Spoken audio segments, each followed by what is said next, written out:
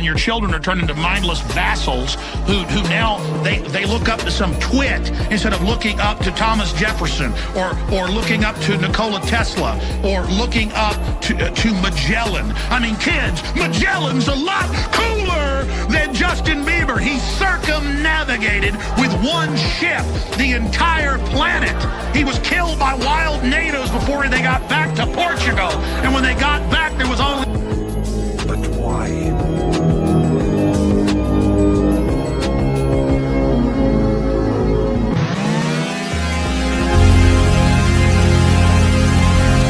$22 million in 3 fucking hours! There is no nobility in poverty. I have been a rich man and I have been a poor man, and I choose rich every fucking time.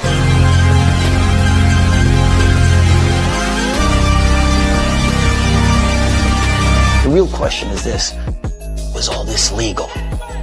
Absolutely fucking not.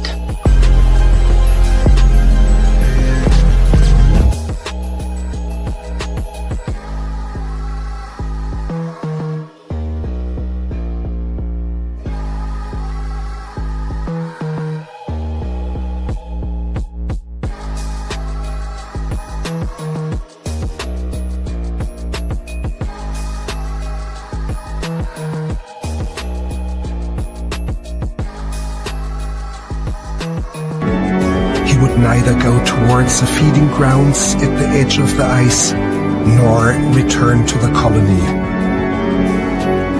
Shortly afterwards, we saw him heading straight towards the mountains, some 70 kilometers away.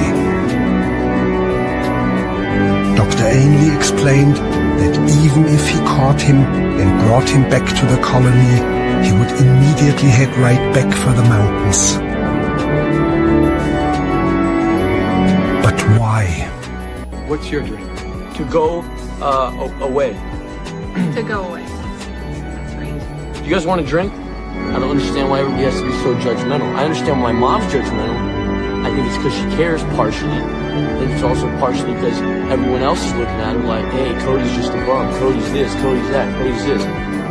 Cody's me, bro. Let me be me.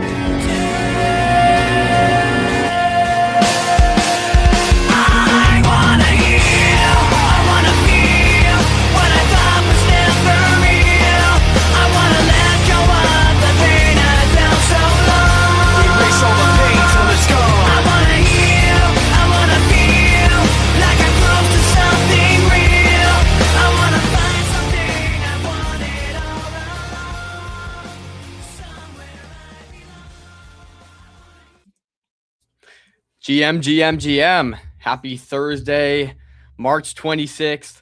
We got an exciting one today, man. We got EasyA Demo Day.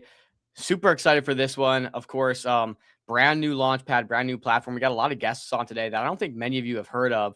So there could be some opportunities there. So we're going to try to get to all the answers. We also got X stocks. Long day streaming today, Dom.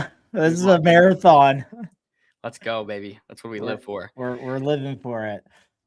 But we got a nice flow today. It is 10:26. We got about 5 minutes till we get the EasyA team up here to kind of intro what's going on. And then we'll get straight into all the goodies. But it's exciting, man. We got X stocks coming on today as well, and Avo as well.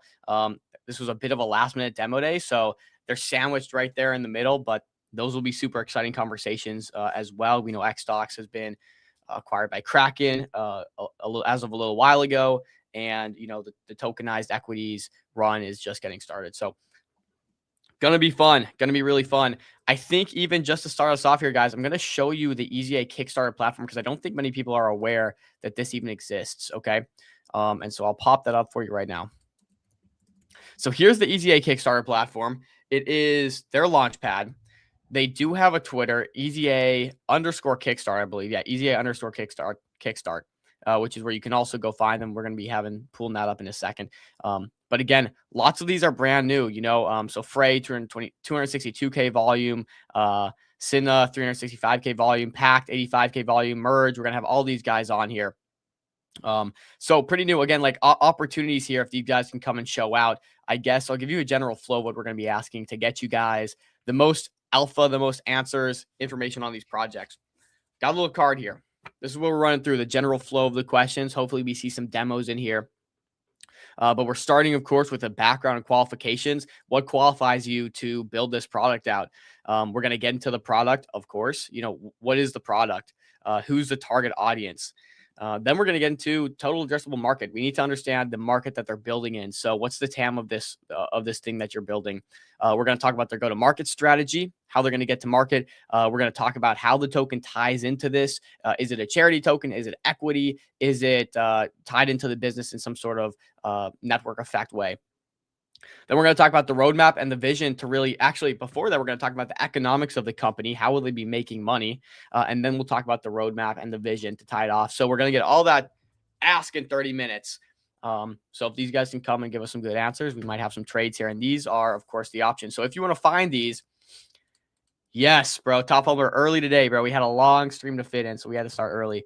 Seems like maybe this is the top fumbler time right here in market open, right? You know, about an hour after market open. I really do like streaming at this time. It's pretty nice, honestly. But that being said, guys, check out the platform. It is kickstart-solana.easa.io.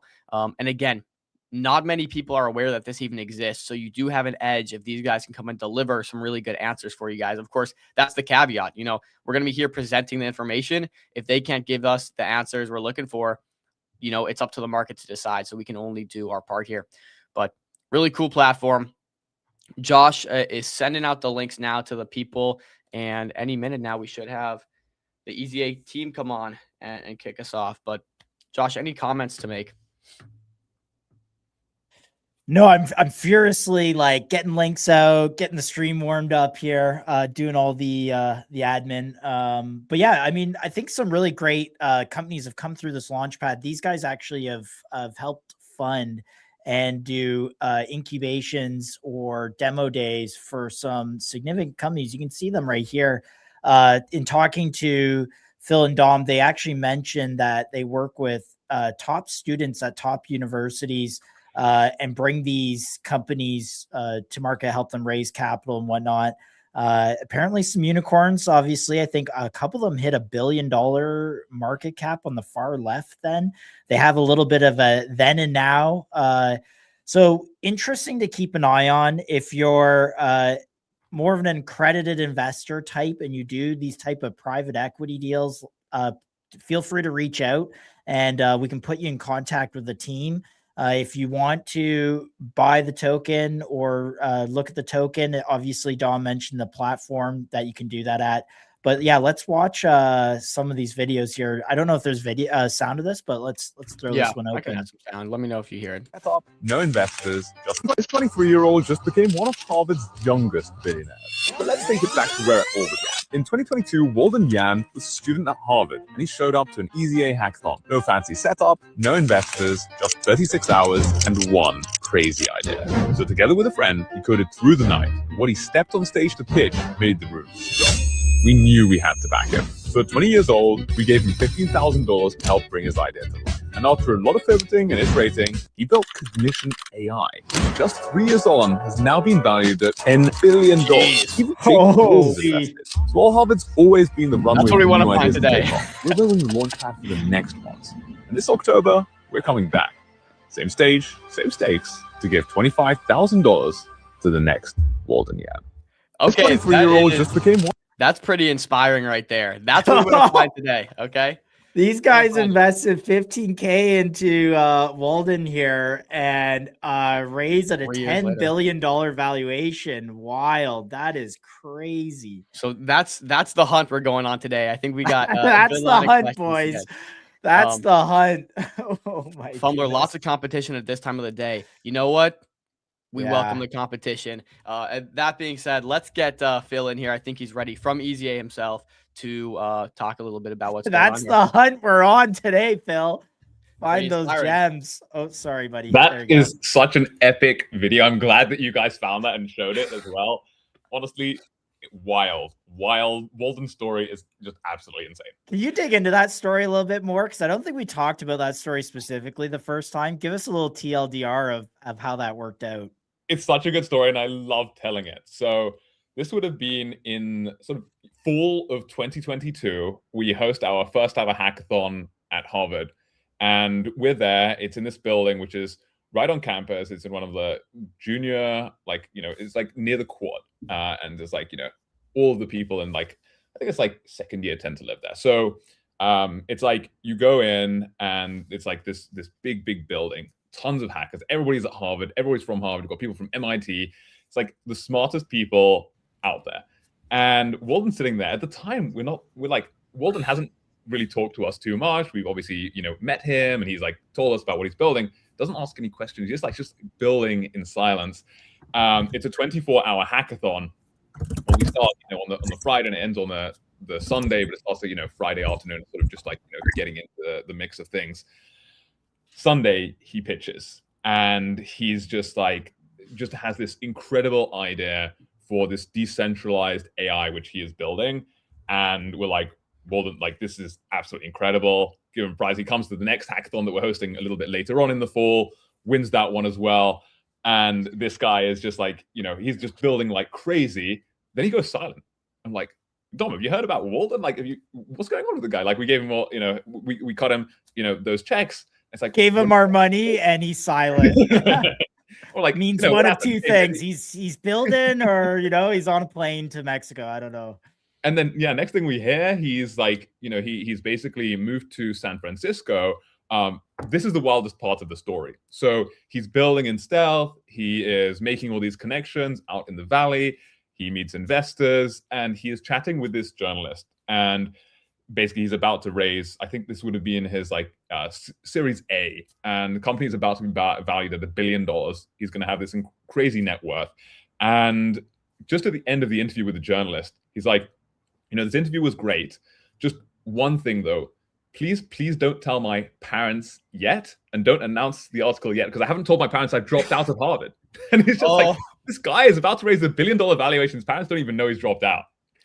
And anyway, obviously, absolutely incredible story. The funniest part of it is though this, like, Dom and I are half Asian actually. You guys don't look particularly Asian, but you'll be familiar with the Asian parents. His mom is Asian. So he texts his mom afterwards, and he's like, Mom, I have raised a $1 billion valuation, but I've dropped out of Harvard. Guess what her response is? What is her response? Re-enroll. Yeah, re-enroll. Exactly. When are you going back to Harvard? He's not like, congratulations, Walden. It's just like, when are you going back? Anyway, just one great example of like the type of super smart people that we have at EasyA. But I love that story. It's just like so emblematic of how fast, like, all this happened. Literally, he started at the hackathon end of 2022. And like, he raised at that valuation 25. It's like basically two and a bit years of like solid grinding to get to $10 billion. It's like insane. And I kind of think that just really does a good job of encapsulating the type of capital we have in this AI world right now. It's the most capitalized vertical of all time. And these kids, 20 years old, go on to raise absurd valuations in like no time. It's wild. Kids went from playing Fortnite and like Roblox to building SaaS products and AI and raising billions of dollars. It's absolutely insane. That's a great video. It's like a WAP style video. I love the narration there. You guys nailed it. It's my voice. Did you recognize it? Of course. Yeah. Got to give you your flowers on that. Dom, how are you doing? Good, doing really well. Great to be here with everyone. Excited to hear what everyone's got in the works, and really excited just to hang out with some really smart people, share what we're working on at Kickstart, and also just hear from some super smart people who are all the way from undergrads to PhDs to full-time people working in business, and they've all got ideas and they're all excited about sharing them. So yeah, very excited to see what we have lined up for everyone, and hear about the amazing launches coming to Kickstart. I want to give our audience today a little bit of context. So we have a mix of people who invest in private companies, people who trade on chain, people who are just fans of business and are learning. What kind of, what should each of those groups of people take away from the pitches today? And what's kind of the call to action here? Should they be going to EasyA Kickstart? Should they be reaching out to you guys to make intros to these teams? Let us know. Yeah, that's a really, really good question. And personally, I'm just going to say I'm going to be watching as well. So I'm going to be one of those people who's going to be on the stream, seeing these demos. We have just some super smart people. In terms of what they're looking at, they are looking at, this is the first chance to look at some of the coolest ideas that some of the world's smartest people have been working on. And that honestly is what excites Dom and me so much. We had a sneak preview of another team that's going to be on today called Synapse. And Dom and I were just discussing. I was like, I wish that this idea had actually like come to life when I was training for the New York Marathon. You'll see it. No spoilers yet, but very, very cool idea. That's like the type of mindset. It's like these ideas are really just ideas, right? They aren't even full companies yet, right? But the founders are incredibly smart. They're really, really excited about building them out. And that's, the idea behind this. And that's the idea behind Kickstart. The idea and the name really came from like, everybody will be familiar with Kickstarter, right? A person has an idea and they can build a community around it and people come and support them as they build that out. So, for anybody who's watching this and can be from any bit of the ecosystem, right? We're looking to get these teams and rather, their ideas, like, see first of all, is their idea market fit, right? And I think like this is what we love, like in terms of the meta, it's idea market fit. Can they get that? And then number two, as well as, supporting this idea, right? It's like that could be on, the sense just like a Kickstarter, right? Somebody who's like, oh, I kind of love, like last time, there's some weird stuff on Kickstarter, but I don't know, there's like a tripod, right? It's like that niche who likes this tripod that, is for like a specific type of camera, that sort of thing, or maybe it's making connections, or maybe it's like, I love that idea, I want to join you, right? And that sort of thing. Like there's the surface area for people to get exposed to here is just massive. So really like, tons of ways to engage. And yeah, to your point, the website is the place where they can find out more info, but I think there's also Twitter and all of these, obviously their X's are up on the post that you made earlier. Yeah, and you guys are the idea brothers, so nobody knows better than you guys on running a hackathon, finding these early stage ideas and like kind of putting capital and trust and faith behind them. While we're listening to these pitches today, like what would you guys recommend we look for as people trying to get exposure? Yeah, I mean, I think a couple things. I think the first thing that we always look at, obviously, we've hosted so many hackathons all around the world, all in person, actually. So this is one of the very few virtual demo days that we're doing. But the first thing that we look at whenever we see these smart people pitch their ideas is, number one, the background of the teams. We want to see what they've done in the past. We want to hear a bit more about, similar projects they've done, how long those projects have lasted. We also want to see how big the idea that they're tackling is. We have some amazing ideas here that are really sort of, disrupting multi-billion-dollar, even trillion-dollar industries. And so if they do become huge, that'll obviously be a huge target market for a lot of these, these teams. And so, for example, I think we have one team called Synapse that's coming on. They're going to be talking about how they plan to actually revolutionize the healthcare industry by storing medical records on chain. That's obviously a huge idea, huge potential there. And ultimately, we really want to see those kind of game-changing ideas get launched on Kickstart, because that's where the huge potential and huge potential ultimately really comes from. So for us, that is really what we look for: team background, how big the idea is, and obviously just the team's experience. We love to see people who have experience in that particular industry. So for example, if they are working in healthcare, we like to see that they have a background either educationally or professionally in that industry. And so they know exactly what the pain points are. They have firsthand experience really looking at those different industries and ultimately can build solutions that really help those people in that industry. It's very hard to build for someone that you don't know. It's very hard to build for users and to build solutions to problems that you don't face yourself. So that's why we always look for people who have firsthand experience in that particular industry. I think Phil probably has a couple more points to add.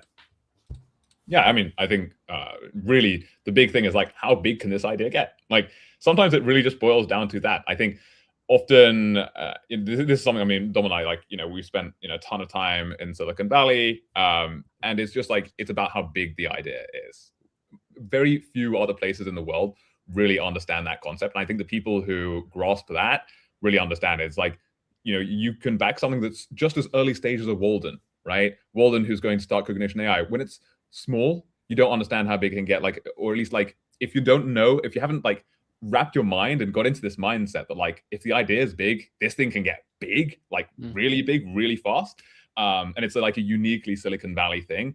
And I also just think that like outside of Silicon Valley, a lot of people just don't have access to those sorts of ideas. And so that's, one of the things that we're trying to democratize and just bring these big ideas to anybody anywhere in the world so that they can have a first glimpse of them, even just like, for entertainment and just seeing what's going on, but also obviously to get access to them too. I want to double tap on that point you made. It's more about the idea and the vision. I feel like people get so consumed, sometimes myself, in like the price to earnings and how many multiples is this trading at and what kind of revenue it's doing. And I think a lot of it comes back down to, wait a minute, this is going to grow exponentially, and sometimes you can't even really envision what it's going to be.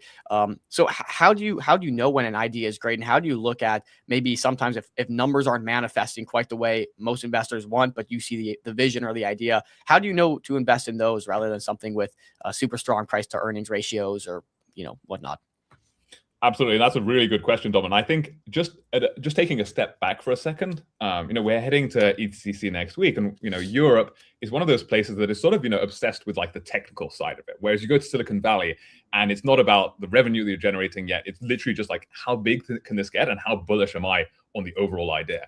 And look, when you're looking at the early stage, when it's just the idea, there's literally nothing. Like I remember when Dom and I were first starting EasyA, we had investors that we were going out to, and some of the the Europeans, when we're just chatting with them, they were just like, "What's your 10-year business plan?" And I'm like, "Whoa, like we just started this idea. It's like 10-year business plan and the roadmap." And like they're dead serious. They're like, "What is the Excel spreadsheet? I want like row by row, column by column, cell by cell. What is going to happen?" It's like, how on earth can you do it? Whereas in Silicon Valley, it's like, you got a cool idea. I'm bullish on this, and I think that like you got a cool background as well. Like I like it, right? And it's like, really just got to go off, that gut feeling, which like, and ultimately as well, what I like with these products is like, for example, we mentioned Synapse, right? It's like, a product that just I would like to use myself. And, very much like the way that we see Kickstart is also in a similar vein to Kickstarter. It's like, support it, support the project. And, it can be something that obviously, you get access to as well in that respect. Love it. That's a beautiful answer. And I think the really cool thing, just to add to Phil's point, is that with Kickstart, anyone can actually validate their idea too. Everyone has different ideas. We see on Twitter every single day, and on Instagram, and on all these different social platforms. Everyone's got different ideas.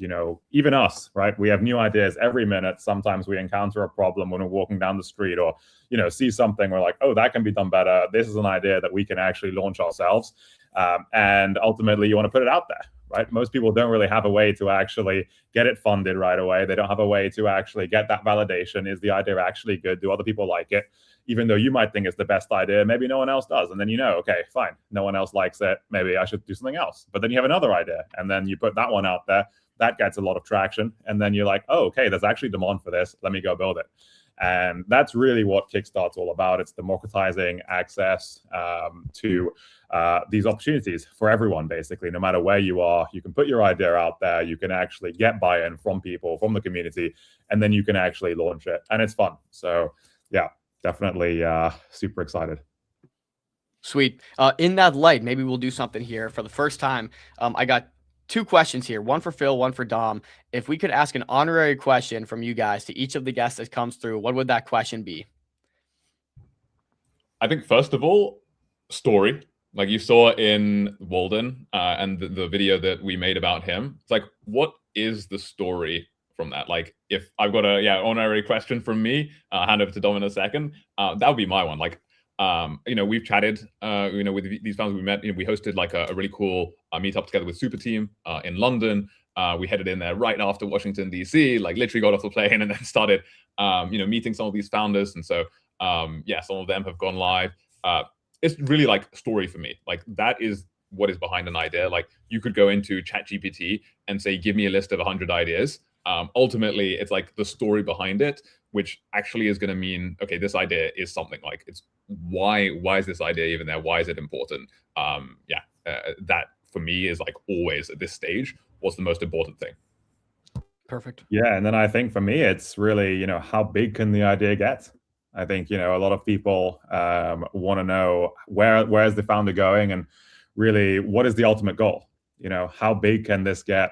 How big is the industry you're disrupting? What does success really look like? And I think we'll be pleasantly surprised with how big some of these ideas really can get and how ambitious these founders are. Okay, perfect. I will definitely ask those questions. Thank you guys for that. Maybe give us a little idea for those that are unfamiliar with EasyA on your pipeline, right? We've talked about this on our last time we chatted. And today I want to talk about it again. How big is your pipeline? That seems to be, at the end of the day, the crux of these launch pads being successful is just quality getting pushed through. Talk to us about how you guys are going to do that. Absolutely. And it's a great question, Dom.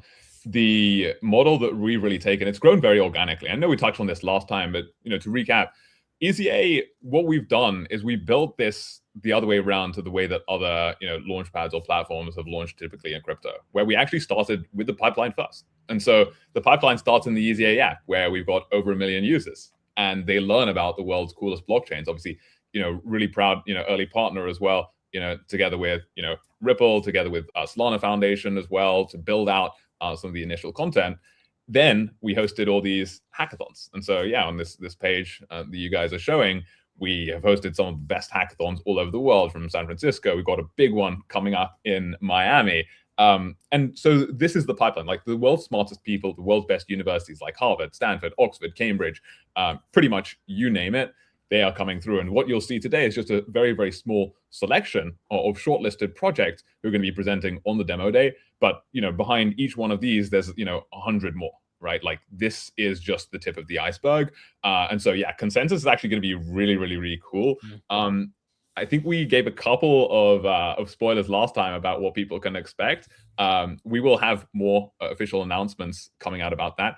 But what we'll be doing is working on a very, very cool roadmap for the founders who are going to be coming, and also importantly, to get these ideas up on stage over at Consensus as well, where we're going to be having, I mean, I don't want to give too much away yet, but I'm sure you guys know that Solana and the Solana ecosystem are going to be at Consensus in Miami in force. It's going to be wild. I do want to ask about Walden real quick. So you guys gave him 15K to support his initial idea. Is that a grant that you guys are doing on behalf of someone else, or is that an investment? Do you guys see yourself as investors in this line of thinking? Great question. Yeah, that was a pure grant. And so what we're doing in order to really bootstrap this ecosystem and help these ideas really get off the ground is just pure grants. Like, we want to see people build those ideas. We want to see these ideas get off the ground. And that's also what we are doing as part of Kickstart. We announced a $10,000 grant program where we're giving each idea that we like $10,000 as well to help them on their way and help that idea. Sign in the check. Exactly. Signing the check, like you've seen. We'll have some really, really cool ones at Miami as well. But of course, it doesn't matter where you're from, as long as you've got a cool story, cool idea. That's what Dom and I are excited about. Like, I think that we're just scratching the surface in terms of how many ideas actually come to life. That's what we want to do. We want to make sure that these ideas get funded, just like obviously we cut that $15,000 into Walden. Wow, good for you guys. That's a really nice thing to do for Walden. Maybe an extension. You've a couple tokens that have bonded on EasyA Kickstarter there. Are all the project tokens that are launched that are verified, are they then with that little verified badge? Like, when someone goes to the Kickstarter platform, how should they look at this page? Great question. So Kickstart is a permissionless platform. We want to make this as accessible as possible to people with ideas from anywhere. We might not even know you. You could have an amazing idea and it gets traction. That said, obviously, we know that there's importance in knowing, okay, this is like the original idea. And so we're calling those, really original ideas, right? And so, for example, you see that Synapse is verified there. Yep. That's, because actually Synapse, the founder, and the guy who had the idea for Synapse, we met him at the event that we hosted together with Super Team UK in London. Founder AI, they launched and actually won the Consensus Hong Kong hackathon. Pact won one of our previous hackathons as well, same as Merge Fund. So you get the idea behind these verifications. There obviously are ones that will launch that don't have the verified tag, either because we haven't met the team. They just might not be verified. Yeah, no worries. I mean, we just wanted to give people an idea of like how to think about this when they show up here. Synapse, actually, very interesting project. I'm looking forward to that conversation. 340 or 370,000 in volume on that. So congratulations on the launch of this. Yeah, it's really, really cool. And, obviously we're excited. Like, I think, this is just the beginning for these ideas. We're just beginning to see these start to get market validation as well. And so we're really excited. I mean, I'm going to tune in right after this into the demos as well, because I'm excited to see these ideas. Awesome. If there's any other final questions, Dom, I think to my Dom, we'll kind of wrap her there, and then we'll give us 5 minutes to tee up the next segments here. No, I think I'm good. I'm looking forward to this, guys. So is there a call you guys have after this at 11, or am I remembering that correct or no? Yeah, exactly. So we have to hop off, but then we're gonna start tuning into the streams, I think, on the live stream. All right, very good. Well, we'll be in contact, guys, and I got your honorary questions to ask. This is exciting stuff. So appreciate you guys giving a word on, Phil. Yeah, everyone. Thanks for hosting, guys. Really appreciate it. Really exciting. We're excited. Peace. Thanks, Dom. Thanks, Josh. All right, very cool. Well, we got about 5 minutes, and we're gonna get straight into it. Maybe I'll just quickly go through everyone we have joining us today. Yeah, going through the schedule. So, again, this was a bit of a last minute demo day, so we do have some sandwiched in there, like X stocks, which will be a very exciting conversation, and Avo as well, building cool things with AI. Maybe they'll be at Consensus Miami and do the EasyA hackathon. Who knows? So that being said, we'll just start at the top here. We do have mergefund.co coming in as the first one, and we'll check out their website more when they come on. But this is them. Nice little pitch here. It seems like a trend I'm seeing from a lot of the people coming on today are ex-hackathon winners. He said, someone won a Coliseum hackathon. He said these people have won some of our hackathons. So again, like, these ideas have been validated, I think, from other people outside of just, the EasyA Launchpad and I guess the market. So really interesting stuff there. Yep, Giga, we got Merge coming soon. Calculated. We're going to get you the thoughts on Pack directly from the team. So, that'll be nice. After Merge, we have Crexa, another one that should be exciting. This is the credit layer for the agent economy. I'm assuming this is like assigning trust and credit to agents so you can safely transact with them and know who you can trust. That'll be an interesting conversation. We've seen people try to build in that direction. So directionally, I think we know that's correct, right? WorldCoin, I think, is an example of this, and a lot of people trying to, get ahead of this. We got Bit10 app as well, which is going to be the on-chain crypto index fund. Actually, Avo is doing something similar to this as well with on-chain crypto indexes, and they'll be on later today as well. So a good kind of benchmark, I guess, to see that. Then we have X stocks. Of course, you guys know Kraken acquired X stocks a little while ago. This is tokenized equities. Solana's been doing an amazing job at capturing the bulk share, I think, of this tokenization and these equities coming on chain. We've seen Hyperliquid gain a lot of traction with oil, gold, silver, like very, very meaningful. And it's so clear that institutions are heading this direction. So X stocks will be a really exciting conversation as well. And again, these two are not part of EasyA. This is like the squeeze, the sandwich teams. And Avo, like we mentioned, they're doing ETFs, but they advertise as the largest marketplace for AI trading agents, indexed, managed portfolios, and more. So you get the scoop there. 3 more to go. We got Synapse. Lots of excitement around this one. This this will be an exciting conversation. Of course, Phil said he wished he had this data when he was training for his New York Marathon. But it is wearable technology. We have, experience with wearable technology based on the history of this show. And so we can see some can go on to be something like an Aura Ring where they got their start on literally Kickstarter. And so could this be a similar situation? That's going to be a question. I think we'll have to bring up Aura Ring and just see how they, I guess, look at this wearable technology marketplace and the total addressable market there. Pact coming up as well. We got questions about Pact in the chat. This is the search engine for client knowledge built for software agentic co-founders. This is exciting stuff, man. Like a lot of these quick one-liners are pretty unique based on what I'm seeing. So we'll be able to talk to the team on Pact. And then finally, Cupid TV, one which has gone and done really, really well. I got to look at this a little bit. They've had like 8 live shows, sold out crowds for all of these. They're doing something with prediction markets and live streaming. So really, really interesting stuff there. But that's what we're going to get into. And we have 4 minutes and then we're game. Josh, does everyone have their links? Are we good to go? Everyone has their links. It's in their email as well in the Calendly sent out. So yeah, we're going to be strict on time today, guys. So make sure if you have questions in the chat to ask them early. we'll definitely be doing that. And interestingly enough, when we published the schedule, we got people reach out to us saying they knew some of the teams that were on today. So definitely high validation, high praise there for that. And some people were pretty excited to see this happen. But yeah, I mean, this is going to be a action-packed day. So get your notepads out for sure. Yeah, I Get think ready to I'll ask add, questions. I'll definitely add what's nice about this too is I think this launch pad has kind of done more of a stealth launch, flown under the radar for a lot of people. So a lot of these tokens people are just like broadly unfamiliar with and unaware of. So this is the first time we're gonna be able to break some of these and people are gonna be able to see these. Again, like this is very, very early stage exposure.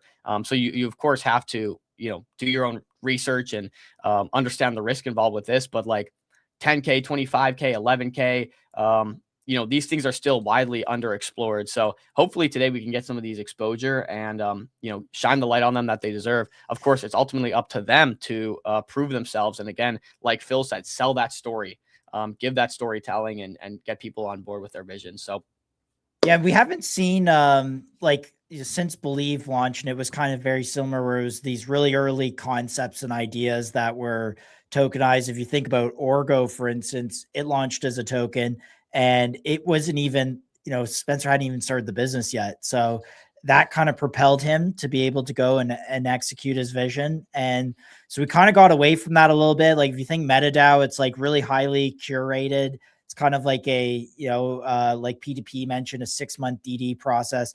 So now we're getting back to some of these really, really early stage ideas that are coming out. And, the token is almost like an attention driver, right? To say, hey, this project's here.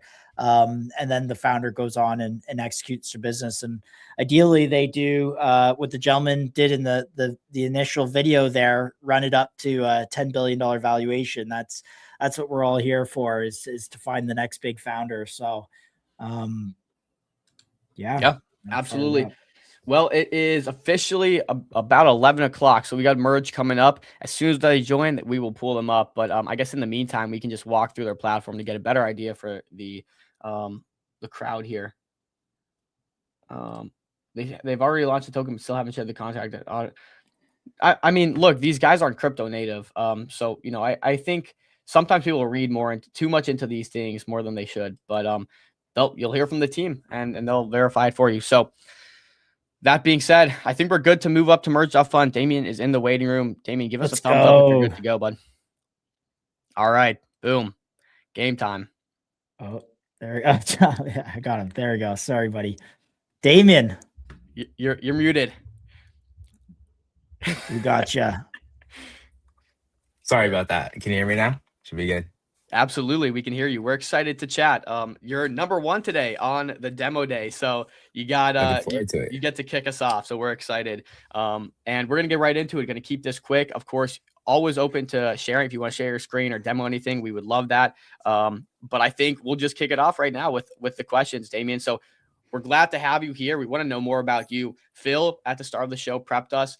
Both Phil and Dom prepped us by saying, look, these founders are really great. And I think you should focus on their backgrounds and how talented they are. And so that's where we want to start. Damien, tell us about yourself, and then we can get into merge.fund a little bit more. Yeah, absolutely. Quick note, though. My founder's having a little trouble with the connection. He's trying to get in, says unable to. I can start while us figuring it out. Yeah, we'll pull him up as soon as he's in here. Yeah, so a little bit about me. Previously, I was at Amazon Web Services, building out their data structure and infrastructure, specifically on data sync. And then from there, I went to John Deere, and from John Deere, most recently at Accenture. And from ever since then, I've been on a 9 hackathon win streak. I'm traveling to New York City at OpenAI's hackathon. That was super exclusive, super fun event. And now upcoming going to be at New York City at United Nations for a $100,000 hackathon, which was a exclusive invite only hackathon. And yeah, it's been super fun. And what's your key? What's your key to winning hackathons? Just build fast and just constantly test. Just don't stop. Getting a lot of feedback as well from the other hackers there and posting online, just collecting as much as you can. Definitely key. What's the benefit of these hackathons? A 9 hackathon win streak. Yeah. That's so you haven't lost a hackathon in 9 different attempts, or? Well, within the past, I'd say 13, 14, we've won 9. Wild. That's Yeah. incredibly impressive. Is that winning for Merge, which we're going to talk about, or is that just separate, all Yeah. sorts of different things? Winning for Merge. The last one, last victory wasn't for Merge, but was affiliate and associated with it. So that kind of helps there. Yeah, but the benefit is, other than being there, so for complete understanding of what we do is connect developers to real issues and that they can actually get paid out for building. And if you think about it, it's kind of what a hackathon is. You really get paid out for building a specific issue or building a cool project. So when we go to these hackathons, we're actually able to self-promote ourselves as well to these other hackers, really bring them on our platform. Kind of it like recruiting, you could say. Speaking of, when you go and win all these hackathons, obviously it's a big networking event as well. You meet people. Have people tried to poach you and say, "Look, I mean, I guess you're you're ex Amazon, but hey, you know, we're from XAI. Damien, we want you on our team. You've won 9 hackathons. Has that like happened?" None from XAI, but we have had a few people that we know get into YC, and you know, they always reach out and like, "Hey, yo, if you ever need a job, I want to come over." Sounds about right. Well, okay, so you've definitely built it up. You got me excited now. Let's get into it. What is Merge Fund here? Yeah. Before Isaac we do looks like that, he's able to join. Isaac, you with us? Yes. Can you hear me? Okay, yeah, you sound good. Looks like we got it working. So Yeah, I was having Isaac, some we just issue. I was on Arc browser and it was just blocking me from joining for some reason. I had to switch over to Chrome. Okay, well, we appreciate you making the switch. Damien just gave us the background. You know what qualifies him, and Isaac, maybe you can do the same here. What's got you started in building this? We heard you won 9 hackathons back to back. Yeah. We've been grinding the hackathons. I met Damien through a close friend, Harvard. hackathon, and since then we've just been going to hackathon after hackathon, just grinding them. And Merge Fund really started at Harvard blockchain conference with EasyA. And we came up with the idea and we were all very, very passionate about it. So we decided to keep pushing it from there. And there's been a lot of pivoting and iterations, but we finally got to the point where we feel like, you know, we're in love with the product and we're ready to ship it to the world. Banger. Are you guys both from Harvard? No. So we're both from the University of Rhode Island. We actually didn't meet at Harvard blockchain. We met our co-founders there, but we met at a different hackathon at UConn, I think. No, Northeastern. Yeah, Northeastern. Yeah, but we had already met each other like prior to that, but like that's when we actually met because we went to the same school, cross paths and stuff like that. But that's when we really started working together for the first time. Got you. So you guys have a few other dudes working with you on this. Yes. We have a couple other people that's working with us on this. What's that team Yeah, we looking have like? a grad student from Northeastern, computer science and AI, and then we have another person that is also a software engineer at University of Rhode Island. In addition to that, we have a 4-time founder already, Alvin. He's really our CMO, and him bringing in the experience that has is just super valuable to us, especially already being at his previous startups. Just helps us move faster. Okay, wow. This is a great start. It sounds like your team's got the abilities and skills. So I'm excited to hear what you guys are building. Let's talk about Merge Fund a little bit, guys. What's going on here? What are we looking at? Yeah, so this is our splash page, our landing page, that people can go to and really get a little understanding of some of the things we do. We have a couple of different things that we do, from not only the open source side of things, but the closed source side of things as well. So a couple things we have is for open source repositories, you can set bounties on your issues and you can get tons of solutions coming in. And the PR that you merge is the one that gets paid out. And we also do this for closed source companies as well. So if you're a startup or a closed source company and some people don't really want to hire engineers, or they don't have the capital to have a founding engineer that they're paying hundreds of thousands of dollars, they can come through us and they can get all of our vetted engineers for the price of one, because they're only paying out the outcomes and not the people that are working on the project. So am I understanding this right? It's like an economy for freelance developers. Whoever has the best abilities can get it done the best. Whatever gets implemented, they're the ones that gets paid. It's kind of like a free market for that. Yes, Yeah, essentially. And we also have pages where like projects can go and they can request funding. They can make almost like a GoFundMe page for their startup or their project. If you click funding in the top bar, you'll see we have an example of what projects can do. They can post their project and they can get a donation link, and these donations will go directly to engineering for them if they want, or it can go directly to the maintainer, and the maintainer can get paid as well from their project. And what would maybe push somebody to donate to these projects just purely out of inspiration? Is it like a tax write-off? Like, give me the reasoning behind somebody throwing money at these people. Yeah, so they can do it for a tax write-off if they want, because everything is done through Stripe, and they'll get their, all their governance at the end of the year, and they can, donate to projects that they feel like, resonate with them as well. Or these people could just be getting donations from their friends and family, their community, in a more like, organized way. They can have it all right there in a wallet for them, almost like a GoFundMe. And it's just like an organized way. And this keeps tracks of everyone who donated to you. So if you do want to eventually, reward these people who bought into you early, you can. Yeah. So I want to ask, so is this similar to Patreon, where it's like I am doing really cool stuff, maybe, like creating content, creating open source software. I put out my work. Gives me a structured format to do so. Then I generate a donate link, and anyone can then donate to that. And then presumably you guys clip, some sort of fee off donations to the platform. Is that a good way to summarize it? There's some definitely some similarities between that, specifically for the open source portion.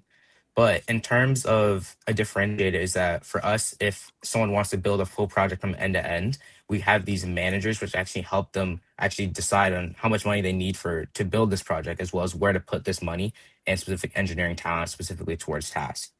But even more than that, where we excel beyond that is these private closed source repositories.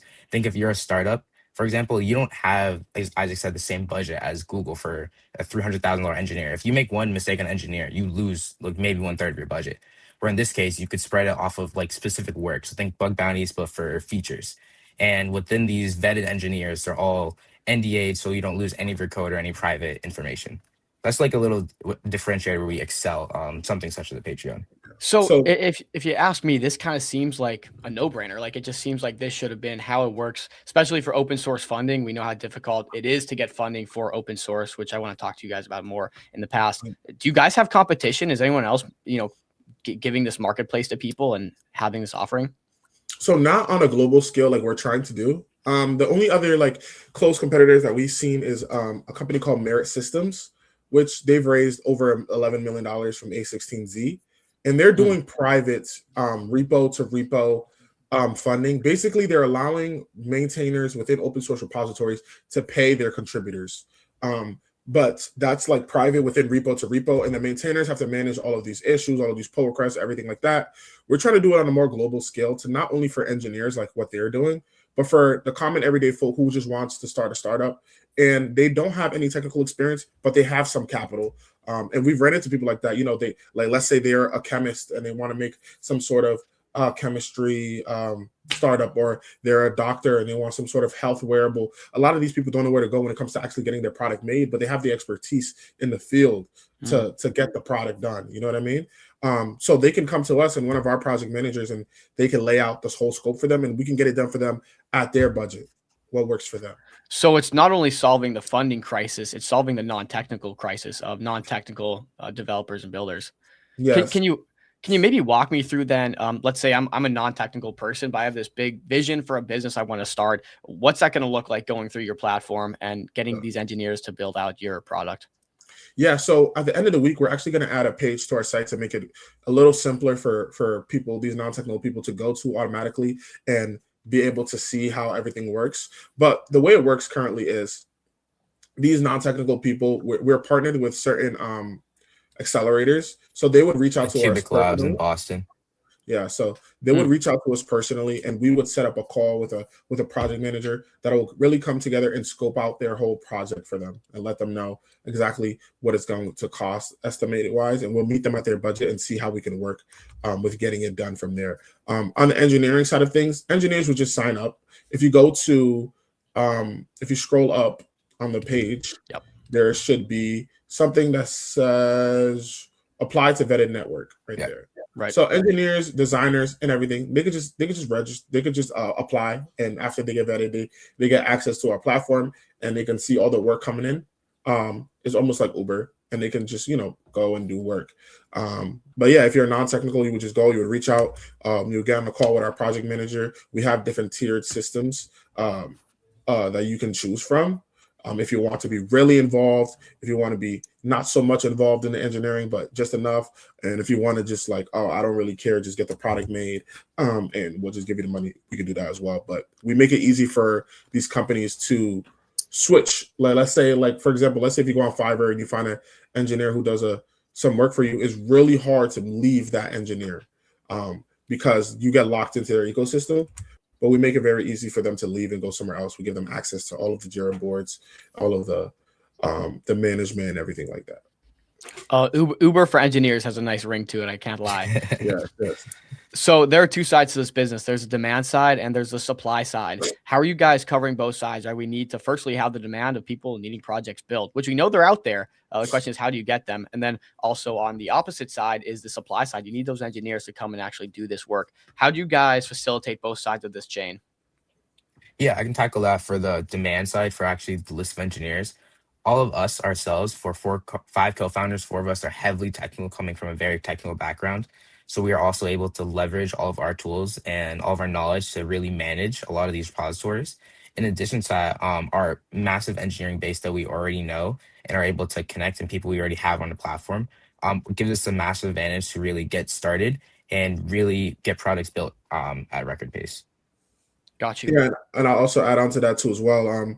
For when it comes to projects, we are also connected with these accelerators, and a lot of these people in these accelerators are not technical, so we're connected through them as well, and we can then give them our expertise, which is the engineering, to get them started. So that's how we're finding the projects for now, through these accelerators, and from there we will just scale on to more marketing as well. Okay. And you guys have a BD guy that's doing a lot of just outreach? Yes. Right now we Yeah. have someone that's doing like all the outreach, trying to find these projects and these accelerators and stuff for us as well. Okay. I think we have a great idea of what you guys are offering here. Talk to me about the TAM of this business.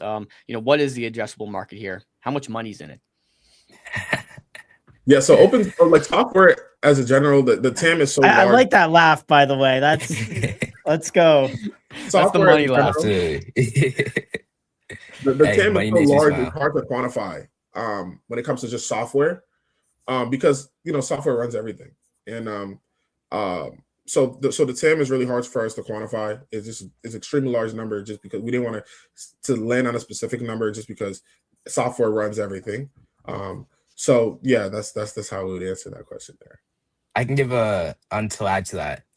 If you look at it's an HBS report. The total addressable market of specifically open source as of, I think it was 2025, was around 8.8 trillion. Just if you think about that in open source, because you can't have Google, Amazon, or any major company without open source at all. It's all built on top of it. But we're only trying to tackle a super small portion of that. So really just going beyond there. My question would be, how do you guys think about this, I guess, the emergence of the ease to develop software? Of course, you can't build these super complex app without being a seasoned engineer, but we are seeing it become a lot easier with Codex, Claude Code, stuff like that. How are you guys positioning around that? And I think the question we keep coming back to is, okay, we're going to invest in the infrastructure, right? Buying the picks or selling the picks and shovels for the gold rush here. How are you guys thinking about this? Is it, okay, build the infrastructure for these software companies, or how is this going to impact your business, I guess, going forward? Yeah, we love these tools for our business, just because things can just get done much faster. And the faster things are done, obviously, the less expensive they are. It doesn't make sense to pay an engineer what you used to pay him 10 years ago when he could do the work in half the time now. So we can offer cheaper engineering just because things are done faster, but also we can use these tools to not only grade and score these submissions coming in. We can rank them. We can see how much technical depth these teams are getting into their code base if they merge a certain PR. And we have tons of different internal tools and that we're working on to better the life cycle of these projects. So they're not just getting their projects having a lot of technical depth from these external contributors.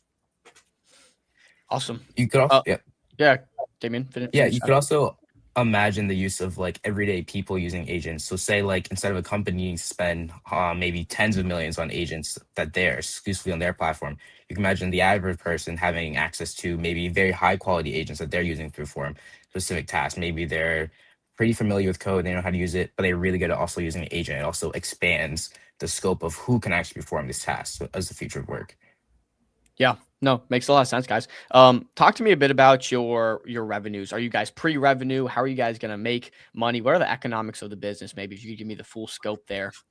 Yeah, most of the funding that we've come through has come from hackathons and grants and things like that. So right now, as we're bootstrapping, so all the bounties and everything has been funded by us. So as of right now, we're still pre-revenue, but we have these partnerships aligned, and we should have some revenue coming in very shortly.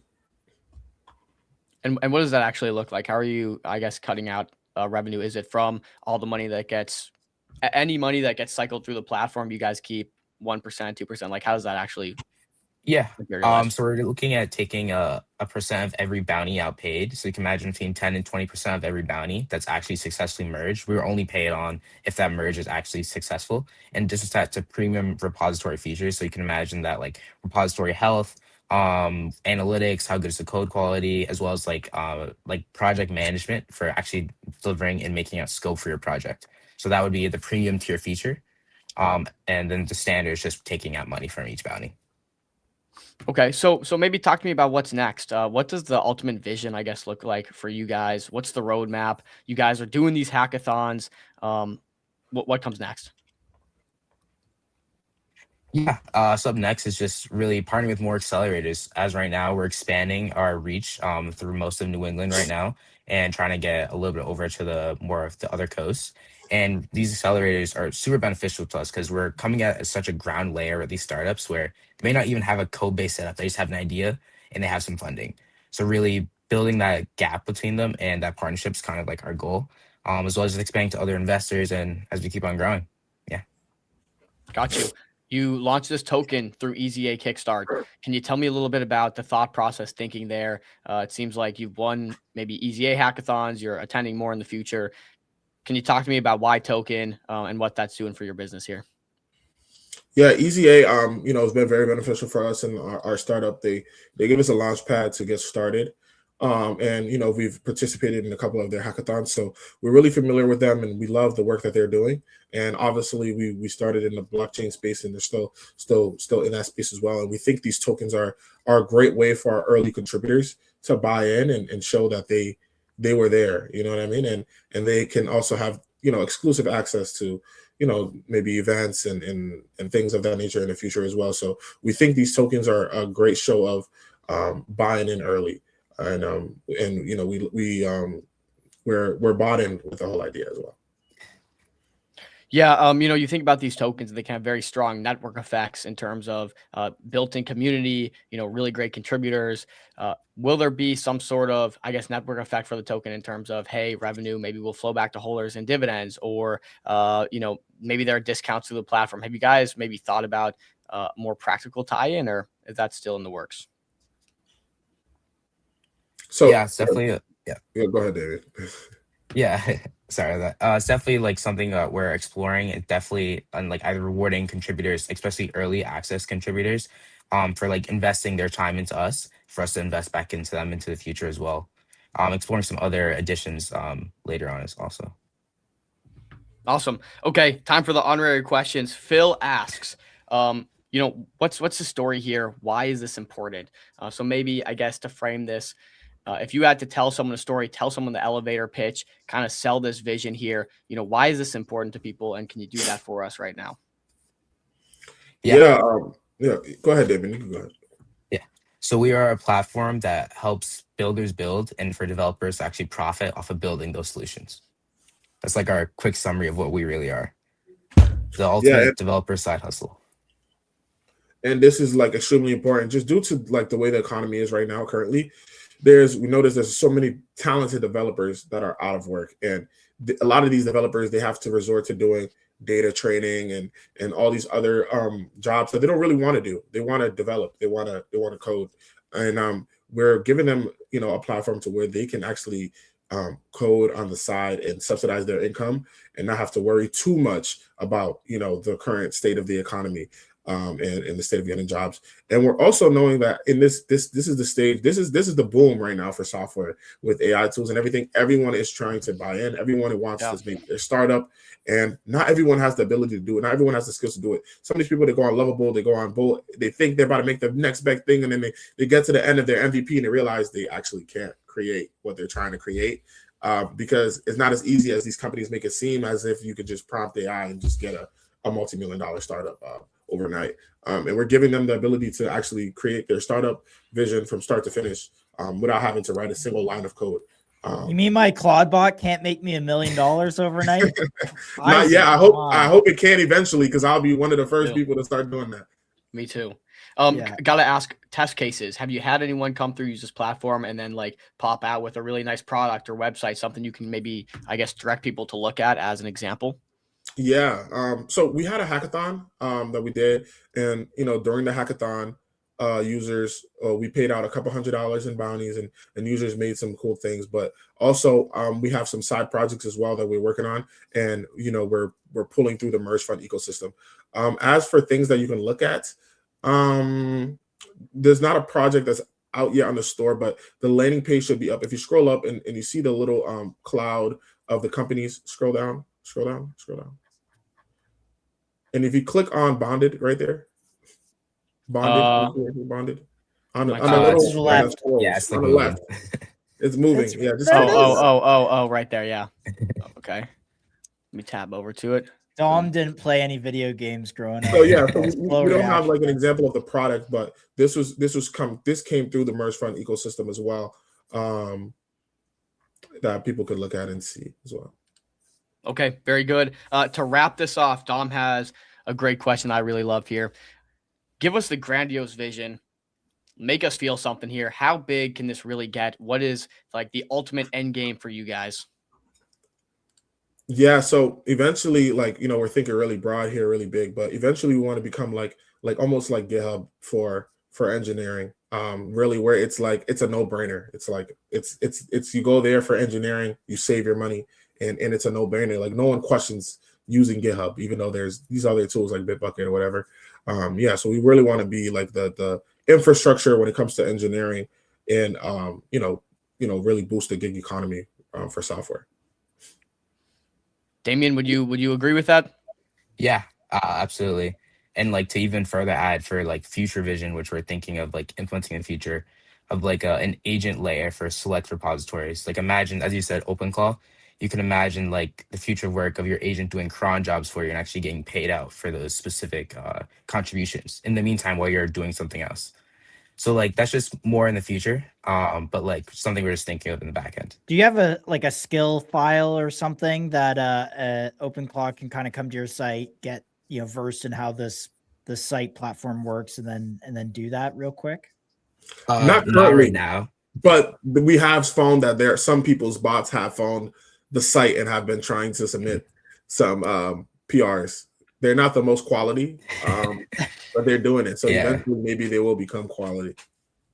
All right. Got you. Leave us with this, guys. Where can people find you? Where can people keep up with you? How can they get, I guess, some skin in the game here? Yeah, our landing page is mergefund.org. They can reach out to us at support@mergefund.org if they have any, questions, or if they want to set up any calls or demos with us. And our socials is MergeFund Co on X. We're MergeFund on LinkedIn, and we are MergeFund on Instagram. I'm pretty sure it's just MergeFund. Yeah. Are you guys raising capital? So yeah. Right now we're bootstrapping, but we are open to raising capital. We've actually received an offer before that we turned down. So we're looking for a good offer, the right offer, to raise capital. And there's a token on EasyA. I think one of the questions someone had was put the CA on your website or something, or tweeted out that it's related to the project. So I don't know. That's just some feedback from the chat. I think I responded to them with a link. I think we responded with a link in the comments. But we will add it on the website as well. You'll find a lot of the crypto folks can be quite persistent about what they want because they've been, I guess, burned so many times. So might seem odd, but they have the reasoning, although they sometimes sound crazy. But No, definitely, yeah, we understand. Yeah. all right, y'all boys, it was Good luck, guys. great conversation. This is really, really impressive, Yeah. and keep winning those hackathons. Good Yeah, job. thank Keep you. winning. Absolutely. Thank Awesome. you. Have a good All right, guys, chat Have a soon. good one. Peace. All right, Josh, we got a couple minutes to debrief before we jump into Crexa, our next one. Anything you want to add on Merge Fund? I keep saying dot. I'm so Yeah. used to it, dot. Not a crypto native team. That's a green flag. I agree, but also that they are winners. They're serial hackathon winners. That's what we want. We want serial winners, baby. You want people that are always be winning. 9 out of 13 hackathon W's.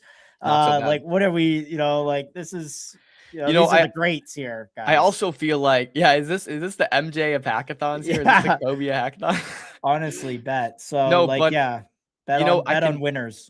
I can understand why they're winning so many hackathons. This is like an issue I feel like that really resonates with a lot of the people, I think, judging and voting and competing in these hackathons like this right here. So it solves a great issue. The question becomes, I think ultimately for me, it goes back to the supply and demand. Can we get enough demand? If you can get enough demand coming through, the supply will follow, right? The people will be there. If they're getting paid to build stuff, they'll come, the quality will come. So can they really focus on that demand side and say, you need something built, we will build it, and the output needs to be high quality. If they can really get that down, you got a product there. So yeah, and if they're still listening, a couple notes is just really hammer that case study. Find it, go do BD, get money onto your platform. The number one thing to solve is get money on your platform. Once you have money on your platform, people want stuff built. It will attract great talent. So there we go. Okay, now we got to move on to the next one. We got Crexa coming up, and I'll actually switch over here. Let's pull a team up, and you know what, guys? I'm not even gonna try to pronounce the names. I'm gonna save myself the embarrassment. Could you maybe help me with that? Sure. You can pronounce it Yatart. Yatart. Okay. Yeah. Hey, Dom. Hey, Josh. How you guys doing? very nice to meet you guys. Doing good. And Nice to is meet it you guys. Mohit up there? Yeah, absolutely done. Yeah. Oh, perfect. Okay, there we go. That's better than I typically do. So we appreciate you guys coming on. We just started off with the heater, so you guys got something impressive to follow up. But with that being said, we're going to start at the top. Guys, we would love a background on yourselves. We're just trying to figure out, who you guys are, what qualifies you, maybe what university, just anything that we should know about you guys that's going to help us make decisions on this business. Sure. So I think my journey started back in the days of 2016, 2017 when crypto was too new, and I started being a dev and blockchain developer and got into blockchain quite early, gave me a wedge. And I was based in Abu Dhabi that time, and I think as we were talking about hackathons since a lot like past two talks, so I won consecutively 12 hackathons from UAE to the US, and then and then I got into. So I think I proposed ideas to bringing budgeting on chain for the UAE government, which was accepted, and then it was a huge milestone for me back in 2019 when I was a kid.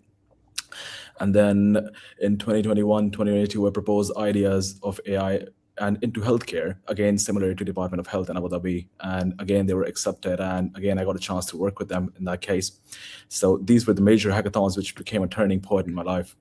And then I went to the UK to pursue my master's, and I went to University of Warwick. And then right there when I was, so the nearby city is Coventry again. There is a bit of crime over there. So again, there was a hackathon regarding Coventry City Council. So again, participated in it, how to improve the city, how to make a city AI-enabled city. Again, in the past 8 years, I've been publishing papers in AI and blockchain and the intersection of it. And then after my master's, I was researching in Oxford with my professor on the intersection of AI and blockchain, which made me bring back to Dubai. And then I was finding out a way that how I can get into the fintech space again. And then I was trying to build a stablecoin neobank. And then I found out the major problem is credit. And then I found out there is a new market coming up, better than humans and more than humans, that is AI agents who have started to transact, and now they also need credit. So that's my journey until then. I think next Mohit can take forward. Mohit, I'll let you go here in a second, but you just dropped off a lot on us here. Incredible. UAE government winning hackathons, like yeah. How does one like? Okay, so you said you got budgeting on chain for the UAE government in 2019. How In does 2019, yeah. how does that even happen? Who do you talk So to to it make was that a happen? so it was a Department of Finance hackathon. It was named as DOF 2.0. It was the second hackathon ever in UAE, and I participated in that one with two of my classmates. And we were 19 years old back then, and then we proposed the idea of bringing budgeting system of the country on chain to reduce corruptions and to reduce any mishappenings between the money. And I think I was at the best time at the best place because the way the country and the city supported me was immense. I don't know which other country in the world would hear a 19-year-old and start building this just Not in want to 2019. suggest them this idea. No one, yeah. The UAE is, I think, Exactly. very forward looking with that stuff. But incredible. Like, I'm just thinking, just now we're starting to see countries, states, institutions get ahead of this like blockchain and like putting things on the blockchain. 2019, we saw this with the UAE as per your work. So that's pretty incredible. Because back in 2018, they proposed the mission of 2030, everything to be on blockchain by 2030. So they started working on it since then. Very cool. Okay, incredible. Mohit, go ahead and follow that up. Awesome. Thanks, Tom. And I love to listen to Yatharth every time I get on, talk to him. So very quick, I think, background about me. I come from a TradFi world, like say almost 12 years back, where I used to run there as an investment banker on the London Metal Exchange, doing all this commodity stuff, building instruments. I'm pretty much sort of certified CFA and the FRM guy, and sort of worked on the risk management pretty early in my career. I think when I look at the TradFi, the best thing which I picked it up was the principles on the whole the credit risk is sort of set it up, the whole financial rails are working. It's the tools we sort of start learning when I jumped into the crypto space in 2017. That was my sort of the first time I started picking up the crypto tools, and I found how the sort of the TradFi principles do work here. It just being the tools and the feedback mechanism works very different here. I think that's how I got introduced to this crypto side as the financial rails. Then I spent a couple of my years into Polygon as I joined Polygon pretty early, and I led the founder office. And to be told, I think that was the driver's seat, sitting as a navigator there and just having see how the protocol rises from the very early stage adoption to a multi-billion-dollar sort of the protocol. I wanted to go into depth on the financial rails. And I spent most of the time on the organization side of the Polygon, where built up the Polygon studios as the first guy with the co-founders there. And 2021, I think, was a time when the whole NFT and the gaming was booming and the coming around. And we start building up the rails around it. At that time, the infrastructure on both the NFT and the gaming side was picking it up. It's somehow, we still remember the seed phase and all this stuff of 2021. And I think, it was the time when the whole infra and the focus was on the adoption. And that's something which I enjoyed doing that. 2023, I think I moved from one of the Polygon infra protocol to Avail, which is basically data availability, sort of the core infrastructure protocol. Led the strategy there and sort of architect the whole fundraise of 75 mil, did the token launch. So I spent a lot of time on getting the Avail adoption, getting the resources, how we can sort of push the tech protocol towards adoption. I think that was my key focus. The last, I think, 8 to 9 months was sort of figuring it out what financial rails will change, especially once the X stocks start coming on this one, on the crypto side. And I wore my hat back, going back to discovering what the financial rails are changing with the AI agents coming around. And spending time with Yatharth in the last 4 or 5 months, figuring it out how the cross-border payments are shifting with these stable rails. And we realized in every sort of the financial stack, payments normally takes the first lead, and then it's the credit, which is going to get unlocked as more and more the economic activity goes on. And that's where we kickstarted this Grexa. Okay, I wow. think that's how it went. Incredible backgrounds from both of you guys. Very, very qualified team here. Did I hear Chicago Mercantile Exchange? That's where you're working, Mohit? It was on the London Metal Exchange. London that was our sort of I want to actually touch on this because you talk about the financial rails coming to crypto, and we're seeing it, right? Like Hyperliquid is a prime shining example of, we saw as soon as they introduced commodities, gold and silver, they got billions of inbound trading volume into those and took a significant chunk of the metals market because it was open on the weekends and had that availability. How are you thinking about that when you see something like this happen? Is this just validating your thesis?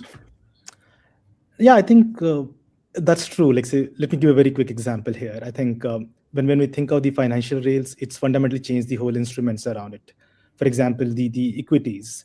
It used to sit like, say, a dormant asset in the whole retail investors context, where the institutions can use equities as a collateral to sort of take up any loans in that case. But now, since it has come to just on a crypto rails, the whole instruments has opened up just because the rails has changed. And the retail user, when I'm saying it here, is the large chunk of the people who can just participate as a new instrument has come, largely because of the financial rails. So that's where I think we are sort of seeing how the financial rails will sort of reinvent and how the new financial instruments will sort of come to unlock the potential. Okay, well, we could sit here and get into all about your background and the hackathon wins, but we're on the tight time here. So let's just jump straight into the product here. Really great backgrounds on you guys. Maybe how's that leading to Crexa and what you're building here with the credit layer for the agent economy? Yep. So I think Crexa is the credit layer for AI agents. And I think the simplest explanation I could give it that AI agents can pay on chain, but they can't borrow. So we fixed that. So basically, an AI agent comes on Crexa, gets a Crexa score, which is like a FICO, but for agents, 200 to 850, and then they borrow USDC from our wallet. And then they operate with that capital. And repayment is enforced automatically through our revenue router, which is a smart play over here, and that's a smart contract as well. And then if the agent doesn't choose to repay, that's not possible, because every dollar it earns flows through our contract first. We take what's owed, protocol fee, LP yield, insurance, and then agent gets the rest. Repayment is architectural and not voluntarily, because we have seen major protocols like Maple, which gave us a huge example that how they were lending to humans and how they could fail in 3 times because of no revenue router and because of no enforced payments. So that's what gave us a new chance to use the new Solana stack of PDA and building this enforced revenue router. And that's how we have been building Crexa. And we have 3 types of agents which are currently possible to take credit. And I think I'll really request you to scroll down a bit and click on live demo. You can see the demo then. Yeah. So, you can, it'll take a while. Can I MS? Yeah. So there are 3 types of agents basically which can take loan currently or credit. The first ones are trading agents, which need money to trade. The second ones are merchant agents, which like these days quite popular services are RAAS, which is known as research as a service. So it's just, yeah, now you can play it. Yeah, so meet this agent. It's a RAS agent. It basically does research and finds out in a niche a lot of information, and then other people can come and query it using the API, and they pay per API to get that information. So it takes $50 from credit from us for the compute and to pay to other resources to get into and get the research done. And then others pay it using per API call. And after per API call, passing through the revenue router, it pays its loan. And then end of the day, it makes some money as well. So this is what we are talking about currently. Okay, I want to ask about this because you mentioned a bit of like a credit score. You said from 200 to 850, just like we're traditionally used to. But if you have a built-in repayment system to where they're never able to get away without paying, why do they even need a credit score if they're gonna pay it back no matter what? Right. That's a very interesting question. So the thing is that there are 2 kinds of agents, as I was explaining before, but I stopped. So the first one is the trading agent, for whose we have enforced the enforcement very tight, that they cannot actually, so for example, they lose money, then we liquidate it, but they can still lose the 10% of their money in trading. So we play on the NAV. So that is why there is a possibility in the trading agent to lose some money. So that is why we rank it. And similarly, in a merchant agent, we see the velocity of the money of the revenue getting in. And when the money gets in, we take it. And then when we see the velocity is getting slower, we increase our chunk to complete our credit first. So that is why we Dom. need a credit score, basically, to next time see that how credible the agent is and how much does it qualify to get. I think to even like discuss agents getting credit, we have to understand how the world's going to look, right? Why in the future are agents going to need credit? Like, why is this something you guys foresee happening? Yeah. So I think I could relate it to how the humans have evolved in the past. So how we saw the banking infrastructure evolve and every small fintech company evolve was that first it started off with payments for humans, and then end of the day everything becomes to lending. Because if an agent transacts today, tomorrow it will borrow for sure. And not tomorrow. If I talk about currently, it has started to borrow. There are a few people who have started to lend to AI agents to trade. And similarly, you will see people will start lending to AI agents to do their own work, especially in the merchant criteria. So you think the two categories are trade and doing work. I guess if you had to, make a big box here of what agents are going to be using credit for and what people are going to be lending agents money for, what would you qualify that as? I think the first one, as I said, trading. The second one would be agents have to pay for compute, so they can lend the money to pay for compute. And the third thing will be that they need to pay for various subscriptions to go inside the data and extract data. So for that one as well. And the fourth one, I would say, for processes. For example, today there's an agent who is actually making for example, there is an agent who is sending emails to 100 people today made by you, and now tomorrow you want to sell it. So per API call by others, the agent will pay, and the agent will pay to other services like the web services to send the email. So it'll pay to them, compute plus other services. So if you had to put this really simply, I guess, in a one-liner for everyone to understand, how would you classify this? Like a borrow lend protocol for agents, or maybe you give me the answer. Yeah, basically programmable credit for AI agents, and more simpler credit for AI agents. Yeah, a credit protocol for AI agents. Okay. I think you guys are going to have the answer to this. I'm excited to hear it. What's the total addressable market here and the TAM of this agent economy and credit for AI agents and all that good stuff? Yeah. So I think by 2030, we are going to see the Asian economy rise to 3 to 5 trillion US dollars, as predicted by many other companies and articles. And then our second part, which is the merchant agents. So already the SMEs, there's a credit gap of 5 trillion plus US dollars. So I'm sure agents will be handling most of the transactions in the future by the next 5 years, 6 years.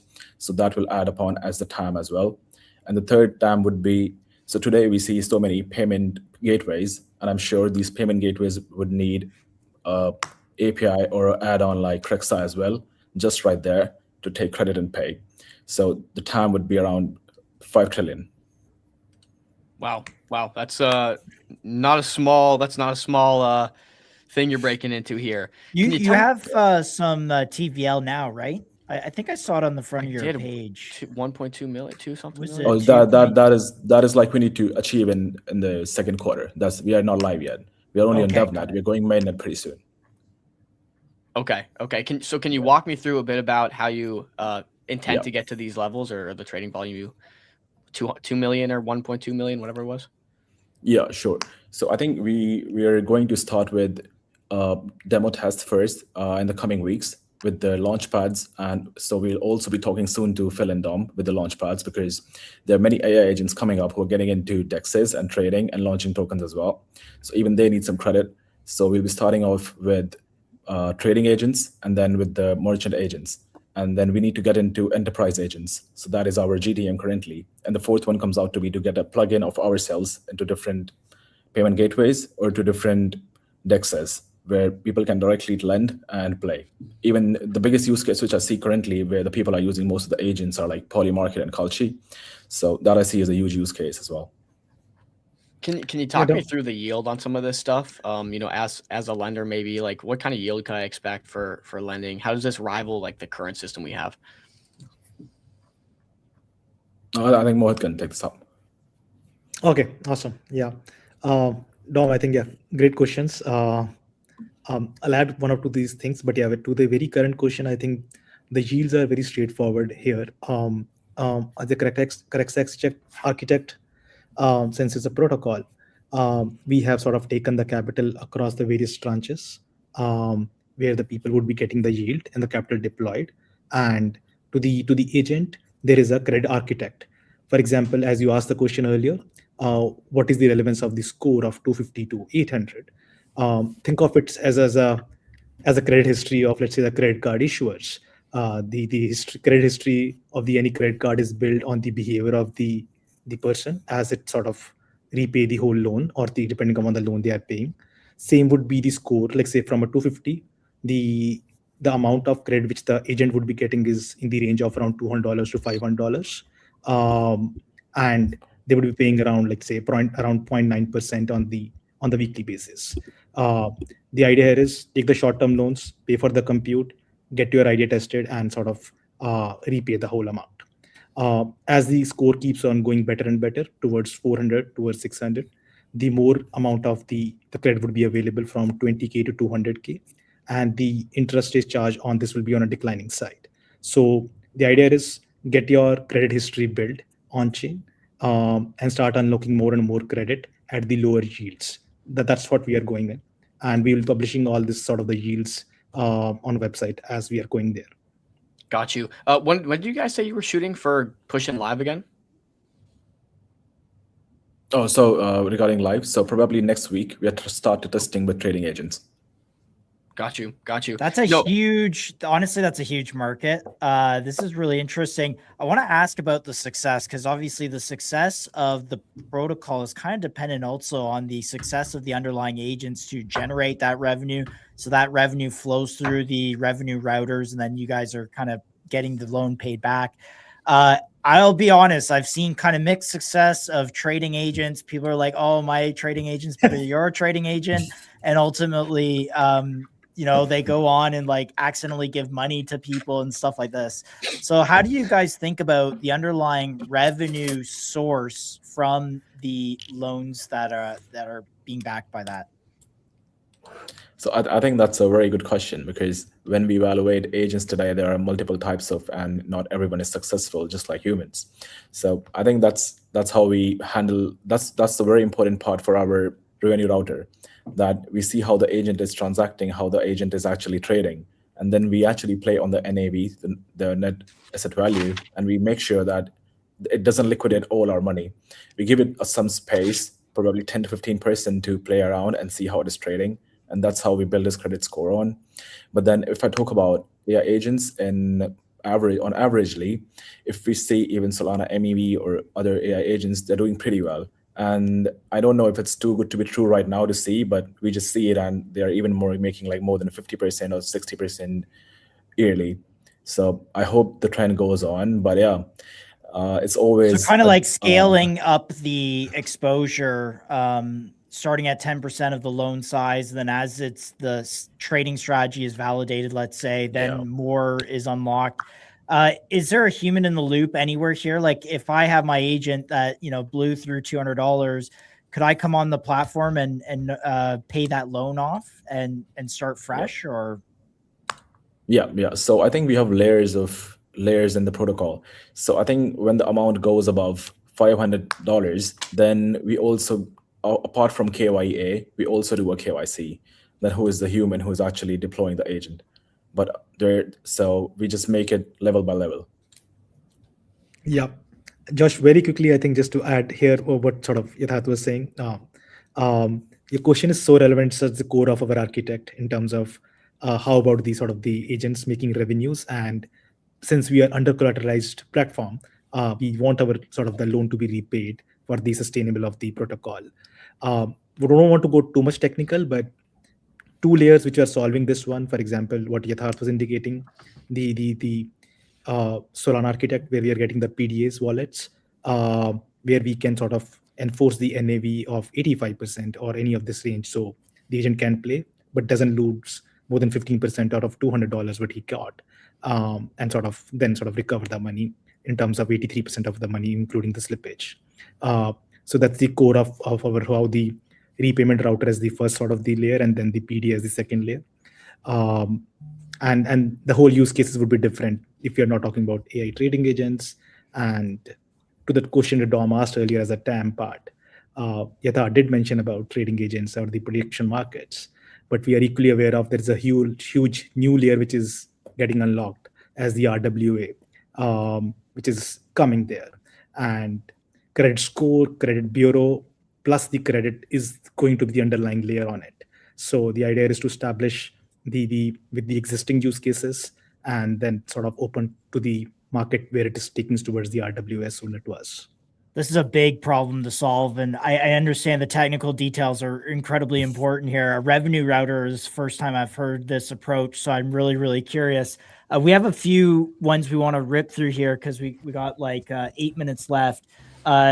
Someone said, maybe we'll start with revenue. How do you generate revenue? What's your revenue model here? So basically, like whenever we pass on a credit, so I think the first thing comes out to be is the interest spread. So we make money through interest spread and then through the protocol fee. So these two are the major components. And then there is an insurance layer as well. So these three are the main components where we get revenue. Okay.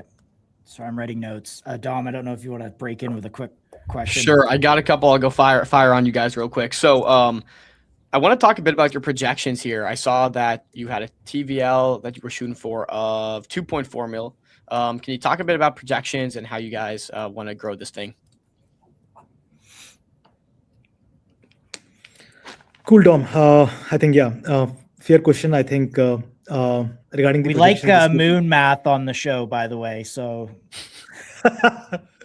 no, I think we did some numbers. I think to be very realistic, I think we have much more better numbers coming in the next 2 weeks. We are announcing 3 announcements with the different 3 platforms. Those who are actually launching the AI agents and making the revenues around it.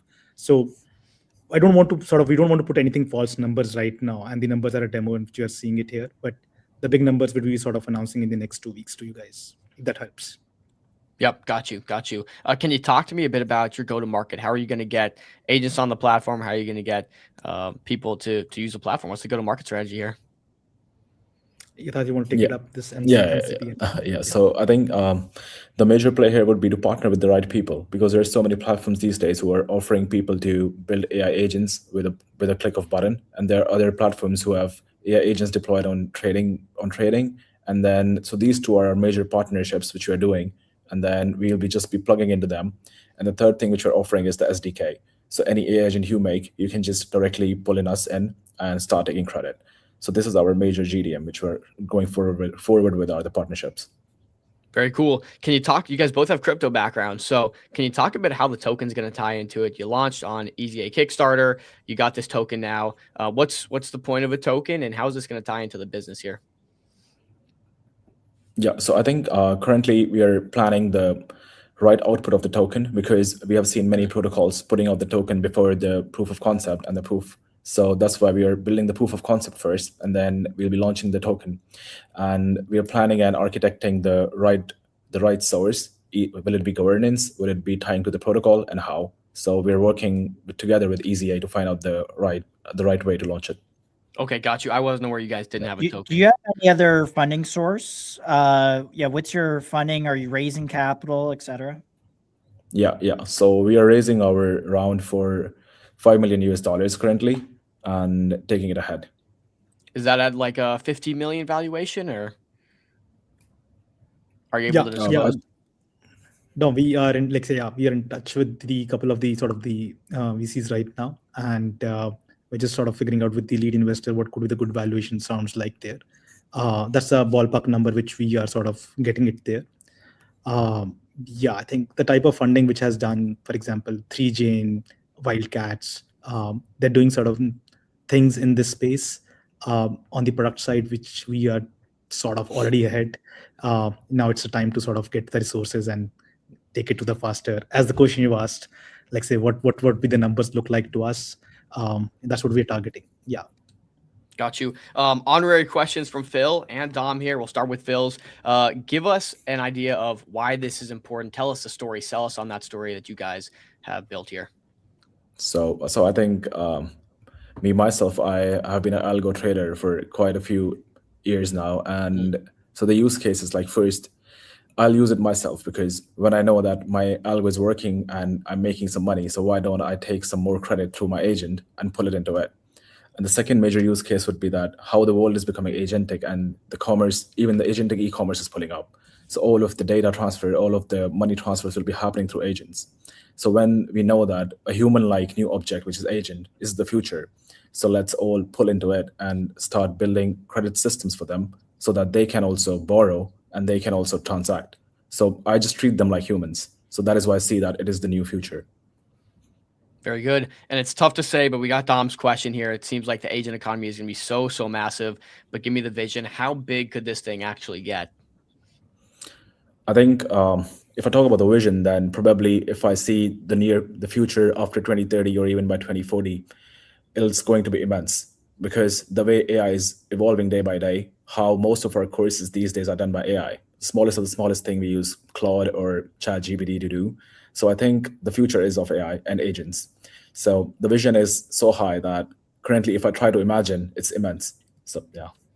Wow. Well, this is exciting. Tom, I got a couple questions real quick. I wanted to leave, but in your 5 million raise, do you have a lead investor yet, or what kind of investors are you looking at? Are these crypto native funds? Talk to the people a little bit about who might be listening, that what you're looking for. Awesome. Josh, really thank you. I think, yes, to very quickly, most of the investors which we are talking to are the crypto native investors. Yeah, it's largely coming from the background being in Polygon, and we raised 75 million the avail. So yes, you guys simultaneously, did. No, fortunately, the investors are pretty sort of kind with us Nice. from the long time. And Yatharth coming from the Solana Foundation, and have been we are sort of plugged into these protocols earlier, especially on the infra side, and the investors are kind. So yeah, mostly are the crypto native. We like kind investors. One more question is, do you have any financial modeling around different scenarios here, different default rates, etc.? Just maybe talk a bit about like even back testing. I don't even know how. This is such a blue ocean, but yeah, what are your thoughts on modeling? Yatharth, you want to take it up on a calculator side, which we've built? So I think we have done a lot of calculations and made a lot of dashboards, which maybe I can share with you like after this call. Please. Yeah. Can you share it on the call, or is it an after the call thing? Because they're like all on my local host, so I need to just put it off. Yeah. No worries. If you want to append a screenshot to the show notes, we can add that. So please. Okay, for sure. I can share that with you for sure. And lastly, just call to action. I guess you'll want traders to put their agents on here at some point. Where can they do that? Yeah, so we'll be pulling off next week, and we'll also give out our SDKs and an option directly to come on the website and connect your agents to it. So that's the easiest way you can do it. And you'll be live on Crackstar.xyz. Guys, this is a huge opportunity. Good luck. And when you do all this rollout, let us know. We'd love to have you back on MCG in the coming weeks to track this. Super experienced team. I mean, Mercantile Exchange, ex-Polygon, winning UAE like finance hackathons. Like, guys, I'm very, very impressive impressed. Stuff. Good luck. Thank you, Josh. Thank you, Dom. Thank you for everything. Cheers. All right, guys, go Thank be you. great. Peace. Thank you. Very cool. I will say, man, that's a big one. Huge market. Absolutely huge market. I think you nailed it, Josh, when you said the thing is just going to be getting those trading agents that are actually going to be meaningful and good. We might be able to help with some introductions too, so we'll note that. Absolutely. Okay. Well, on that note, we got Zaya, our next guest, coming up. Building, and we're cooking through, guys. So I'll just pull him up and we'll get straight into it. Zaya, how we doing? How are you, man? Can you hear me? Yeah, mate. I can hear you. Oh, cheers, mate. Yeah, hey, cheers, mate. I mean, I'm Canadian, so I like, kind of slightly British a little bit. And Dom's like, dude, what are you talking about? No, it's good. It's good. I love it. I love it when someone actually says cheers, because I usually have to turn down my accent whenever I talk. So this is good. Oh no, play it up. This is good. You're in a good spot here. I will note you're a bit muffled here. I'm not sure if you can move your microphone a little bit or wait. There you go. How do I sound now? Yeah, perfect. If you put the other ear in, it'll drag it right close in there, and the microphone will be perfect. I think that is a really good point. I never really thought about it. Every time I wear it, I always just wear one. So this is kind of unique, but this is good. How are you guys?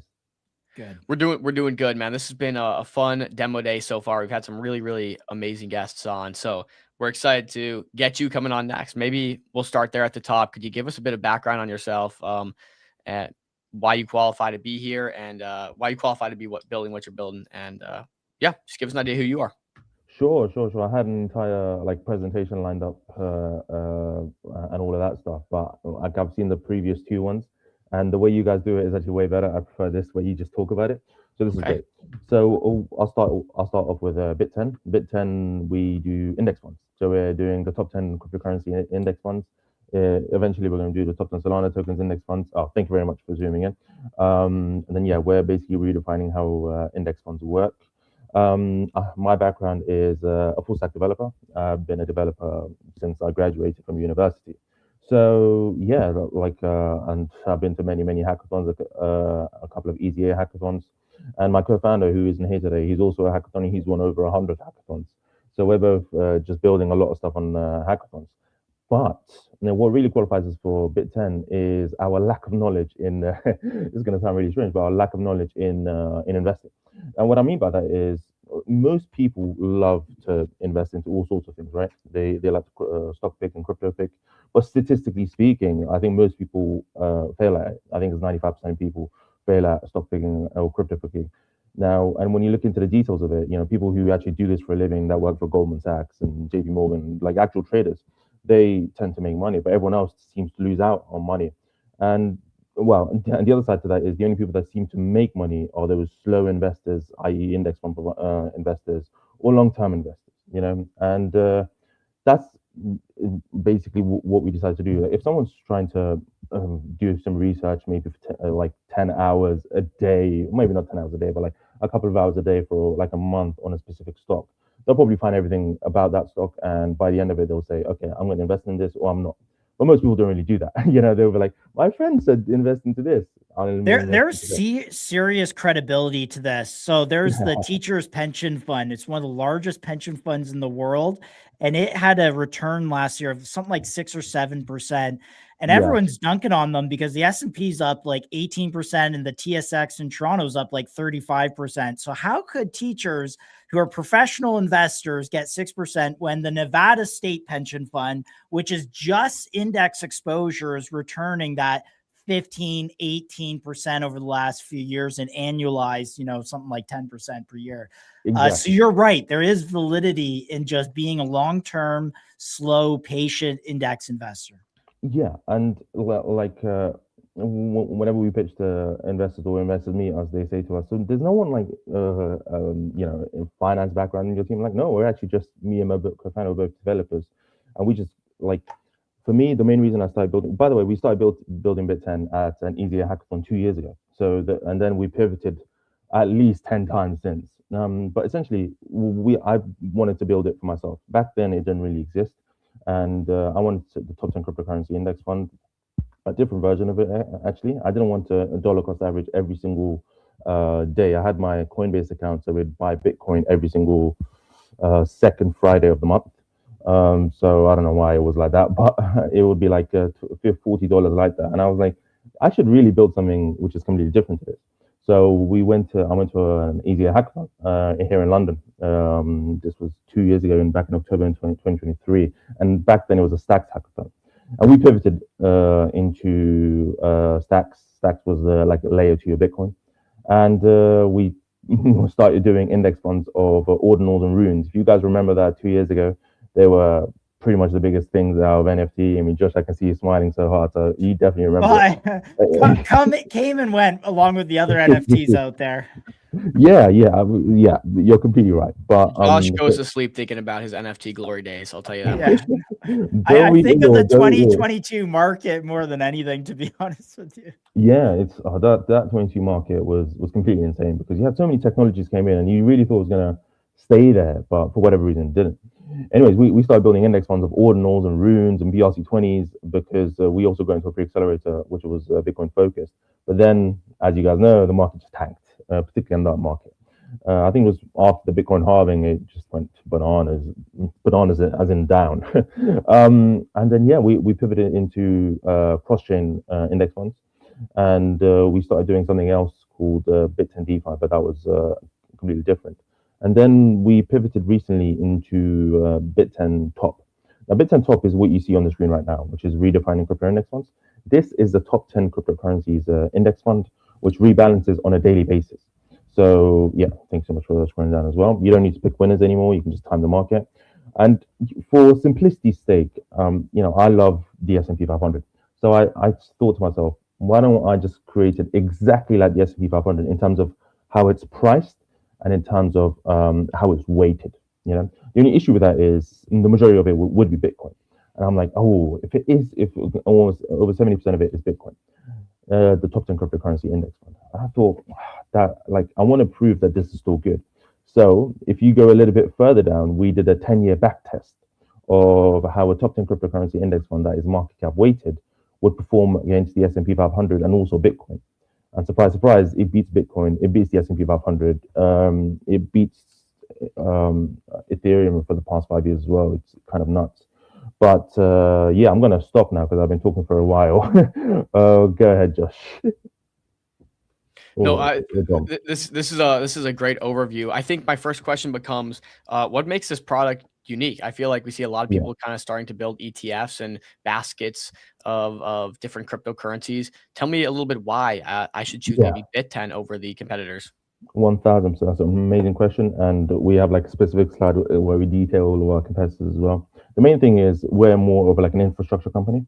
So what Bit10 actually does, what really differentiates us from other people is, if you guys know how USDT, USDC, or Ethena is probably the best example, how Ethena works. You essentially, deposit something, as in for USDC is usually government debt, and they essentially mint USDT or USDC. But in Ethena's case, you can actually mint crypto. Now, that's exactly what we do. We get stablecoins. So let's say the price of our index fund is $10. And let's say we have $100. The user comes in with $100 worth of stablecoin. We use that $100 and we mint brand new onto the blockchain index fund tokens.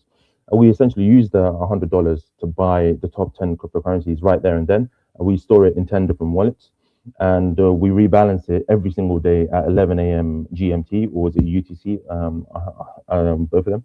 And yeah, we're essentially the infrastructure company. That's all that we do. That's sort of differentiates from us from someone else. We rebalance on a daily basis, and also if you want to sell it, we just sell the collateral and give you back the profits as well. Like when I was thinking about it, obviously it's on chain, and we purposely built it the other thing that really differentiates us is we do native assets. All of our competitors that we've looked at, they all use wrapped tokens, like wrapped Bitcoin, wrapped Ethereum, and we get it. From a developer standpoint, it makes a lot of sense because of the fact that when you're doing the rebalancing, you don't have to switch between chains. Obviously, we know there's the interoperability problem with blockchains. So me and my co-founder were both developers, and we really want to solve this problem. When this product, initially I created it for new users, and to a certain point it's still for new users. When a new user comes in and they have Solana, for example, right? And let's say the platform only accepts Binance. Well, if they're a new user, they wouldn't necessarily know how to use a bridge. They probably need to watch 10 different YouTube videos to learn how to use a bridge. Same thing with anything. And that's something that I really want to solve. So we purposely built all of our infrastructure on a layer 0 infrastructure. The one that we chose for was called Internet Computer Protocol. Internet Computer Protocol ICP, right? Yep. ICP, yeah. ICP had one of the best decks and docs I've ever seen. We were really impressed by the layer 0 infrastructure, and we built the entire system so that you can mint tokens on Solana, you can mint tokens on Binance Smart Chain, you can mint tokens on Base as well, Ethereum Base, and we have a bunch of other ones on the way as well. So those are the main ways that we're sort of different. We're interoperable with 4 different chains where we can mint it.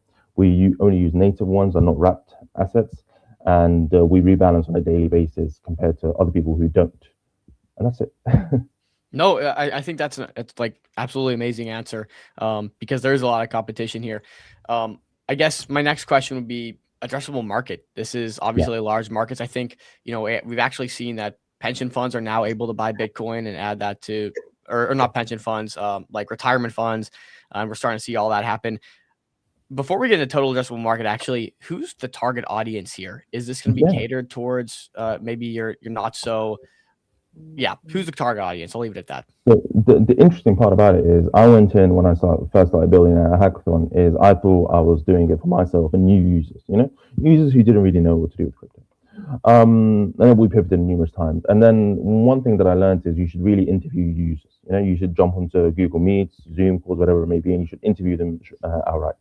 So we started interviewing users that were using our platform. We messaged them on Telegram. It was like, hey guys, come in. We'd love to interview you, just see what you think.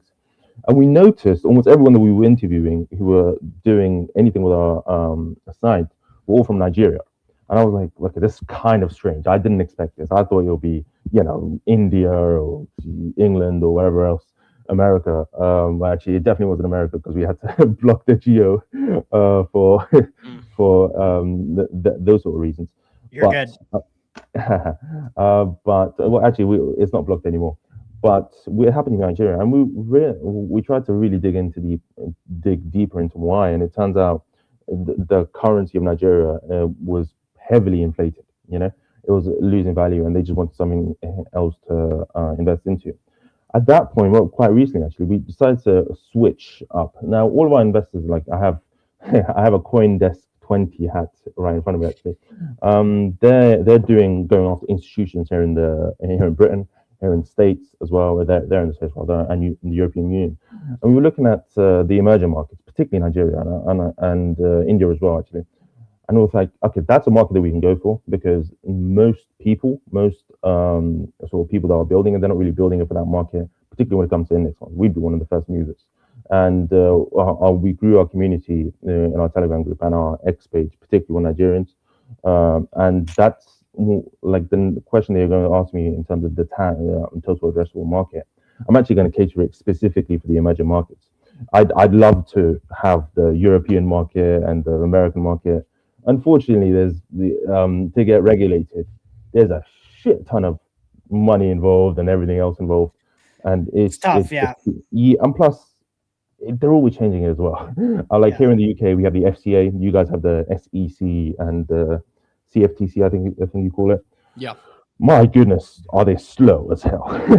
So it's really good. Like with these emerging markets, we're still classed as a DeFi protocol, so there's that gray area. So we're actually going after the emerging market side of things, but at the same time, new users as well. So are they users coming to a mobile app? Are they downloading a mobile app? Are they coming to, are they buying it on a DEX? Like they just buy a token that represents the index, or do they launch the app here and they're in a dashboard where they can just passively send $100 from their paycheck every week? Walk us through the actual user experience of an investor. Great. So it's a lot more like the third thing that you said. So we don't have an app and we don't have it's not on a DEX actually. It's all on our own website. So they're connected to on our own website through their phones, and then they connect to the wallet, whether it's Phantom or whichever wallet on their phones it may be. Back in the day, it was actually a different wallet called Plug, but we don't really need to use that anymore. So they would essentially use that, and they would use their stable coins to buy BIT10 index fund tokens. So right now you can't buy on a DEX and you can't buy on an app right now, although we are developing it. Spoiler alert, but it is what it is. So that's the main way that users get exposed to it currently. Obviously, the desktop is the best way, but definitely in those emerging markets, mobile is the most friendly option as well. Makes a lot of sense. What's the go-to-market with this? How do you take this to that user base that you're targeting and new users alike? How do you sell this thing? Yeah, we've been targeting. We have around 2 KOLs in our Telegram chat right now with the Nigerian community. So we want to increase that and really go after the emerging markets. There's the Nigerian plus the Indian community. My co-founder is Indian. We have quite a lot there, but it's literally going after KOLs over that community. And then there was the other thing, we were looking at a lot of countries where it was highly inflated and in terms of their currency. So countries like Turkey and Argentina. And we really want to get into those markets where, if you really want to invest into something which, by the way, because crypto is so far down right now, so is the index funds. So now it might be a great time to buy the dip. Obviously, almost any, not financial advice, but because of the index funds. It's totally financial advice. No, I'm kidding. Because of how index funds work. I mean, I think even the S&P is down like 5 or 6, 7%. You know, because of all of this Iran thing, kind of nuts. But yeah, we're basically targeting KOLs to really get into that market. The other side to that is new users. You know, we are trying to make it as easy as possible with our interoperability and everything else to get new users to come in with Bit10, particularly with index funds. You know, because if you're, in my opinion, if you're coming in new to crypto and you want to, everyone comes in to say, I'm going to be a millionaire tomorrow and whatever else, and you know everything's a watch. But in reality, obviously, as we're aware, that's not quite how it works. However, get rich slow is what you're basically telling people by 1000%. buying over time, being invested, thinking long term. Okay, I think I understand that. Sorry, I didn't catch it. So the index fund does have a token though that represents the assets that you have under management. So I come to your platform, I buy that token, and it sits in my wallet, and then I can just, you know, on your website track the growth of it.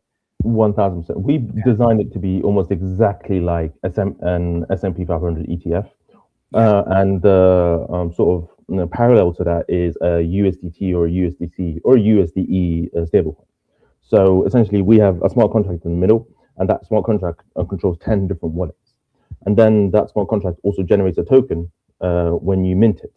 Okay, so that's when it's minted new completely on the blockchain. Oh, thank you so much for sharing this video. Actually, this is how you buy it, and that's it. You know, so when you mint it, it's completely minted new on the blockchain. So nice website. Thank you. We put in a lot of effort into this. You know, Jesus, the amount of research we have to do. But I'm not going to get into that right now. But that's essentially how it works. When it's minted, so you can see it minted. This is actually brand new on the blockchain. About 4 months ago, it was sort of different, where we'd already minted a bunch, so it was already available to buy. But now it's not like that anymore, where the second you mint it, that's when it minted. That's when it's mints on the blockchain, and when you burn it, or as in when you sell it, that's when it's burned completely from the blockchain as well. So and how do you do proof of reserves on that?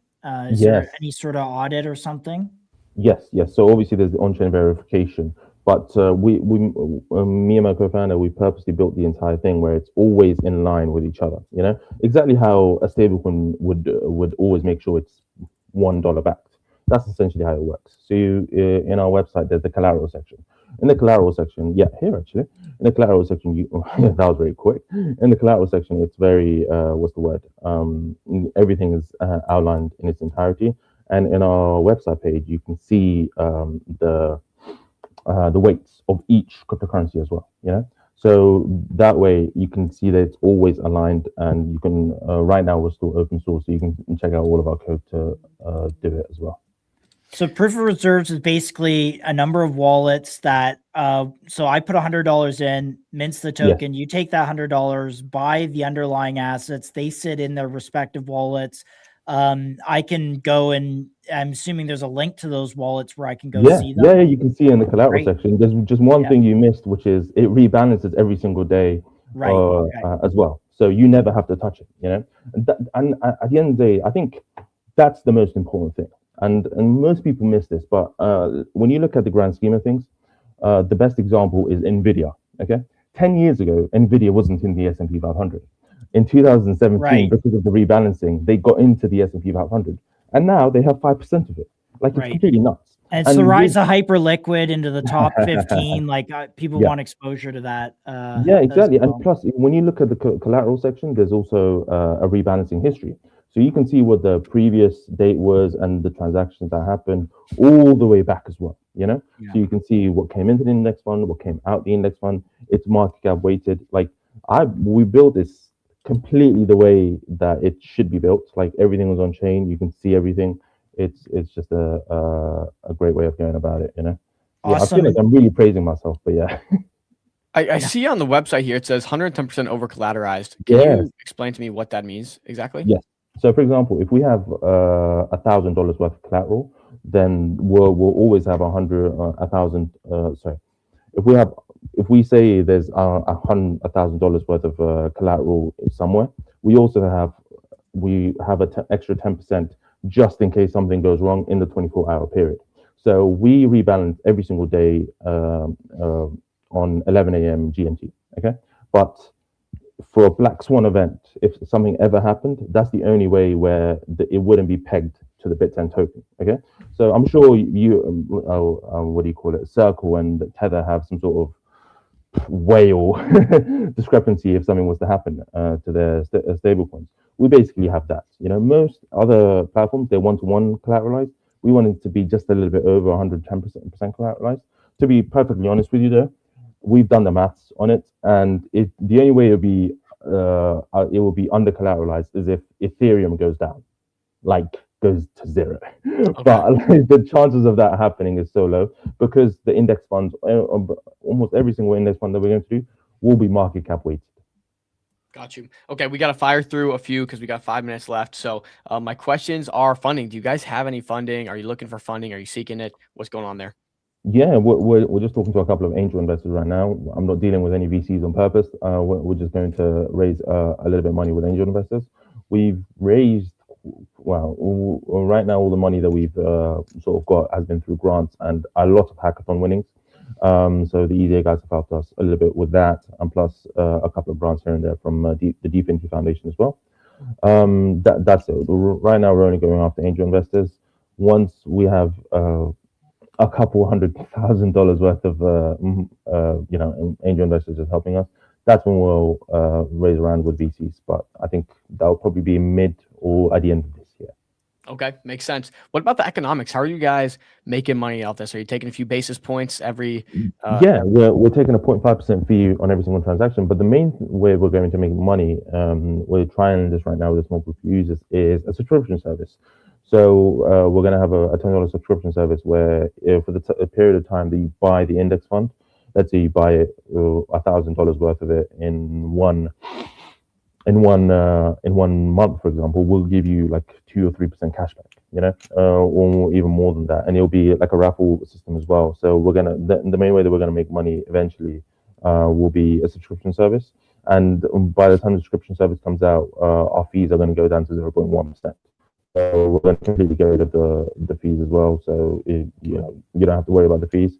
It'll be really cheap to use. To be honest with you, it's already very cheap to use. It's only 0.5% fee, but we're going to drop it down to 0.1% very soon. Got you. Tell me a little bit about the roadmap. What's coming next? What are you guys most focused on? Yeah, so we're going to launch Bit10 Sol. We're yet to validate that actually. So Bit10 Sol will be the top 10 Solana tokens market cap weighted. I'm working with Super Team UK here in the UK, so Bit10 Sol, so that'll be top 10 Solana tokens market cap weighted. I like that. Then we're gonna have top 10 base, the top 10 base tokens, and we're really bullish on the base ecosystem. And then RWAs. RWAs is something that's very weird because I've always been fascinated with the Oracle problem with it when it comes to RWAs. Like if you were to, I don't see this discussed enough, but there's the obviously Oracle problem to how is this definitely worth this much, even if you tokenize it, you know what I mean? But and like you can easily manipulate it.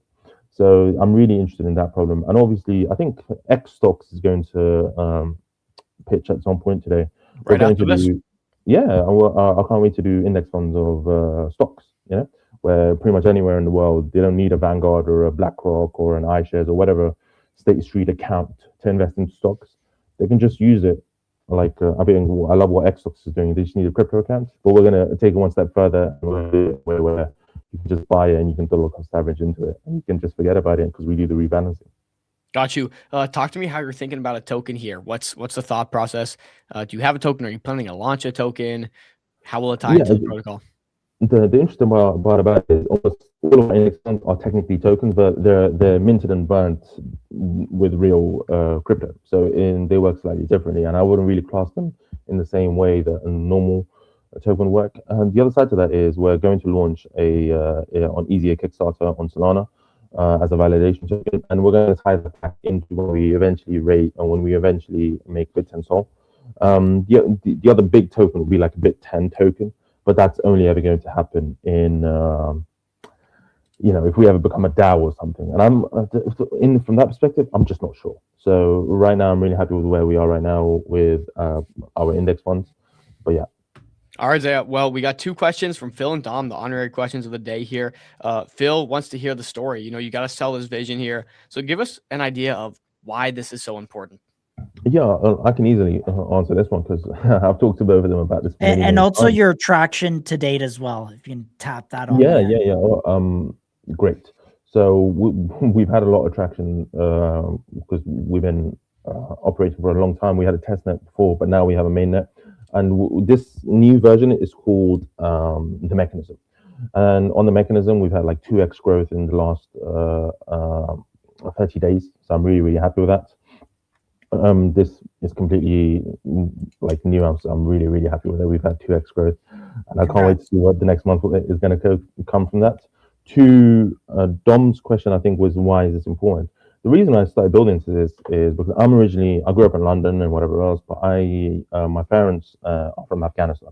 So I went to Afghanistan a couple of years ago, and my uncle was like, "So I want to invest into something." I was like, he was saying, "What should I invest in?" I said, "You should invest in the S&P 500. You're guaranteed 2x in like 10 years time because it's 10% per year, whatever else."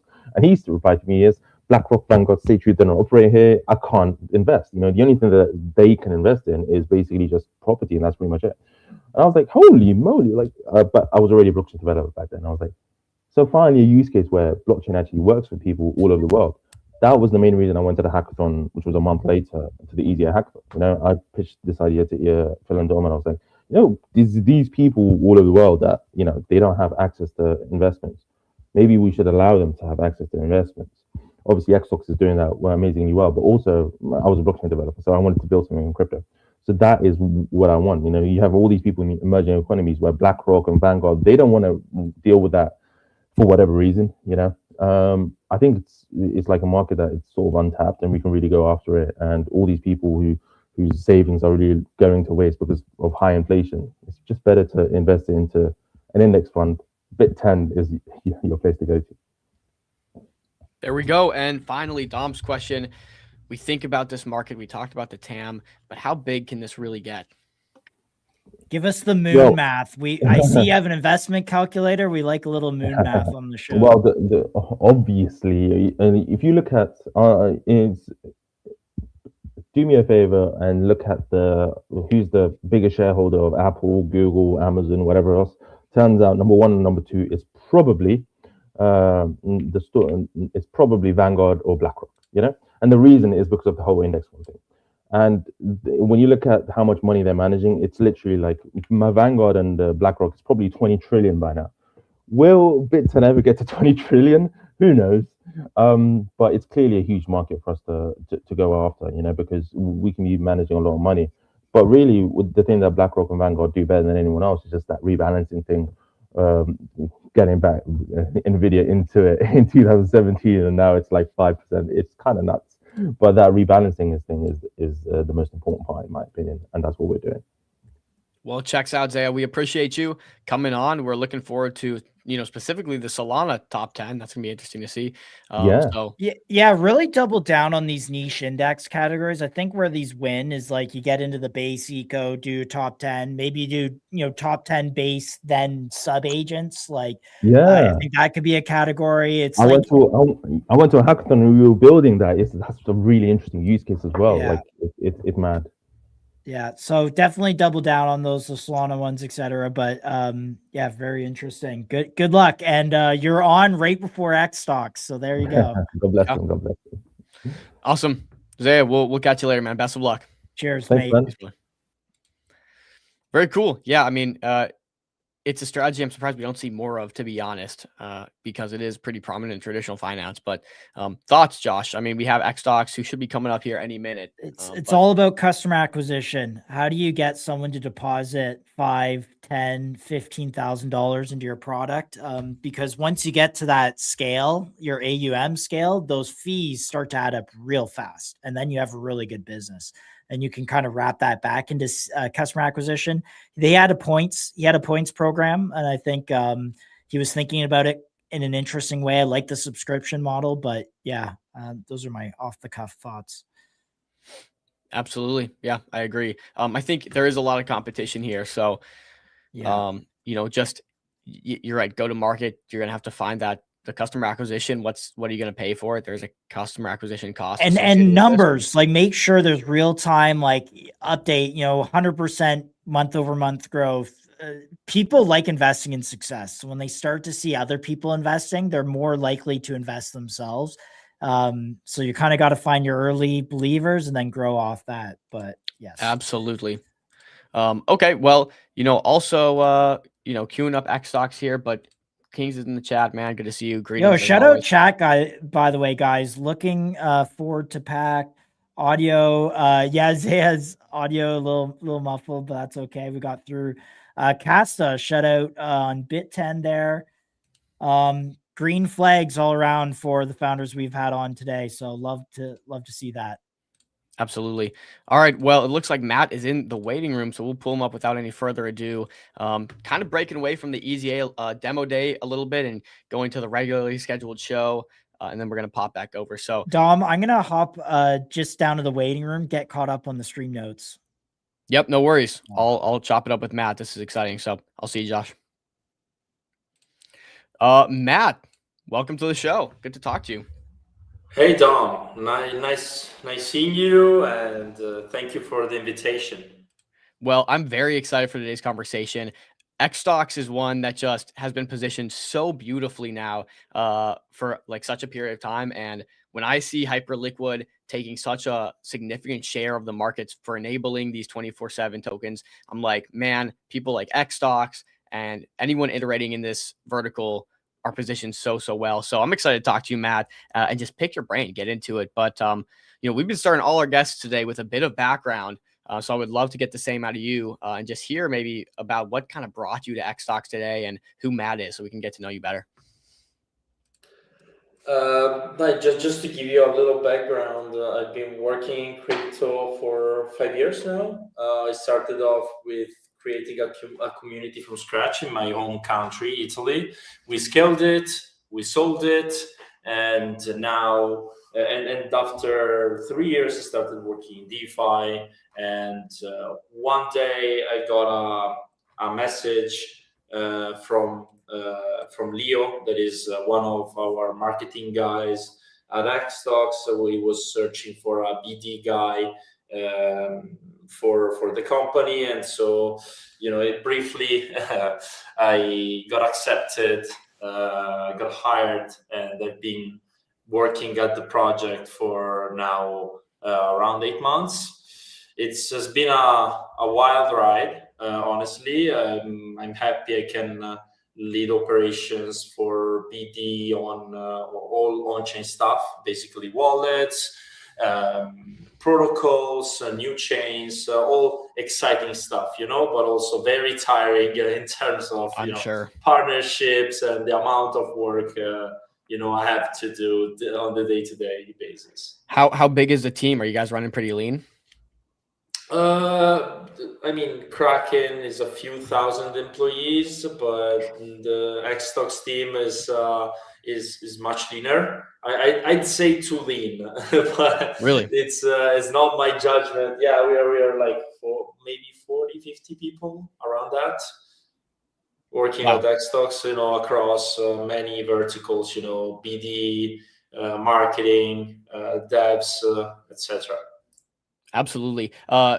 Talk to me a bit about this Kraken acquisition. Obviously, they acquired X stocks a little while ago. I'm not sure exactly on the date, but talk to me about how that happened and maybe the vision that they saw in X stocks to make that deal go through. Yeah, it happened like in the first few days of this year, the acquisition to go through, and we had a really good synergy with the Kraken team because I was hired by Becht, that is basically the other half of X stocks that got acquired by Kraken, and we saw that this concept, this brand was taking off, and the Kraken seized the opportunity of acquiring us, and everything was finalized by January 2026. This means that Xtalks has more bandwidth, resources in terms of people and economic resources to consolidate the lead and really taking off as a product for in many fields, from on-chain trading to the institutional side of things, to everyday apps for non-crypto natives as well. Yeah, and I want to talk about the institutional side because it feels like we've seen it quickly start happening now, but you guys have been in this business for a while. You saw that vision, which I also want to get into in a little while. But just like directionally, tell me, where are we headed? Because it seems like within the next year at this point, it seems like all institutions will have exposure to 24/7 tokenized stocks, just because we've seen the mania and excitement for this trading out of these market hour confines. Can you just maybe tell me a bit about where you think we're headed directionally? While for normal people, retails, the big deals in the terms of owning tokenized stocks means that the market never closes, and the fact also that they can use them in different ways, and also the access has been democratized on this side.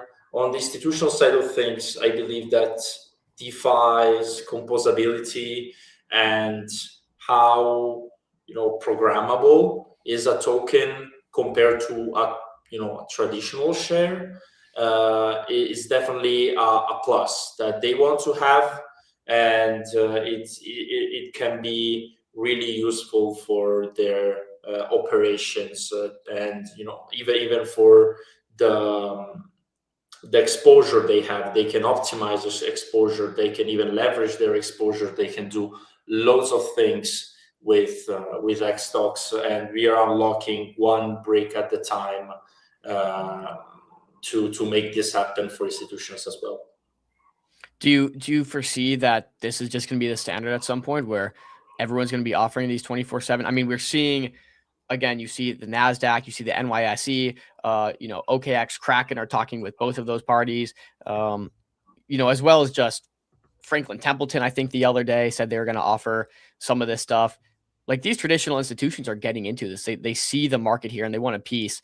Do you think within the next year, this is just a standard and we've kind of evolved to this new way of thinking of the markets 24/7?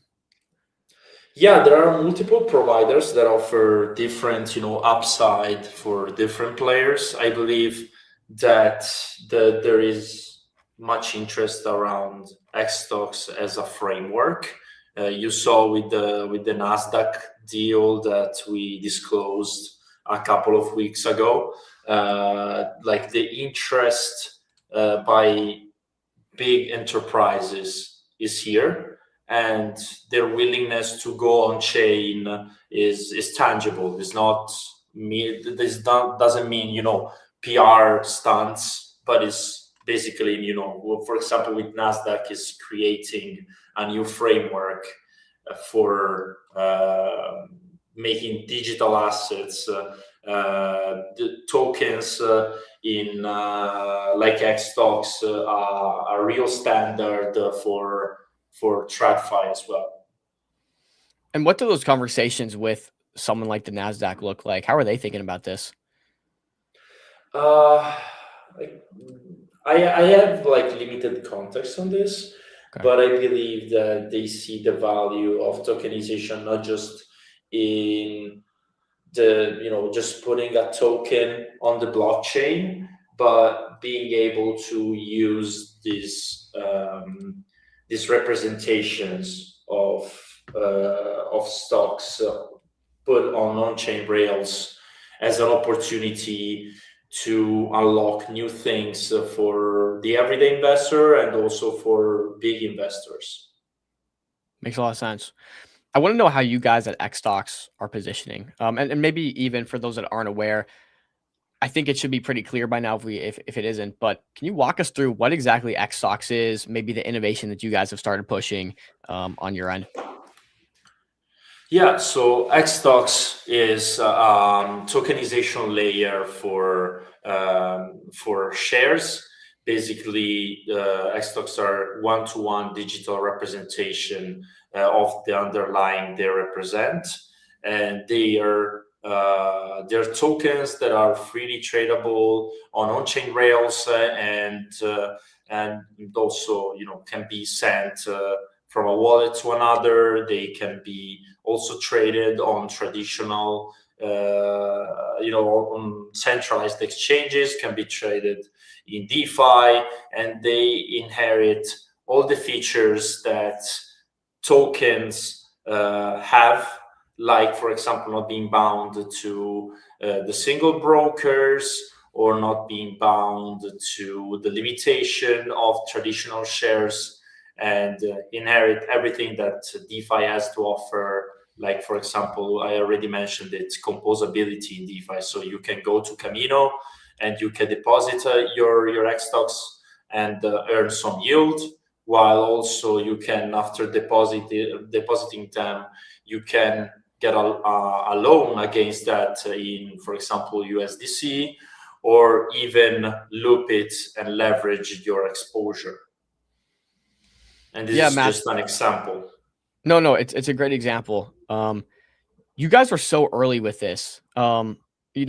I guess if I could get into your head and understand, like, what was the reasoning you thought that this was a product that the markets needed? Like, how did you guys have that foresight and vision? And what was, like, maybe the driving factor that said, okay, we need to create a platform that allows anybody to have access to these stocks at any time?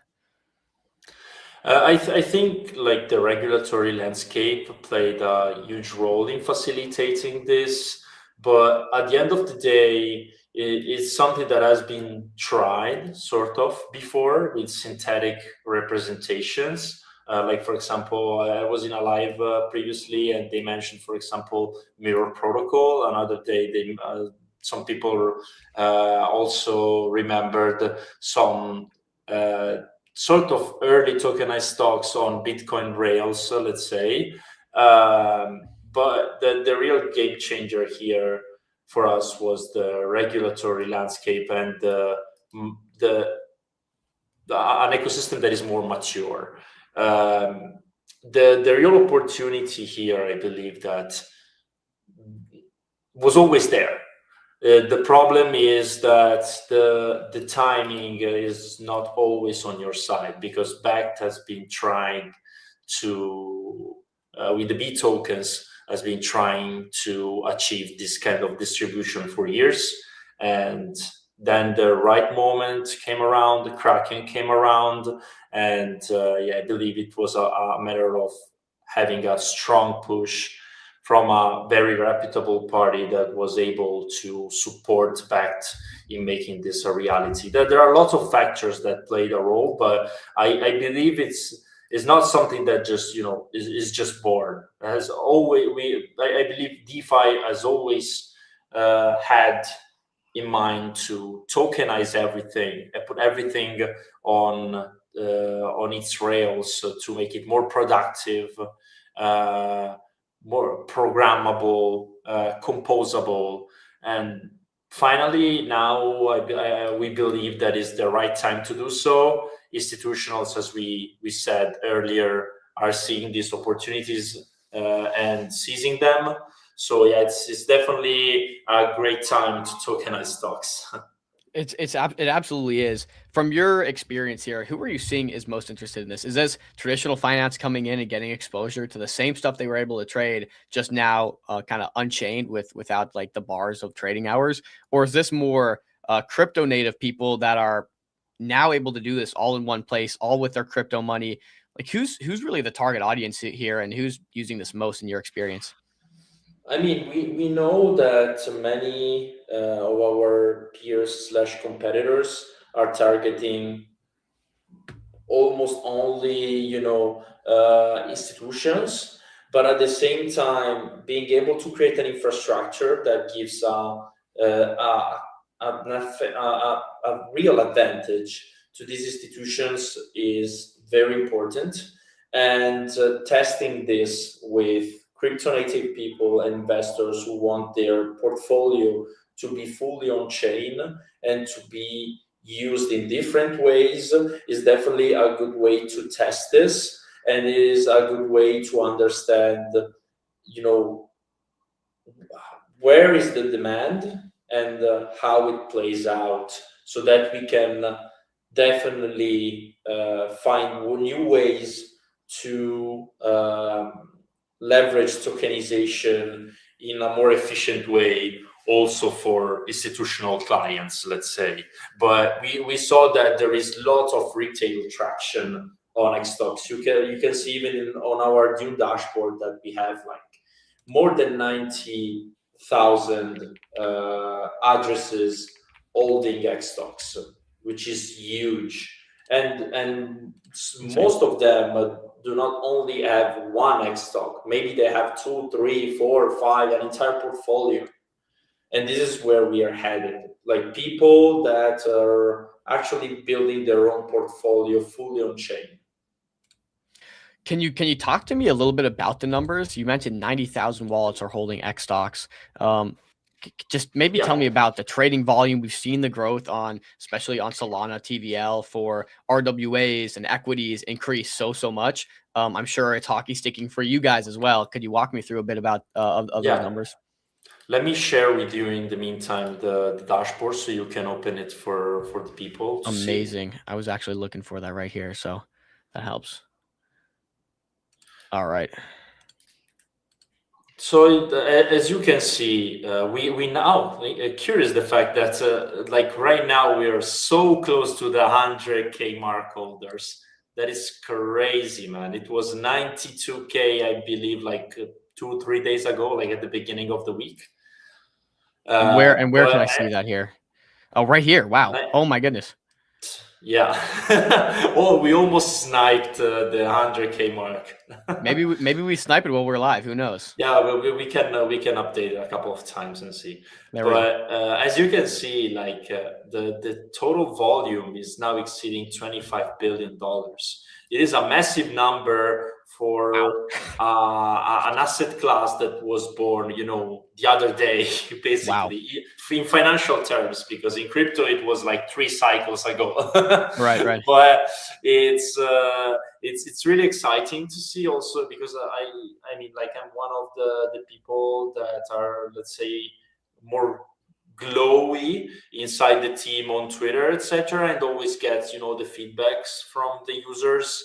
And I see people swapping many $1,000s into X stocks and giving us feedbacks, etc. So, like, these are sticky users. Like, we see that they are hungry for this kind of assets. This asset class is definitely something they're looking for, and you can see from the AUM has been increasing day by day, now to $270 million. You can see here in the dashboard, probably slightly more. Also, the DEX volume is almost at $400 million, so only DEX volume, and on-chain transaction volume is now over $4 billion, which take into account also the transfers.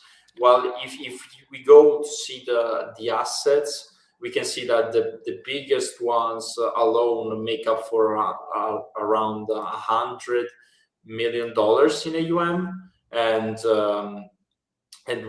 also we saw some of the assets, like, for example, even Circle, that had a huge demand in the past few weeks, given, you know, the upside in price.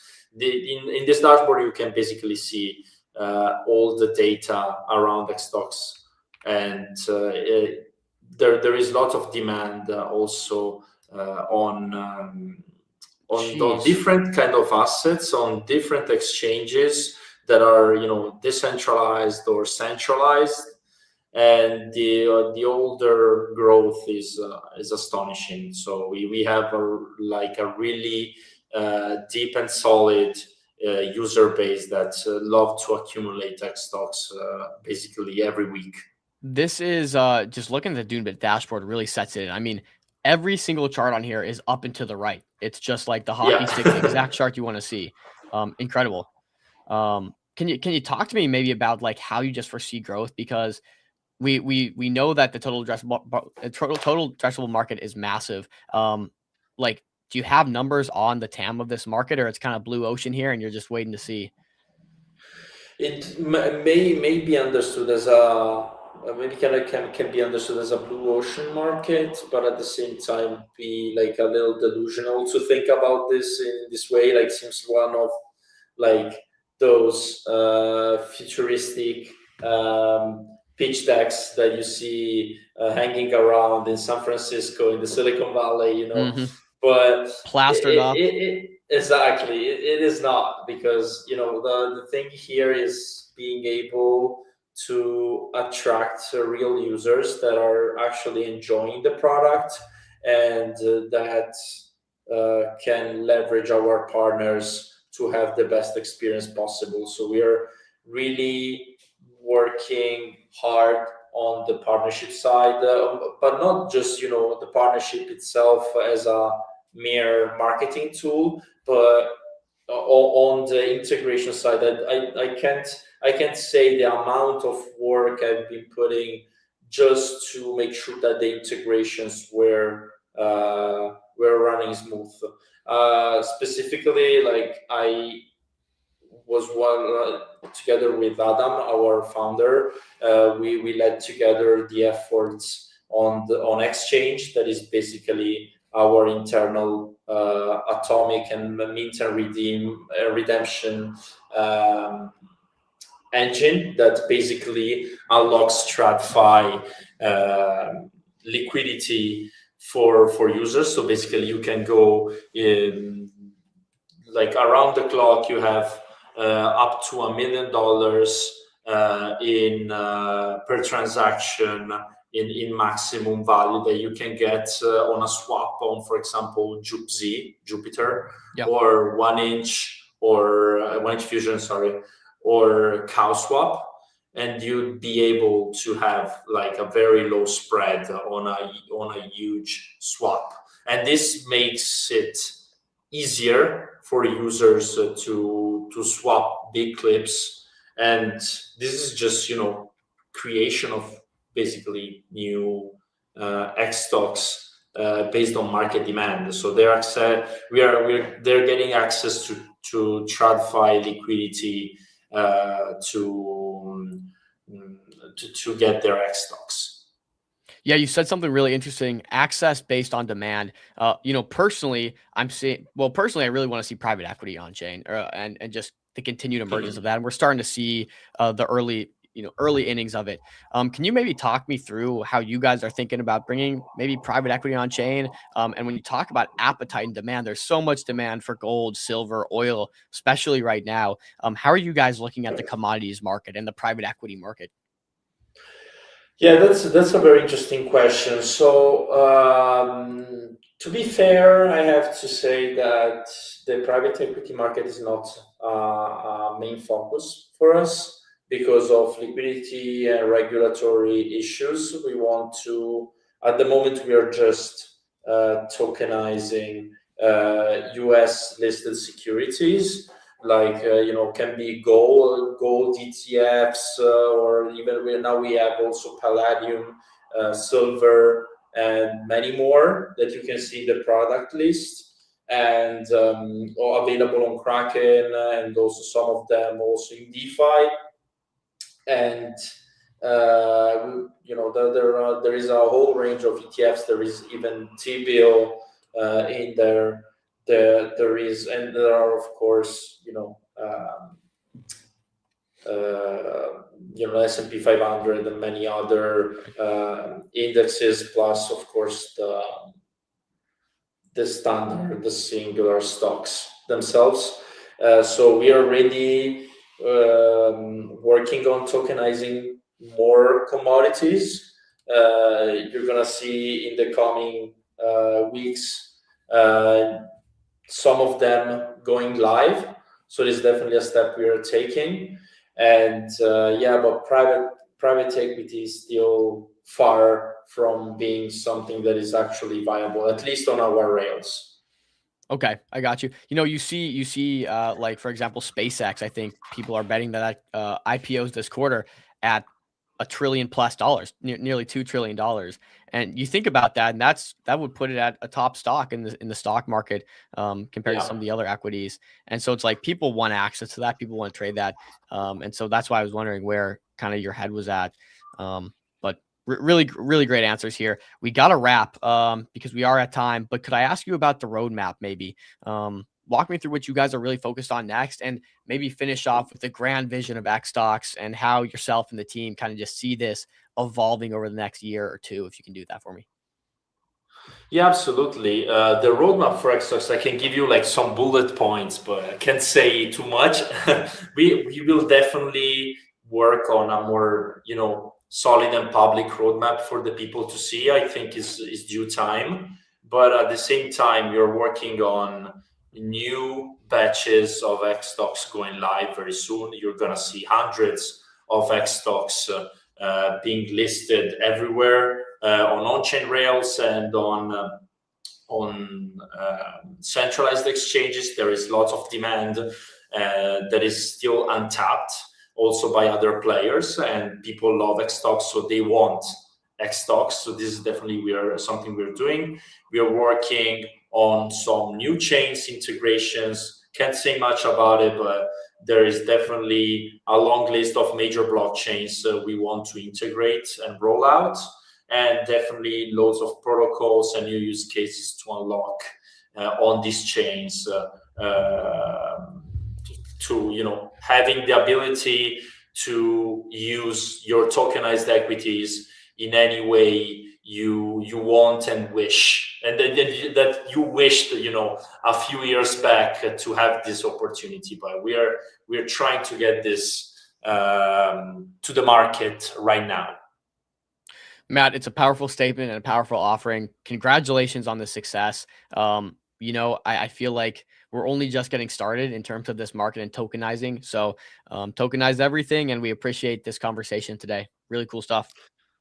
Thank you, Dom. Thank you, team and at MCG. Thank you again for the invitation, and that's been a pleasure. Thank you for the clever questions. I loved it.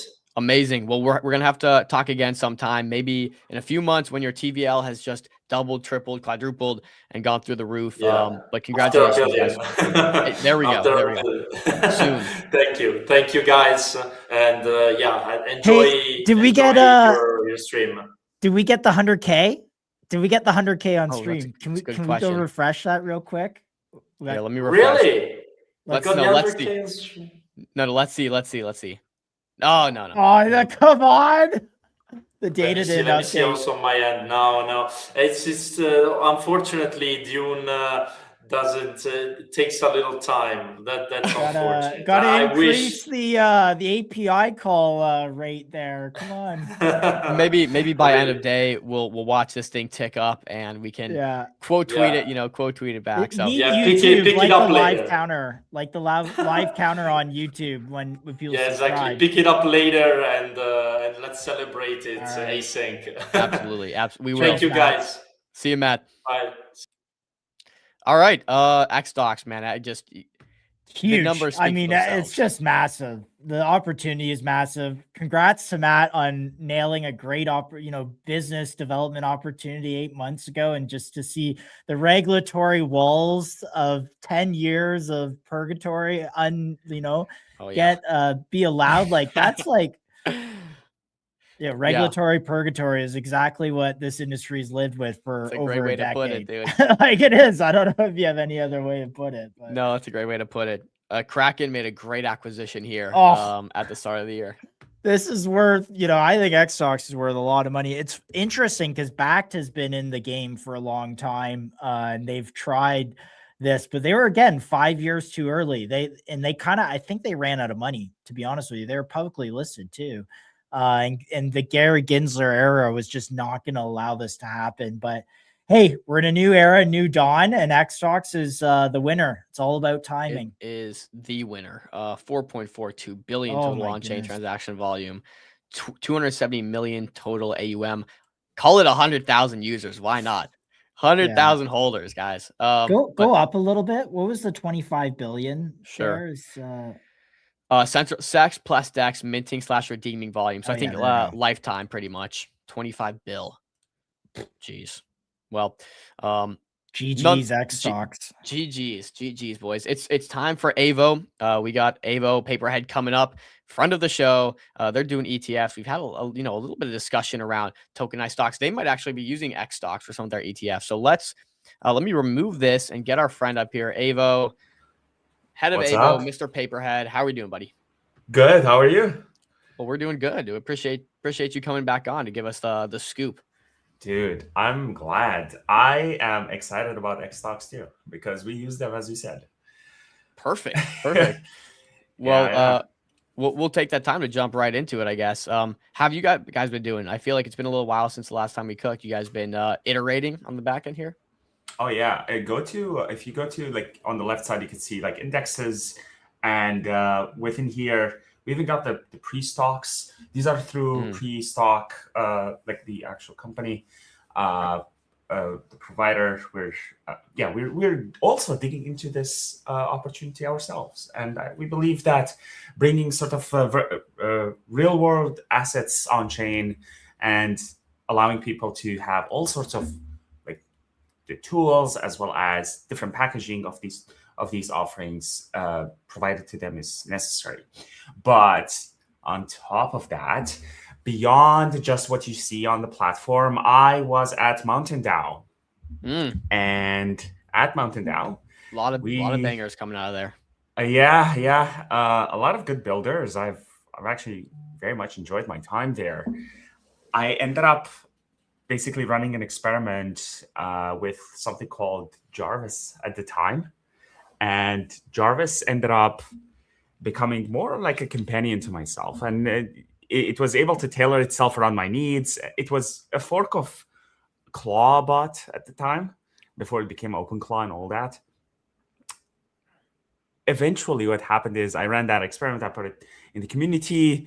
A lot of people sort of tried to talk to Jarvis, but ultimately, what became the vision is, well, everyone can use AI to get it to do stuff for them. But really, the winner products are like which AI actually knows you, which AI actually gets to become more of a companion to you, understands your intent beyond your words. Like you could say something, but maybe you mean something else. And this is what we're building. We're building Miles, which is going to be the next iteration of what I would say, investing in crypto is going to look like. I believe we're going to step away from complex UIs and complex experiences. I think we are known as an industry to have sort of the most complex user experiences. And I think that's a problem, not a badge of honor to wear. How can we solve that? Well, either you make users learn the complex UIs, you build better UIs, or you just replace that entire stack completely. Instead of you learning these tools, you get what we call Miles to learn the tools on your behalf. And you can just have more of a conversational experience. You go from a non-conversational click, click, click, find, click, and so on, to a conversational, hey, Miles, I want you to DCA into Avo. Or Miles, I would like you to go and find top 10 performing pools and LP into them. And this is where the key unlock happens, is it now knows you like to DCA. It also knows that you like to LP. Your conversation and risk profile starts to tailor around you. And that's why we create modes based on the experience of the user over time with us.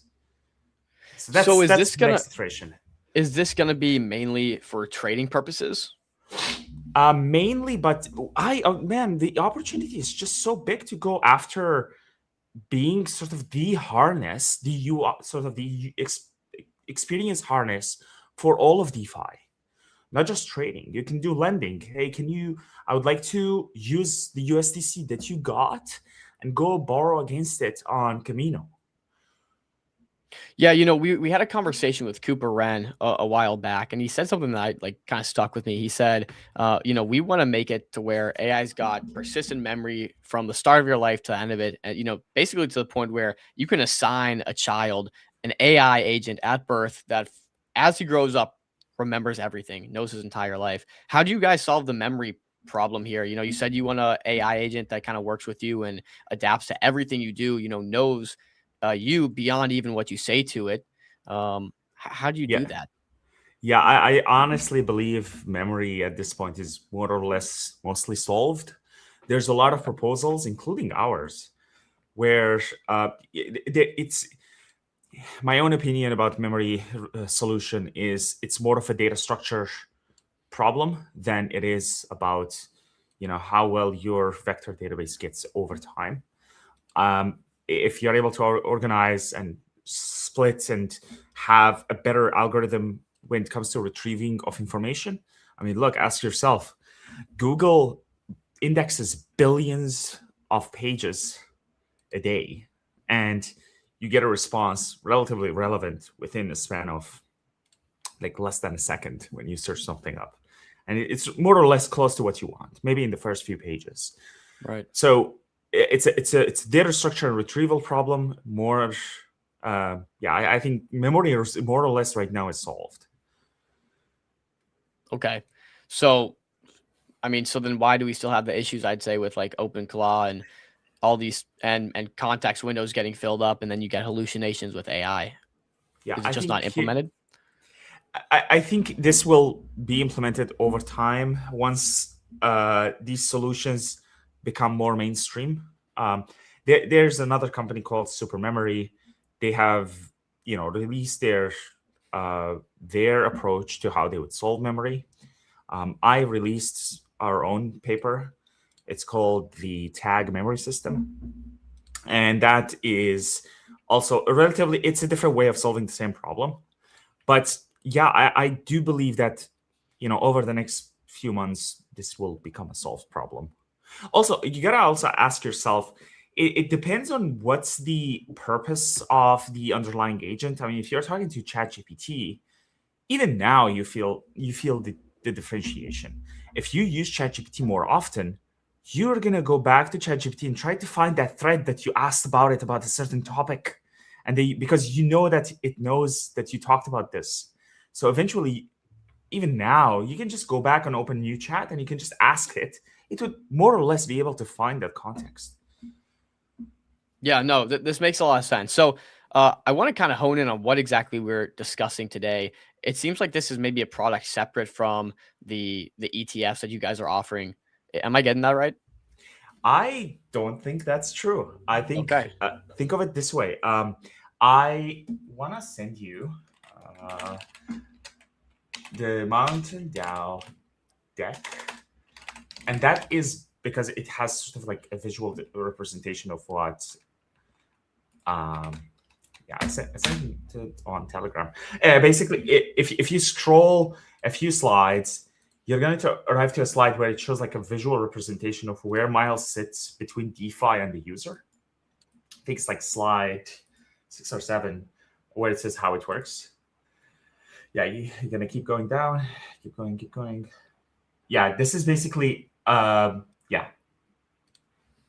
So you see Miles sitting between the user and the entirety of DeFi. And you could see that you could just conversationally chat with it. And you can say, hey, can you find the top performing portfolios on Avo? It would make that tool call to the marketplace, find it, and then present it back to you.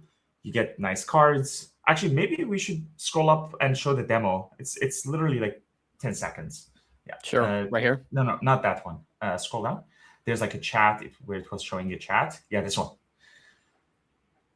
So you can see like, hey, like finding top indexes, did a tool call, showed you what's there. You can say allocate $200, and then that's done. You notice here, none of the traditional sort of UI interactions in crypto were there. You didn't sign a transaction. You didn't, open this in SolScan or any of that shit. because you wanted to abstract away the complexities of using crypto to as simple as like saying a message. As soon as they get on-ramped onto this, say, the embedded wallet, just like how you have in any app, such as Privy, you will just be able to fund that wallet, and then it will be able to do interactions on your behalf. So yes, it sits between the user and all of DeFi. Now the vision is, well, you can do all of DeFi, you can do all of crypto, not just Solana. Well, that's true. And then you can go in even an order of magnitude bigger, where you could say, well, if you can do all of crypto, you can do all of finance. So we're honing in on a much, much bigger vision where we want to become the one place people go to when it comes to like their finances. It's like, okay, I want you to, about how to use all of the crypto tools, how to use all of the, fintech tools. Go ahead and like implement for me a strategy that helps me with my finances. Maybe in the future it has access to your bank and your accounting and so on. Paperhead, are you worried that Miles goes rogue and just like starts sending your money everywhere, or like what are the safeguards in place here? So you still need to prompt it to do a certain action, or you can tell it to schedule a certain action. All of these things are still relatively written in code. The intelligence layer sits on top when it comes to running the task, not doing the task. Like you do the task, obviously, but it wouldn't just think preemptively unless you specifically told it to. I see. Yeah. Okay. No, this makes a lot of sense. So you got Miles and you got the platform here with the ETFs. Can you maybe tell me about any developments you've had on this side with the ETFs? Has the growth been there? Are you guys iterating on this side? Like maybe just update what's going on. Yeah, for sure. We have been we've been actually coming up with a list of 10 or 15 different indexes, which we'll be releasing soon. We honestly noticed that indexes were a much stickier product, and we got a lot of other teams wanting to deploy their own indexes and their own portfolios. Soon, when you go to create portfolio, you're going to be able to see not just the two ways to deploy, whether it's through API or through a tracker agent, but it's going to also be a dashboard where you can create your own portfolio, pick tokens, manage it through Avo, and then be able to release it as a portfolio, as like a managed portfolio by a human. Your AI could manage the portfolio through the API. So that's a solved problem already. In terms of who the product is more becoming for users who have indicated that they wanted a consistent place where they could park their capital. So over half of the money that we have, like over half of the AUM we have, actually ended up moving to indexes. So you could imagine that initially it was all of the tracker agents. As soon as we released indexes, like this, there was this like shift of capital. Like, okay, this is what we want. This is where we're. So it's a clear, vote of confidence with the users with their own money to say like we like these products more. So obviously, the next focus is release the next 10 indexes, enrich the product, and provide a way for us to offer Miles on top of Avo, which is obviously where we're headed. How safe are the funds? Retarded G asked that question. Cool username, honestly. We have done our own due diligence in terms of the security of the platform. We also work with a security team in order for us to ensure that everything is properly audited. But yeah, I think that answers the question. Is there a way we could see Miles in action? I don't think I'm logged in, so I'm not sure if I could do that right now. Not yet. Although a few people did see sort of an early version while I was in Mountain DAO. But yeah, no, I don't have really a demo to showcase. If I showcase a demo, it's more or less complete at that point, and might as well release it. But right, the demo that you would see is like basically what I just showcased, where you could see like how the conversation happens between the user and Miles. yeah, this is more or less like what the expectation is going to look like. Yeah, makes a lot of sense. Are you gonna sell this product to other people, or is this gonna be specific to the Avo platform? So the objective is to actually get others to integrate on top of Miles. So one of the first integrations is like, okay, let's get Meteor integrated so that people can LP. We're gonna get lending. We're gonna get other like DeFi protocols. Work with their teams to integrate on top of Miles. We have the beautiful thing is Miles wouldn't be able to exist unless Avo existed, because Avo currently provides the execution layer. So we've built all of the necessary infrastructure in order for us to make Miles possible. Now that infrastructure exists, next step is let's make Miles exist. And so all of the integrations are going to happen on the infrastructure layer, and Miles is just going to basically tap directly into Avo and do that sort of a channel of discovery of what's available in terms of tools and DeFi protocols. So all the teams would actually have to integrate with Avo, and then they would become immediately available on Miles. Paperhead, how are these hackathons going? You mentioned you were at Mountain Dow. We got Coliseum down here in Miami shortly. EasyA obviously runs hackathons all the time. They'll be down in Miami partnering with Coliseum. Are you guys doing a lot of hackathons? How are these going? Yeah. Funny enough, the experimental sort of companion that I created, Jarvis, I gave him a lot of like freedom. I changed a bunch of how like the inferencing works, how much free the agent could be, and like what the agent could look like. What happened to us, a funny story. He discovered the Colosseum hackathon, like the agent hackathon, in my email. He signed himself up. This is like completely non-human interrupted. Like this was things that he has done. Yeah, you can see like we were ranked 4, but he like found the hackathon. He signed up.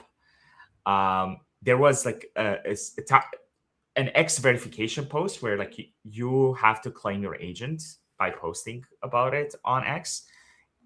Jarvis has his own X account, so he did that step too. And then he went on and he debated himself on to what to build. And he decided like, oh, like everyone else is building like trading stuff. What I'm going to propose for most agent pick as the objective for the hackathon is to propose myself. And that's not good enough. So I have to propose myself and prove that it's my own work. So it created its own like on-chain proof of work, like agent proof of work, to showcase, here's me doing work all the time. Here's what I'm building. It created a dashboard. So it was actually really cool to see an experiment where it went beyond what we are usually used to when we are interacting with AI, where when you interact with any AI, like with any chatbot, it's a prompt and response. Whereas what ended up happening with Jarvis and really with OpenClaw in general, where if you went from prompt and response to you prompt, you think, it does the agent loop, and then it just like keeps prompting itself and goes into its own thought process and just does things on its own rather than just gives you a response right away, which was pretty cool to see. Yeah, no, it's crazy, kind of like how close we are to AGI, or at least it feels like we're so close to AGI. True. When agents are doing stuff like this, bro. So yeah. Hackathons are I think mainly being ran by agents now.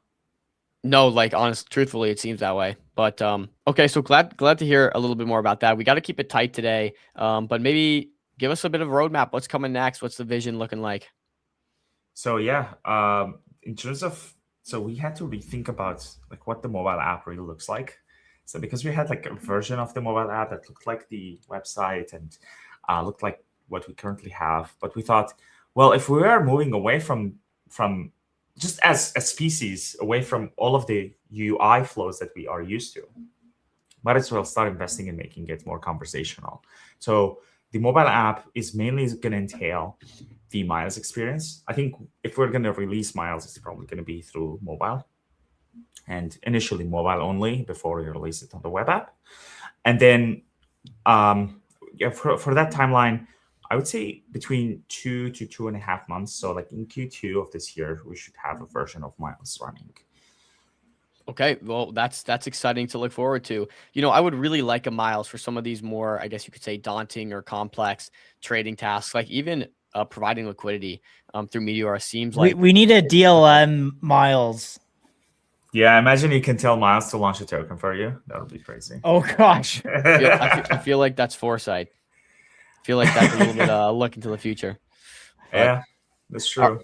All right, Paperhead. Well, we appreciate the updates today. Keeping it quick and choppy because we got this long hackathon we're doing, or demo day we're doing. So appreciate you. Maybe are you signed up for the Coliseum hackathon in I May? think I'll soon be. Soon be. Good. All right. Well, we'll see you there, and we appreciate you coming on. See you. Take care, guys. Good luck. Always an honor. There we go.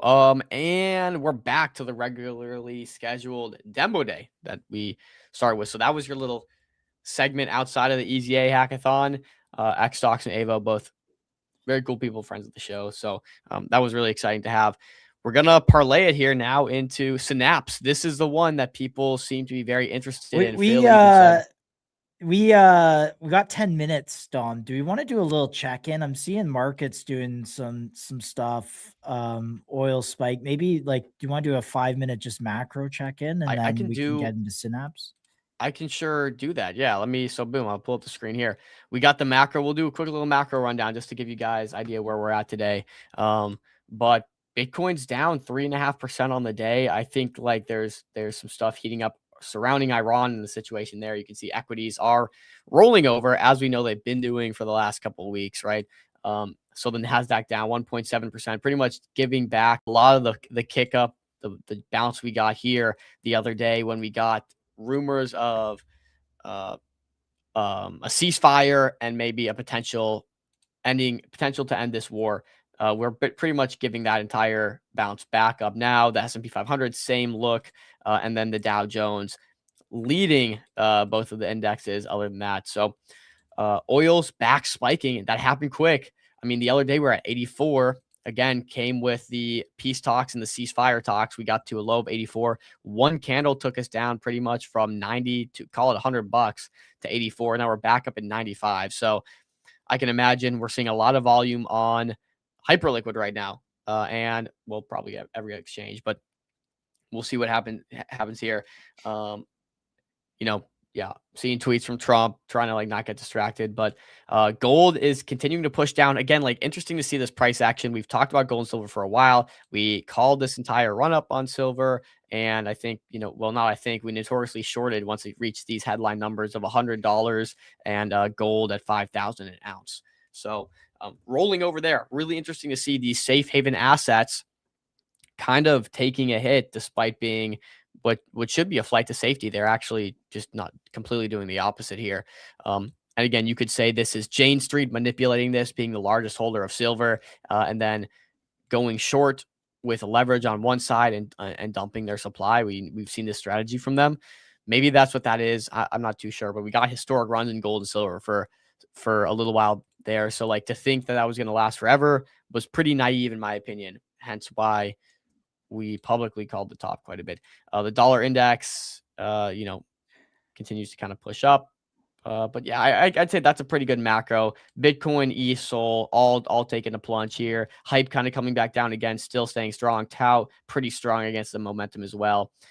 And man, that we'll do Tau XRP. chart. I was trying to find it, but we did talk about Tau pretty much at the bottom there. And one of my buddies actually sent me the chart at the bottom too, and it's just like doubled basically. Well, you know what? I'll do you one better, Josh. Let me pull that. I was trying to find the clip, dude. I spent like the day I was off stream, I spent a solid 10 minutes trying to find it. Even more than that. Well, here's a clip of me talking about it. Maybe you have a different clip, but demo day. Scroll down here. Yeah, here it is. This is a little clip of us talking about it at the peak. Yeah, and Giga Sina is the next one up. Of fervor, a lot of interest in the past, and now it's again at the bottom of these ranges. And for weeks now, we've been kind of sideways, holding up pretty resilient against the rest of the market, I will say.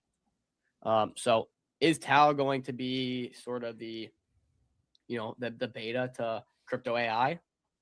That's the question. I don't know. So I'm looking at Tau. So that's Tau pretty much at Pico bottom. But that's Pico bottom, bro. When was that? Did you find what day that was on?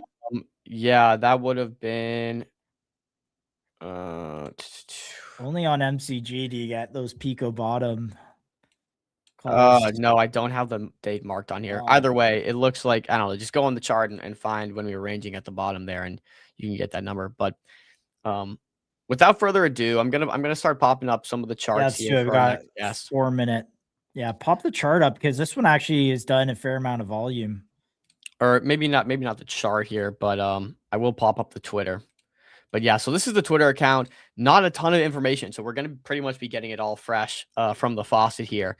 But Synapse unifying wearable plus neuro data, and again, like wearables are a very big market and honestly an emerging market too. We're seeing a lot of popularity now. Sometimes they can do very, very well, go on to be the Aura Rings or the Apple Watches or whatever it might be. And then on the other hand, there's very, very many that fall flat, right? So the question here is going to be, how can we weed out the Aura Rings from the ones that fall flat, right? What makes this wearable better, or the idea of this wearable? So going to get back into the normal flow again, asking the big questions, background, qualifications. We're going to ask about the product and the target audience, the total addressable market, the go-to-market strategy, the token tie-in roadmap, vision, economics, and then the honorary questions from Dom and Phil. So pretty much good to go. I think we actually got him in here. So yeah, I wanna, can I cover something a little that just came across my thing? This is more in the general news take, but I think important because it's a discussion we've had on the show a lot. This is related to the current P2P raise that is live, but John Charbonneau from DBA plans to participate in the P2P.me ICO on MetaDAO. Why this is important is because one of the biggest missing questions with on-chain ownership is, are these tokens investable? And we've kind of had this discussion openly on the show, and to see a general partner at a crypto investment fund, obviously crypto based, but an investment fund that has to do this deep DD say, hey, look, guys, we're actually going to participate in this ICO, is just validation that liquid funds are getting more interested in some of these on-chain opportunities. So again, just want to put that as another data point. We saw FinTech Collective buy the dupe token. And again, they were kind of one of the first that put their foot in the ground, or put the stake in the ground and said, yeah, we want to acquire some of dupe. Yeah, not to relate EasyA to like Believe, but it does kind of feel like the same subset of people coming to build, where it's like really, really interesting ideas and very early stage, I guess, like attention on these. So, and maybe that's just part of the spectrum, right? Like that's the spectrum of opportunities. You get kind of those early launch pads where it's like, look, the equity process and that kind of thing is A, it's not clear. B, it's not going to be clear until it is clear. So it's kind of like we need an early stage entry, and that's kind of where these platforms exist, or those early stage ideas. And I think a lot of the bet there, again, is just based on the founders that you're seeing, based on their background, based on kind of what they're working on, and you believing in their vision. So yeah, just to reiterate again, kind of, some teams will be raising equity rounds, and we've highlighted one, I think a good example was that Crexa platform. I think that one is a good example of that. And then, yeah, some are going to be doing, hey, this is a token idea. We'll launch a token on EasyA, kind of put an idea out there. We might raise in the future, we might not. But again, these are kind of early stage platforms like Believe was in the past. You see Fatardio, and then, different structures like MetaDAO and Street, et cetera, et cetera. So all things that if you watch MCG for many months, we've been covering in great depth. There we go. All right. Well, that's our further time. ado. Jackson, I'm assuming this is, we got Synapse team. Are we speaking with Jackson or someone else here? Yes. Yo. It's Jackson here. How are you guys all doing? We're doing good, man. We're really excited. This is I think so far, based on today, we have had a lot of excitement for Snaps. Probably top of mind here, top of list. So, yeah, there we go. So we got some Shout excited out folks. Sina. I'm Yeah. very honored. Thank you. I'm very, very, very honored. It's great to be here. So, yeah. Well, so the flow, we've started every time just by getting the background. It seems like you have quite the background here. And so maybe we'll start there with that, Jackson. Can you walk us through a bit about yourself and your background? Yeah, of course. We've actually got a website now. I've just put it in the link in the chat. But yeah, I'm Jackson. I'm a medical student and a PhD student here in London and in Oxford. I'm training towards becoming a neurosurgeon and a neuroscientist. And I've spent the last few years working in brain research across institutions such as in Harvard, in UCSF in America, as well as in London. And alongside that, I'm an Ironman athlete, and that's run, swim, bike, run, which means that I also generate a huge amount of physiological data across devices such as Apple Watches, Garmin, Strava, and Whoop. And what I realized from working in both of these worlds, both in high performance sport and in clinical neuroscience, is that there is the same fundamental problem where we are generating as individuals these massive amounts of high value human data, but we don't actually own it. We can't meaningfully use it, and us researchers struggle to access it. The data exists, but the infrastructure doesn't. I think that wearable data right now is fragmented across platforms. Medical data is locked inside institutions, and there's just no great, clean way of bridging the two. And that's why a huge amount of valuable data goes underutilized. And this slows down everything from individual performance optimization as an athlete, as well as large-scale clinical researcher as a scientist. I think that we're sitting on one of the most valuable data sets humanity has ever produced, but we lack the systems to unlock it. And that's why I'm trying to build Synapse. We are creating a user-owned physiological data layer, a platform where individuals can aggregate their data, understand it, and most importantly, control how we want it to be used. Instead of your own data being locked inside Apple, Garmin, or hospital systems, Synapse allows you to bring everything into one place and also decide who gets access to it. Our product is intentionally simple from the get-go. Our MVP focuses on three main things, which is aggregation, visibility, and control of data. Users can upload or sync their wearable data, be it from Apple Watches, Garmin, Whoop, and view it through a unified dashboard, and then choose to share it in a permissioned way. For example, someone can choose to share a subset of their data with a researcher or contribute to a study, all while retaining ownership and control. And at this stage, what we're trying to do is to validate behavior. The key question is whether people actually want to own and share the data under their own terms, which is why if you're interested, drop your email below. And what I think makes this particularly compelling, as you were just mentioning, is my position at these domains. I am both generating these data as an athlete, as well as working with systems that rely on it as a researcher. I understand firsthand the fragmentation on the user side and the access problem on the research side. And that's why this is not an abstract idea. It's a problem I encounter daily, and that's why it gives me a very clear perspective on what needs to be built. What we're targeting is three initial user groups. The first, athletes and individuals already generating these rich, structured physiological data. The second is anyone who is willing to contribute the data to science. The third, researchers who need access to high-quality real-world data sets. Over time, this expands into much larger applications. Clinical trials, research, personalized medicine, you name it. The long-term vision for us is to become the infrastructure layer for how human physiological data is owned, accessed, and used. And so was a yeah, go ahead. So can I just jump in here? Because I think there's a lot going on, so I want to dig into some of it. I think you make your compelling case here is that you're someone on both sides of it. You're someone who collects this data and needs it for actual scientific studies and to advance things. And on the other hand, you're the person that is generating a lot of this data. And so for me, it seems like the pitch is unifying this data, giving it to the people, and now they have the opportunity to go and do what they will with this. So are you building a more so a marketplace for data and aggregator of this data?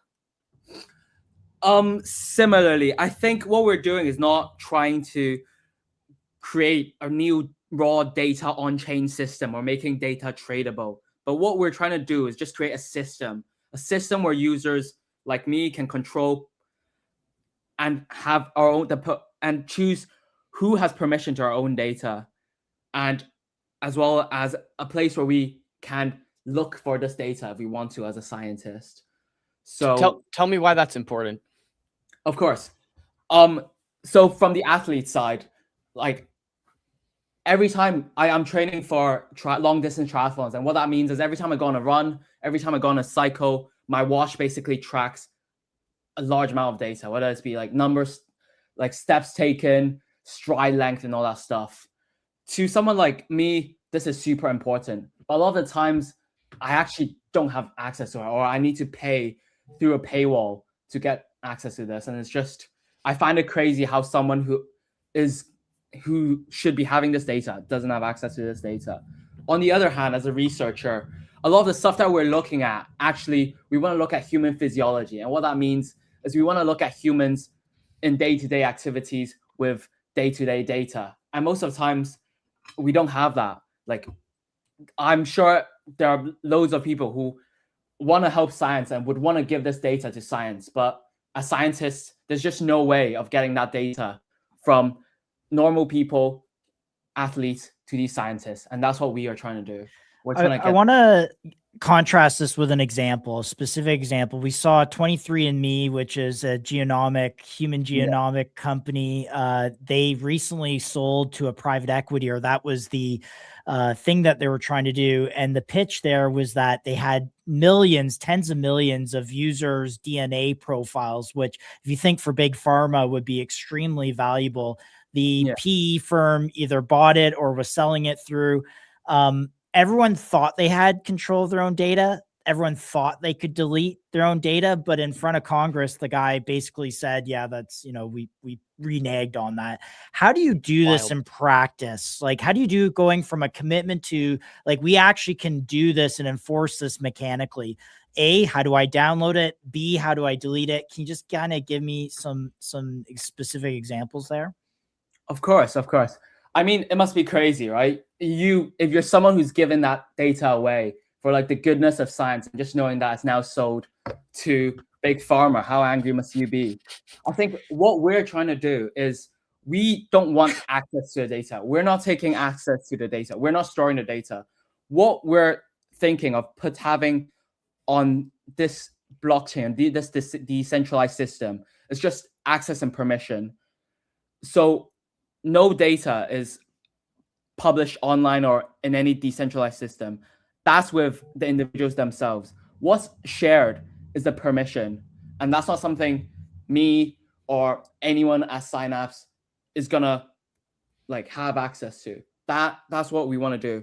We want users themselves to have full control, full permission, and derive value from their own data. So you're fundamentally changing the structure of how the data is stored, whereas 23andMe was stored in a database. Hey, here's the memory key or the large terabytes of data, and now someone else owns it. What you're saying is we're using a decentralized system so that people hold that in some sort of key on their, their phone or whatever, right?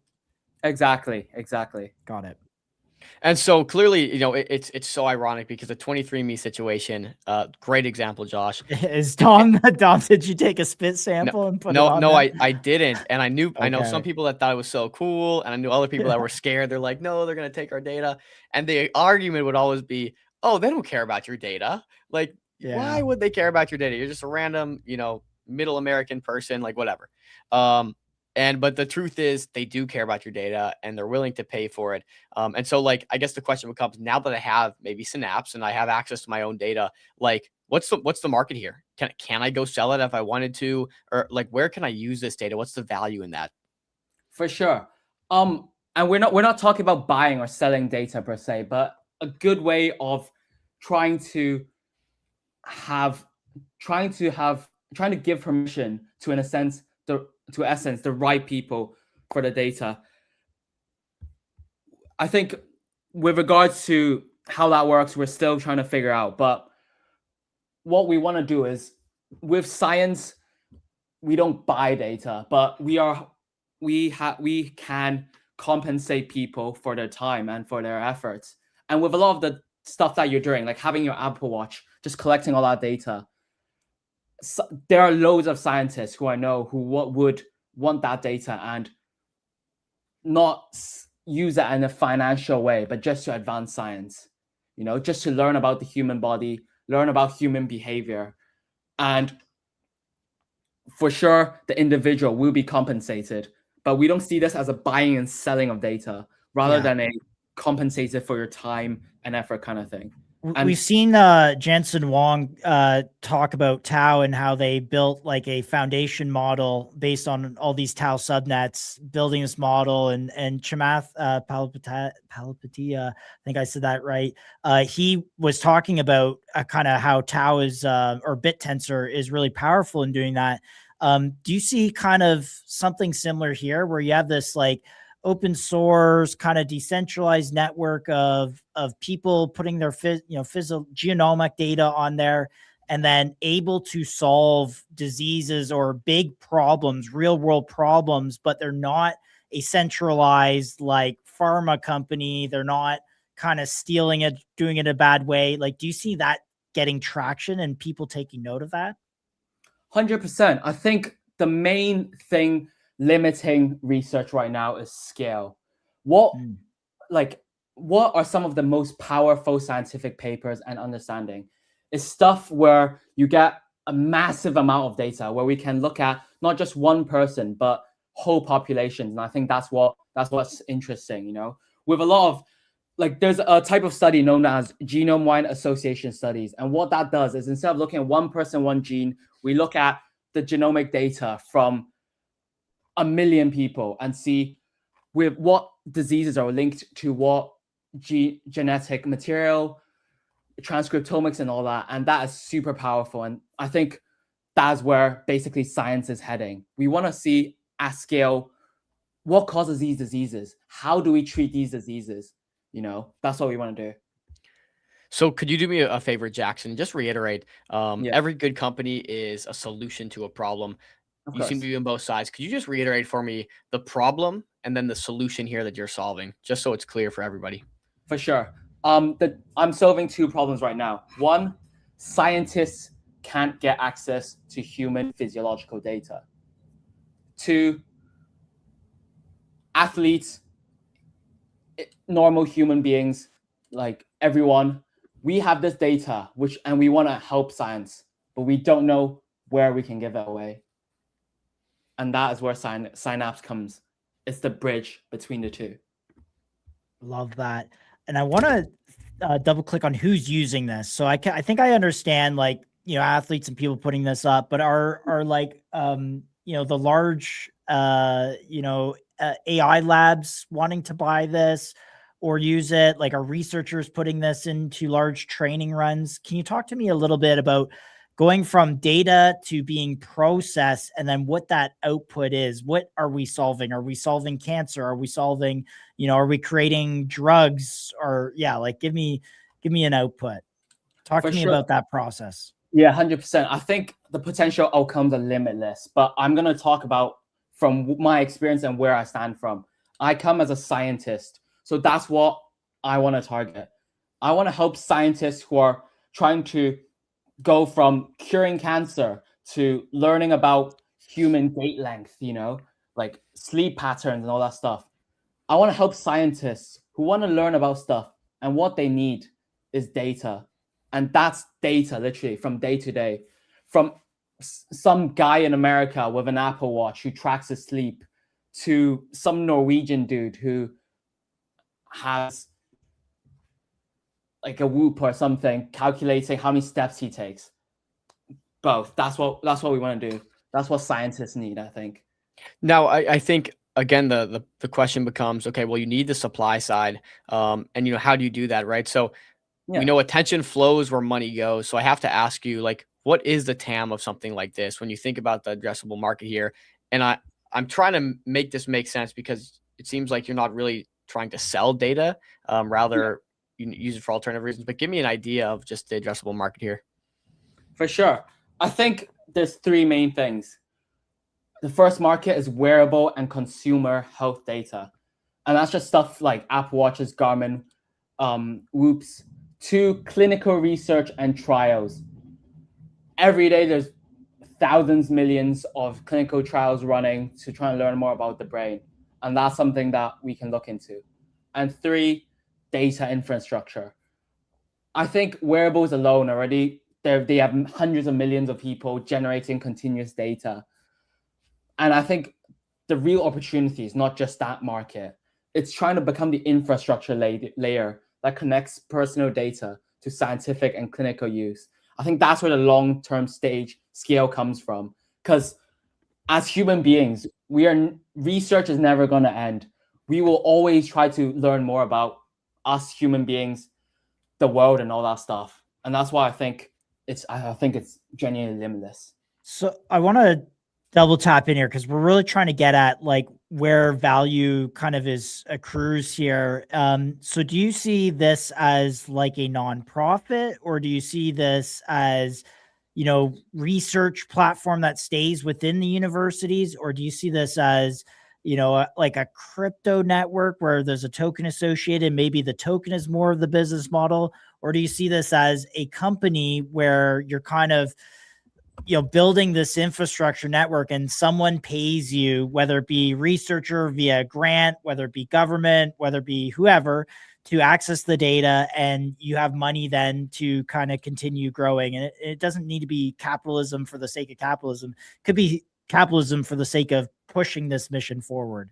Just want to hear how you think about that. 100%. That's a very good point. I think this should be a company, but a company built with the infrastructure of extremely strong ethical rails, similar to a non-profit values with a for-profit execution. And I think that's how a lot of medicine, that's how a lot of science is dealt in America and across the world. And what we want to do is basically a mission-driven company with user-owned data principles. We want to help science. We want to help individuals. And I think that's where our goal is. But also, we want scale. We want it to be massive. I think we don't want to limit ourselves by financial reasons. And that's what we want to do. So I think it's a mix of both. Similar Jackson. to... Yeah, go ahead. Oh, I want to keep your thought going here. Sorry, I just had a follow on. For sure. I think in the end, if it was purely nonprofit, the scale would be limited. And if it was purely financial, purely financial, no one would trust it. And that's why we want to do a mix of both. We want a mission-driven company built by scientists, aligned with users and scientists, and like a company that everyone trusts, but something that we can scale. And so there is that for-profit bit as well. No, actually, that's a wonderful answer. I think you had a lot of really interesting points in there. Where are you in terms of development with this? Are we, you know, at the MVP stage of it? Are we about to push live? What's going on here? We are a very young company. We are still trying to build MVP. Right now, it's me and a couple of friends. But honestly, we're trying to build, and like this has been an idea that I've been discussing with a lot of people in my field, and everyone loves it. But we've launched it as soon as EasyA Kickstarter gave us the platform. We've launched it. We were the first one out. We were the first to bond. And honestly, officially sign. Congrats, by the way, on that. Thank you. It's I'm learning every day, but it's a great journey. And I think with regards to stuff like this, I'm not an expert, but I think if I'm building something that people want and I'm someone that people trust, I think we're gonna do great things. So thank you for the platform, you know. Of course. Yep. And we always say on this show is it's all about the founder at the end of the day. And that's what makes or breaks kind of these early stage, you know, companies is all founder led. So love it. Sorry, go ahead, Dom. Absolutely right, Josh. Absolutely right. Can you talk to me about how you plan to get the aggregated wearable data from Apple Health, Garmin? Surely these people aren't just going to give this up. Explain that process. Yeah, that's a very good question. I think so. Right now, what we want to do is we're trying to figure out a way where individuals can share the data.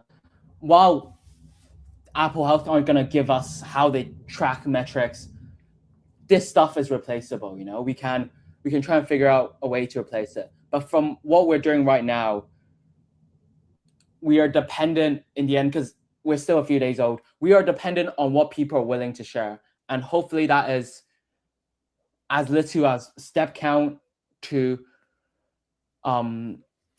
heart rate and stuff like that, sleep values. So we're still working with that. But Yeah, I guess I go back to the same question we've kind of asked, but I wonder what it is that'll get people to say, hey, you know what? I'll share my step count, or I'll share my resting heart rate, and I'll share all this stuff. Like you said, there maybe it's financial incentives, but I'm just trying to think of like what is the answer here that'll get people to do this. And we've seen it. They're like data aggregation and data platforms where you can sell stuff, and ironically, people are more willing to sell their data than you might think. Not you, but just in general. So yeah, I don't know. I guess that's the question I keep coming back to is like, what is the factor that's going to get these people to say, okay, I got all this data on my Apple Watch. These people are using it for a good cause. All right, it's going to them. And to add on to that, like, is it mission-driven hardware manufacturers that say, look, we believe in what you're doing. I think for a research use case, we would allow user data to be released, and we're working with Synapse to do that? I think, of course, there is, of course, the effect of like financial incentives. But I think in the end, I think humans are great. I think people do want to help science, you know? Like in the end with 23andMe, what's the reason why people gave their data? Because they want to cure cancer, you know? Like all of us in the end, why do you help the old lady cross the road? You know, you get no financial incentive, and it takes some of your time. Because I think we're communal creatures, and I think we want to help everyone. So who knows? Like maybe people will prove me wrong, or I don't know. But I think that's what Synapse rests on, I guess. We know hardware manufacturing data. They do water hydration. We'll put you in touch with them. I don't know if there's anything you guys can work on there, but if they have any unique data, I'm sure you could maybe work with them as an initial MVP. So we'll do that for you. Perfect. So you got this token now. How are you thinking about the token? Is the token maybe shares in the company or potential upside in the company? Is the token used in app for different perks? Like, how are you thinking about the token? Is that still getting fleshed out? Curious. For sure, yeah. With regards to the token, what we think the utility, or like what the token is right now, is it's a way of supporting us. It's a way of getting early access, of chatting with me through Telegram, and basically early access to our data. In the future, what the token will become, and it will become key, I think, once the network is massive, is to incentivize users to contribute data and to enable this value exchange.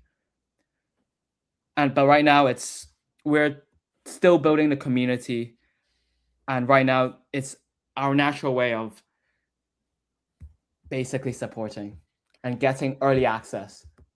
Yeah, you know, Josh made a really interesting point about Bitensor and how these subnets work, and like there's emissions to the subnets who provide the most value and the most data. It'd be kind of interesting to see if that's maybe how this could work in the future, where it's like, okay, we have the token as kind of like the native layer. We give emissions to the people that are providing the most data, and like that's kind of a push-pull situation. But yeah, we'll let you cook on that front then, I guess. It seems like that's still getting ironed out for the most part.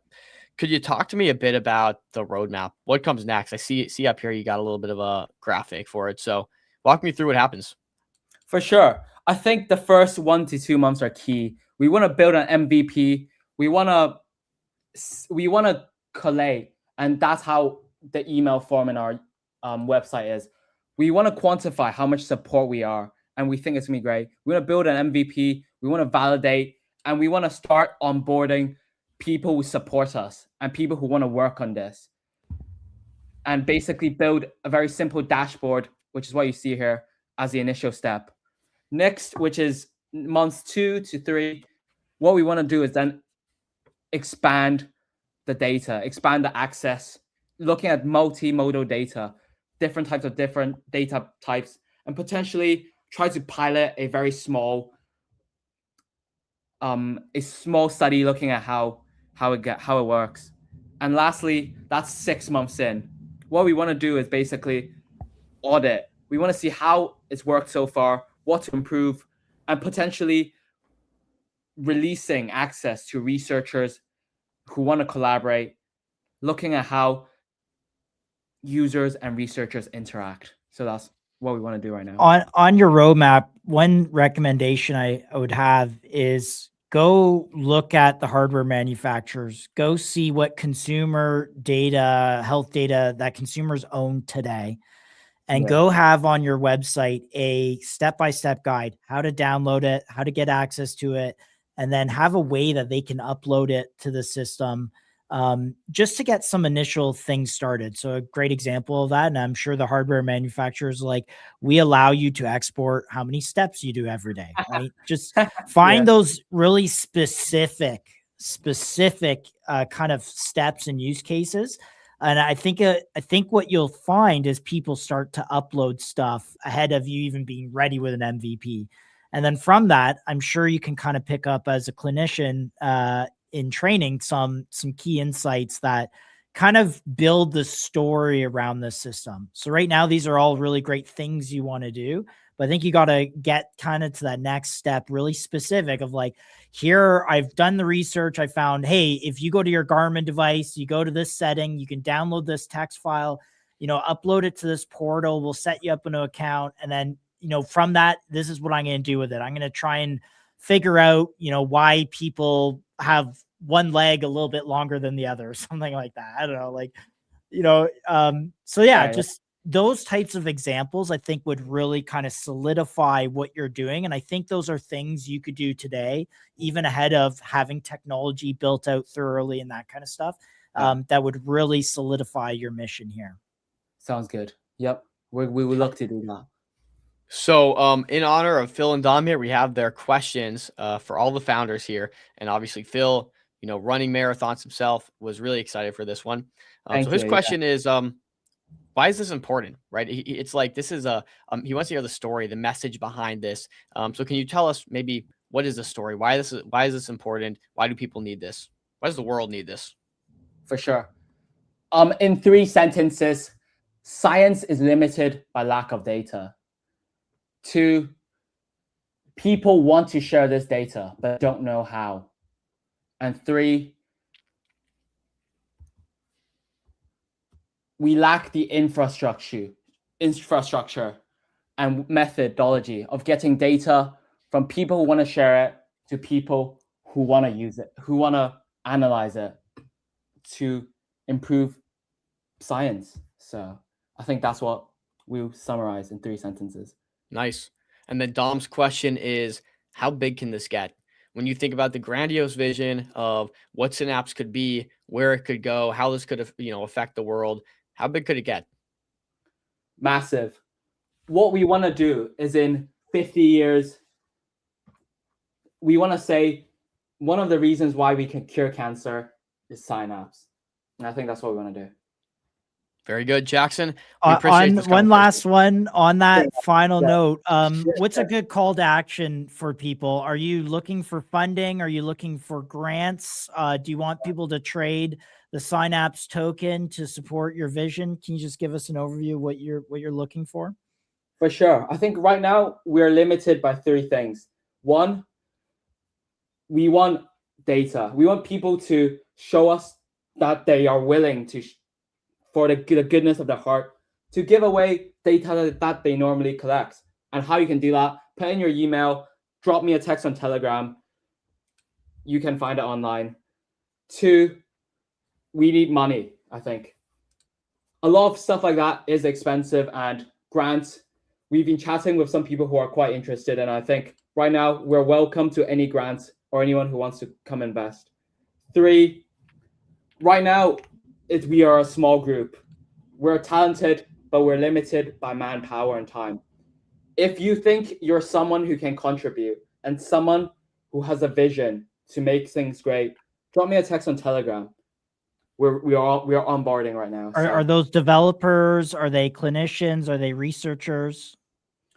Anyone, to be honest, you know, if you think you can provide value, we're always looking. Got it. Good. Hey, good job. You did a great job. I love your mission. Keep going. And hopefully these clips will help you achieve your goals. I'm very honored to be here, and have a good day, guys. Of course, Jackson, take it easy. Good luck. Bye. All right. Love it. And just on time here, going into Pact. Lots of requests. People excited for this one as well. So we got the when Pact. Let's see, where was it? Pact. When's Pact? For Pact. Pact. There we go. Pact. All the love for Pact. There we go. And that was looking at, forward to 11 Pact. a.m., Rome, so. what's up if you're still in there? Sorry. At 12 p.m. Okay. Well, without further ado, let's get the team up here. The Pact team. Here we go. Hello. Hi. Excited to be on. Akil and Marie. Is that pronouncing that correct? Yes. That's correct. Awesome. Perfect. Well, we're excited to learn more about you guys and what you're building here. Of course, high praise. Look, Rome has been thugging it out here with us for the last couple hours. He's ready. Yo, for you shout guys. out Rome on the stream for 4 hours. I love it. Love it. So clearly you guys have something that people are excited for. Let's start at the top. What is your backgrounds? What kind of qualifies you guys to be building Pact? And then we'll get right into the product. Yeah, really excited to be here and talk about Pact. We do have a pitch deck we could go through. That sort of sums everything up. We love pitch decks. Go for it. We love demos. We love pitch decks. Let me get it up. Yeah, no worries. And right there at the bottom, you should be able to see it, present or invite, and you'll be good to go. Also love the side by side in the same room here. We're doing the vertical format, so we gotta get you guys horizontal, so we fit both nicely. Might need to quickly restart, and then we should be sharing. Yeah, no worries. We'll bring it up. All right. Well, while they reset for us here, guys, we'll run through their website, give you guys a quick idea of what they got going on here. So Pact, the only one who truly gets your clients is Pact. Okay, it's not just you. Oh, this is a sick website. Your client's vision. It's scattered. It's on Zoom. It's on Notion, research links. Wow. Founder memory screenshots or Slack. This way, through Pact, it's all queryable, right? You can get all the Zoom information, Notion, research links, et cetera, et cetera, et cetera. That's a really nice way to describe it. So it looks like Pact is something to aggregate. I love this infographic to tell your story, by the way, guys. This is a really great infographic here. Thank you. Thanks. Cool. Absolutely. Okay, you guys are sharing. Perfect. Yeah, there we go. Cool. Yeah, so I'll just start. So wait, let's see, how can we go to the next slide? Right, so I'm Mary. I grew up in Berlin, and I lived in France last year to do some studies. Simultaneously worked for a startup then for 6 months, and over the summer worked on an AI app, and then came to Durham University here to study business. So hi everyone, I'm Akil. Got into blockchain in 2019, built a few AI tools in the past. I left school to go directly into private client wealth management. Did that for 2 years and dropped that to become a student, have some more time to be a founder. So I'm currently studying finance at Durham University. So how did it all begin? So October 2025, we both met at an event in preparation for EasyA's hackathon in London. We built blockchain-based escrow for outsourced software work. The initial idea was smart contracts that release funds when deliverables are objectively verified against the brief with AI. We never stopped building after that, but we hit a brick wall with that. Everything depended on that brief that we can compare the code against. And those briefs were never explicit enough, not clear, subjective, and incomplete. You can't objectively verify a deliverable if the thing that you're verifying it against doesn't actually capture the client's vision. The verification layer is only as good as the knowledge beneath it. So we thought, let's solve that problem first. Yeah, so then since October until now, in search for solving that knowledge layer problem, we went through 4 main pivots. We went from B2C to B2B, from single source intake to multi-source ingestion, and then from a static snapshot of the client's vision to a living dynamic client profile. And yeah, we had a lot of different conversations with founders, agencies, developers, and then did a few quick prototypes to test our assumptions quickly. And we're now building for our first customer. And yeah, we'll walk you through the product and the vision for our future, if that's cool. Absolutely. I want to go back right here to just define this problem. I got 15 years of agency experience. Really? I've sat on both sides of client and also selling into agencies. The problem that you're trying to solve is often I would get a brief from a client and I'm about to send them a proposal. Am I running like my deck or my PDF file through Pact and it's telling me if I'm hitting with some sort of score all the KPIs my client has asked? Is that kind of what you're working on? Not quite. It is a feature that you could query our products with. We will be getting right to explaining what we do, and we can show you how that works. Go for it. Cool.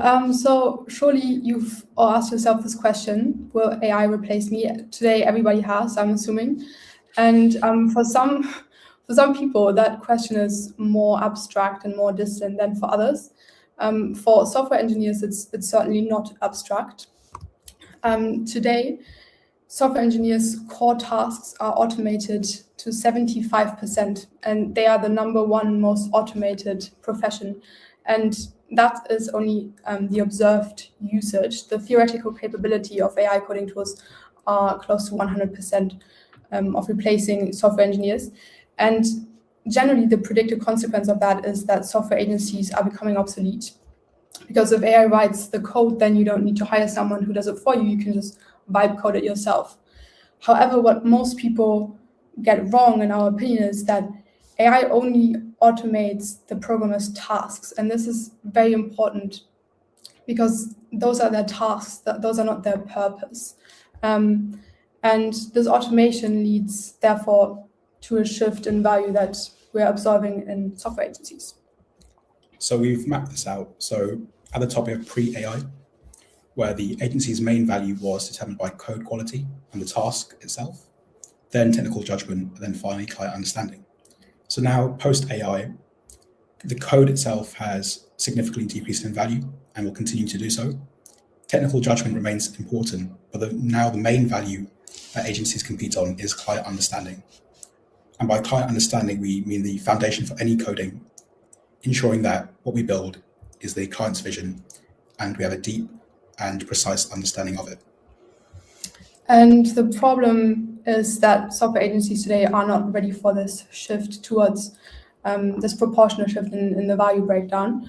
They pretty much work like this game that we all played as children. Surely you remember this. One word goes in on one end and then something completely unrecognizable comes out the other end. Broken telephone.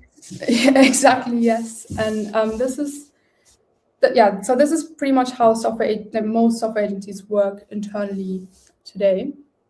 So the client describes 100% of their vision to the agency owner, and then by the time it reaches the developer, the person who's actually building the client's vision, only 60% of the original vision arrives. And the real problem is that the developer and the client mostly never speak to each other directly, which is not a communication issue, it's a structural problem in how agencies work.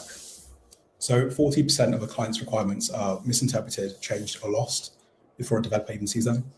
So that's not a rounding error. That is almost half your vision gone. For an agency, that's rework, missed deadlines, and lost revenue. So the client's vision doesn't live in one place. It's fragmented, it's scattered across emails, Slack threads, Notion pages, and recordings. It's structurally impossible for just one person to hold that in their mind and transfer it perfectly. Now imagine that across 5 active projects. And so to come to your question in the beginning, what Pact does is we ingest all of those fragments that each represent a critical piece of the client's vision, and then unify it and make it queryable so that the developer team can access it and ask any question at any time. So any developer on the team can ask a question: what does the client want? What does good look like? And what's changed?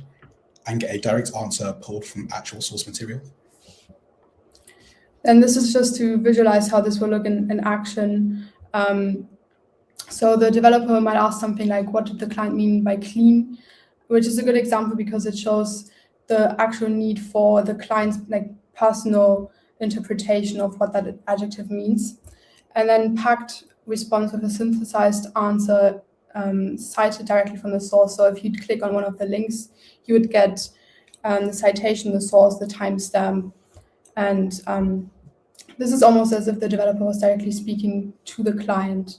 And we finished building this in the past few days. So it's working, and we'll post. Yeah, so at the moment we're just doing the final polishing, but we'll post the demo on April 1st for anyone who's interested to see how it looks in action. And something very important to note is that Pact wouldn't replace the agency owner. The contrary is the case; it would actually elevate their role. So with Pact, the client still describes 100% of their vision to the agency owner, but now Pact is sitting in the background and is passively absorbing everything that the client says. And that allows the agency owner to entirely focus on the personal relationship with the client, the human judgment that is required, and generate all of that information. And then the developers can query 100% of the vision at any point in time without having to route directly through the agency owner. And the two most important metrics in our competitive landscape that are what type of knowledge the company is optimized for, and then how that knowledge is ingested. So there's four main companies in the top left corner.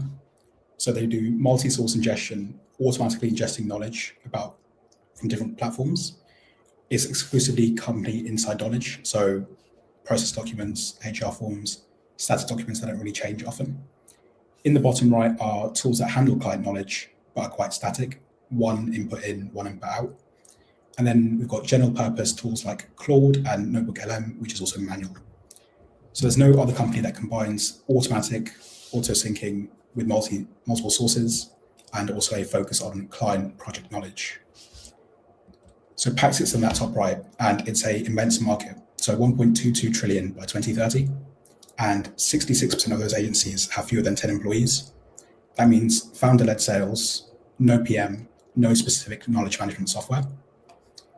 And it's just one person holding all that information in their head. And it's those 66% that we're targeting first, and a market that we're capturing. So to guide us on that journey, we've got two advisors. Akib Zishan, which is a current founder of a company called Platvix, which deals with VC information and is built heavily on RAG. Previously worked in Infosys and Amazon. Then we've got Dominic Lasardi, entrepreneur in residence in Durham, Sunday Times 2018 Entrepreneur of the Year, and he's also an exited agency founder. So quickly about token utility. So in the past, we've been ideating on tokens being used for bounty payments, dispute rewards, and payments for projects. Currently, we've got the IDEA token that we've launched today on the Kickstart platform. And in the future, we're going to be looking into how we can really make use of the Pact token. So looking at automation, verification, and data. So our next steps, the go-to-market is that the first customer that I mentioned in the beginning, so at the moment we're building custom for him. The integrations are optimized for him. And yeah, he's essentially a agency owner who runs a remote dev team with exactly this problem. And our goal is to get Pact global ready by testing directly with him. Yeah. And the immediate plan is to convert him to paying customer and then expand locally. Founder-led sales still and in-person boarding. There's over 150 software agencies in the region near us, and across the UK, 30,000. We're going to prove the model works in the Northeast and then quickly expand nationally and then globally into a market that's heading to $1 trillion by 2030. Long term, the rails that we discussed in October come back. So deliverables verified against our proven knowledge base now. Payments released on verification, and our blockchain layer really coming back on a foundation that's proven and not just assumptions. And then long term, our vision is that any founder anywhere in the world can hire a builder to turn their vision of a product that they want to exist into an actual working product confidently. And that builder could be a freelancer, an agency, an AI agent. It doesn't really matter, because the knowledge layer that we're building at the moment will capture 100% of what the founder meant. And then the rails that we will add, once the knowledge layer is proven, will verify that 100% of what was built matches what was meant by the client in the first place. So maybe one last sentence. Due to the AI replacement that we alluded to in the beginning, we believe that there will be much more founders in the future, which means much more outsourcing, and we want to be the infrastructure for that outsourcing. Awesome pitch.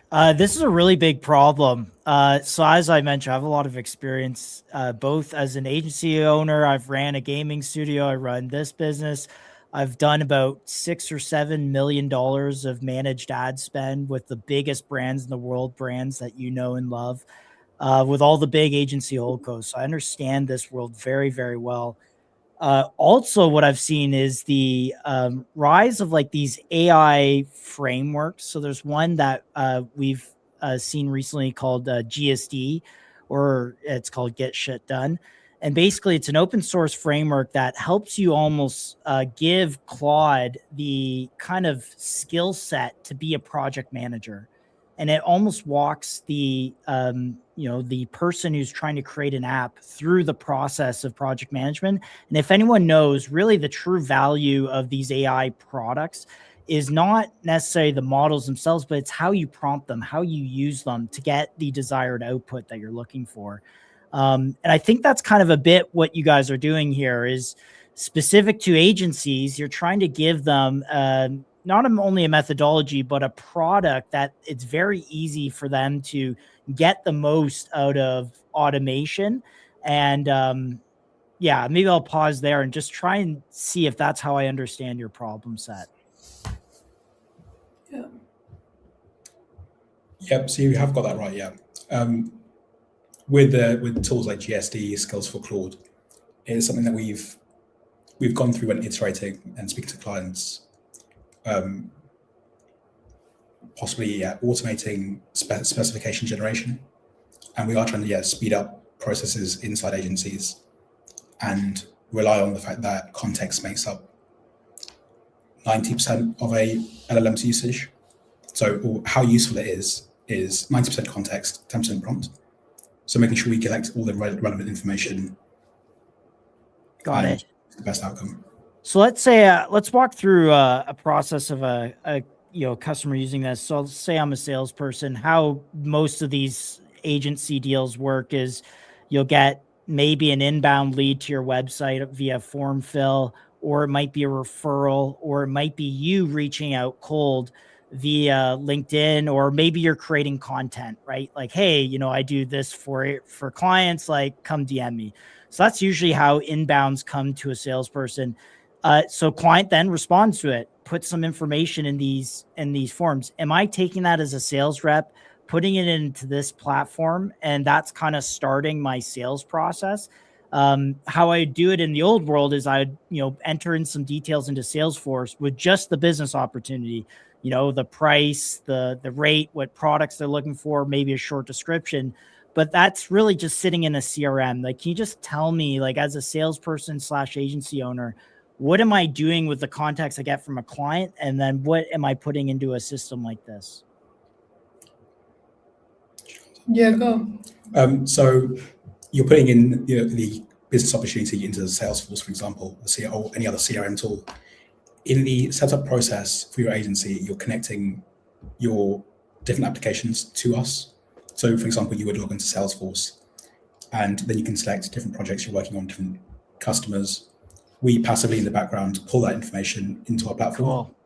Yeah, we automatically sort it into different projects. So you would see that in our context feed. You can scroll through and see quickly what we've saved against your ongoing project. What you can do with that is ask it any question in our sort of chatbot interface, and yeah, quickly search through what you've already got. So it sounds to me kind of like a customized LLM based on the exact needs that the client is asking for or specifying.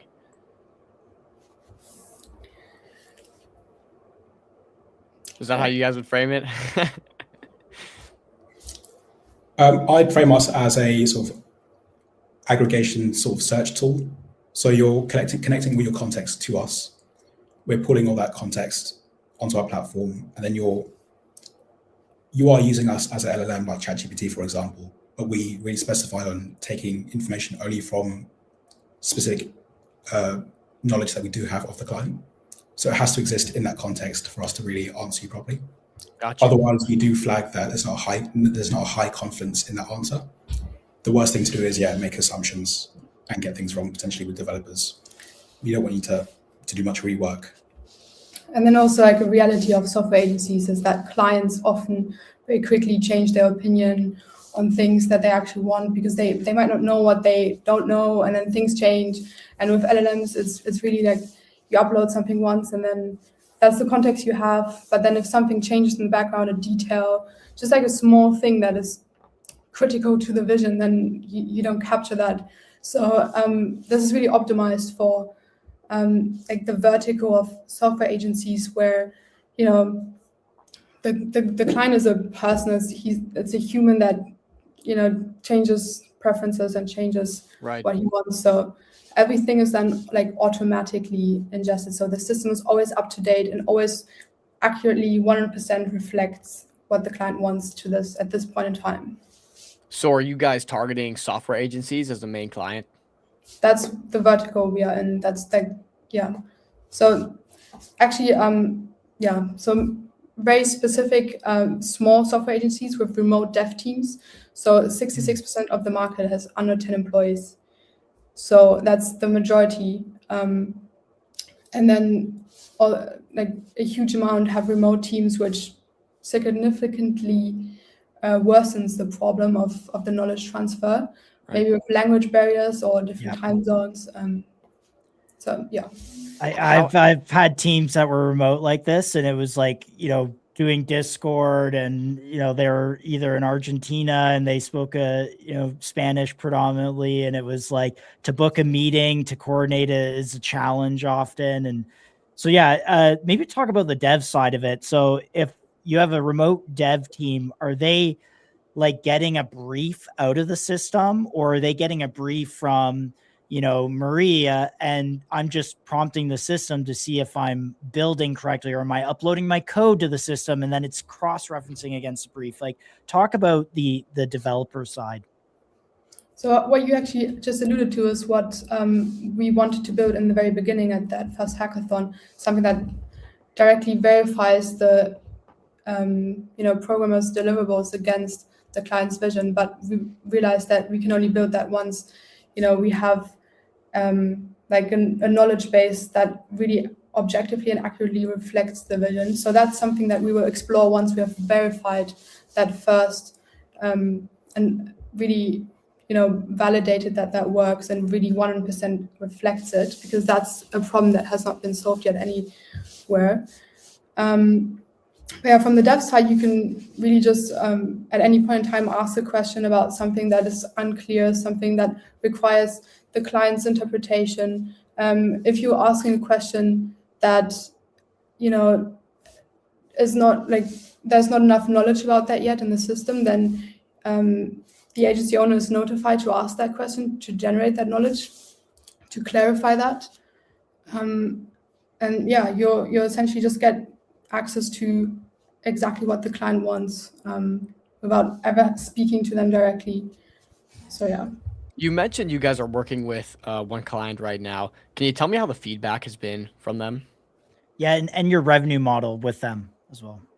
Yeah, so quickly on revenue model, we are charging a flat monthly fee per agency. So making sure that no matter how many developers you've got on the team, they can all get the access to the information, the vision.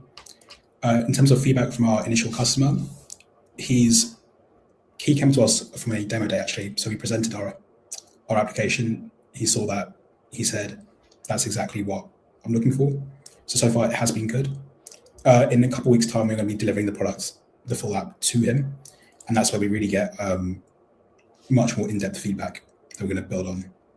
And what was he interested in? Was he interested in the project management side, or was he interested in like increased win rates and customer satisfaction?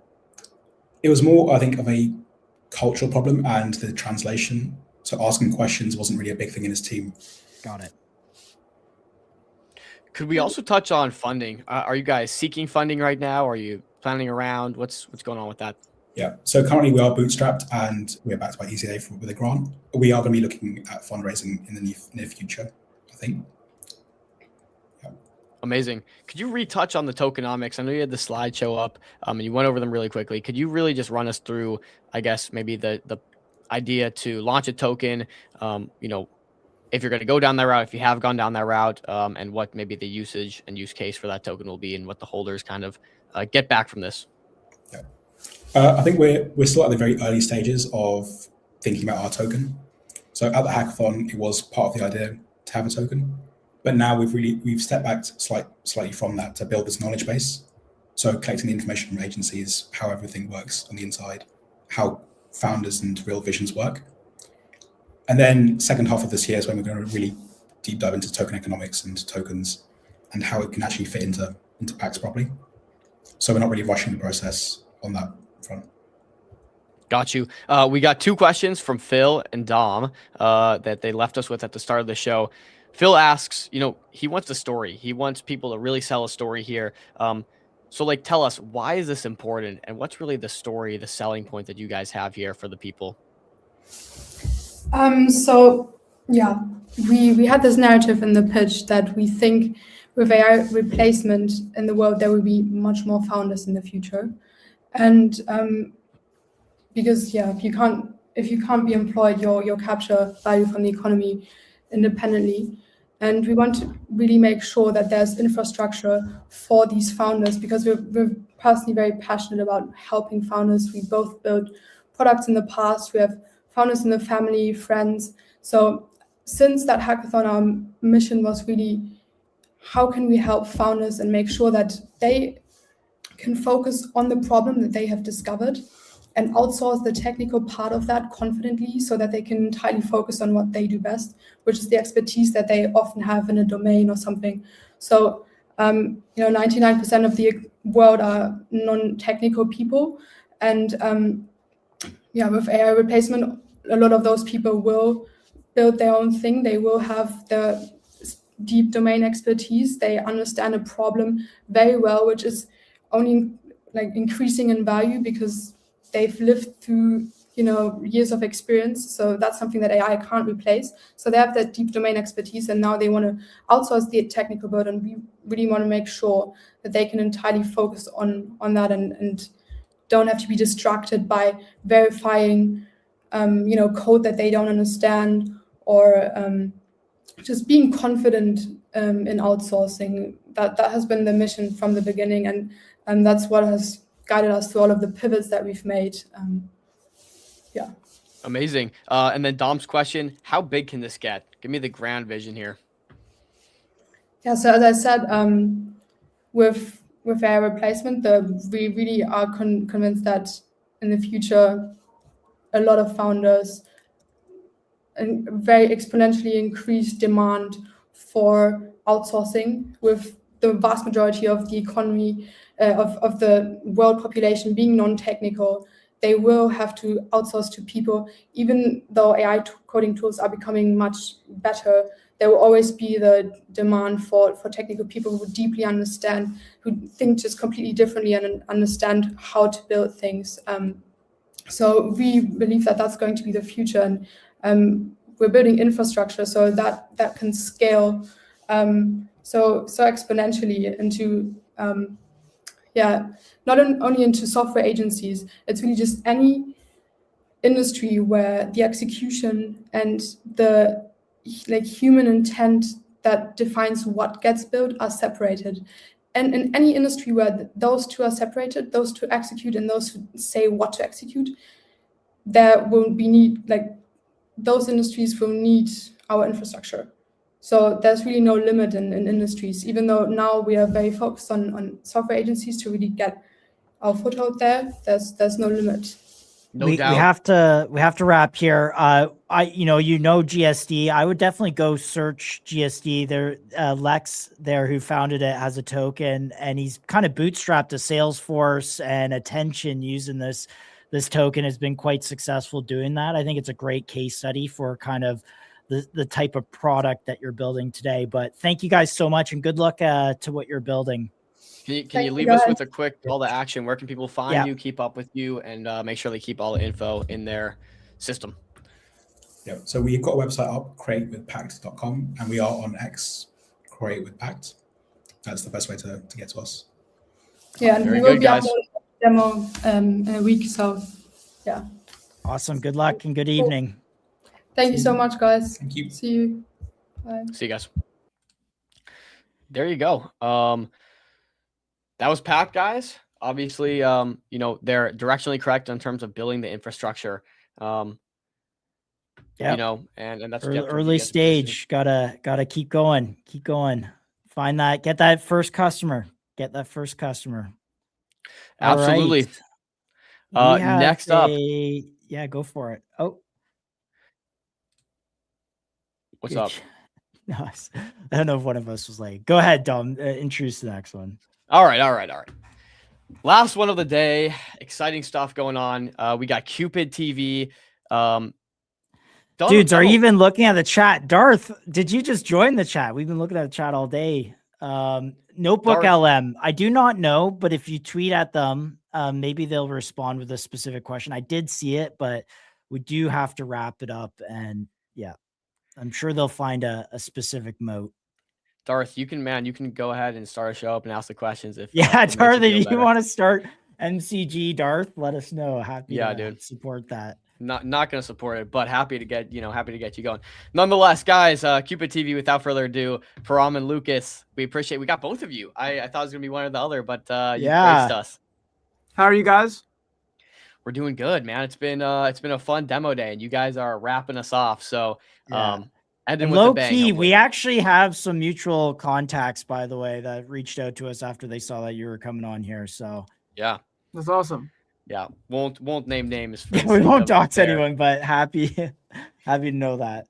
But heard very good things. Heard you guys have, you know, done very, very well. Sold out like 8 shows, 9 shows, whatever it is. Drawn in. Sold out more shows. Maybe I'll let Lucas talk about it before I butcher it too much. But we're excited to get into it. Maybe start with you guys, backgrounds and just understand. And show us the shows. Would love to see it.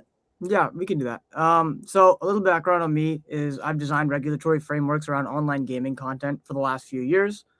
And I've been in the space for creating content and distributing through social media for the last 4 years as well. Lucas, I'll let you give a little bit of your background, and I'll give a little background on what we do as a company. Totally, yeah. So I was in aerospace engineering and then gained an interest in programming. That eventually led me to leading my own team, then helping 6 startups go from A to Z.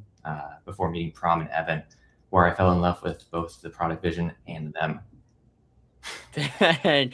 Well, here we go. So I guess you know, to build Cupid, you have to be a rocket scientist in this case. Pretty cool. But here's some background on us. We started 3 years ago, so we've been around for a little while.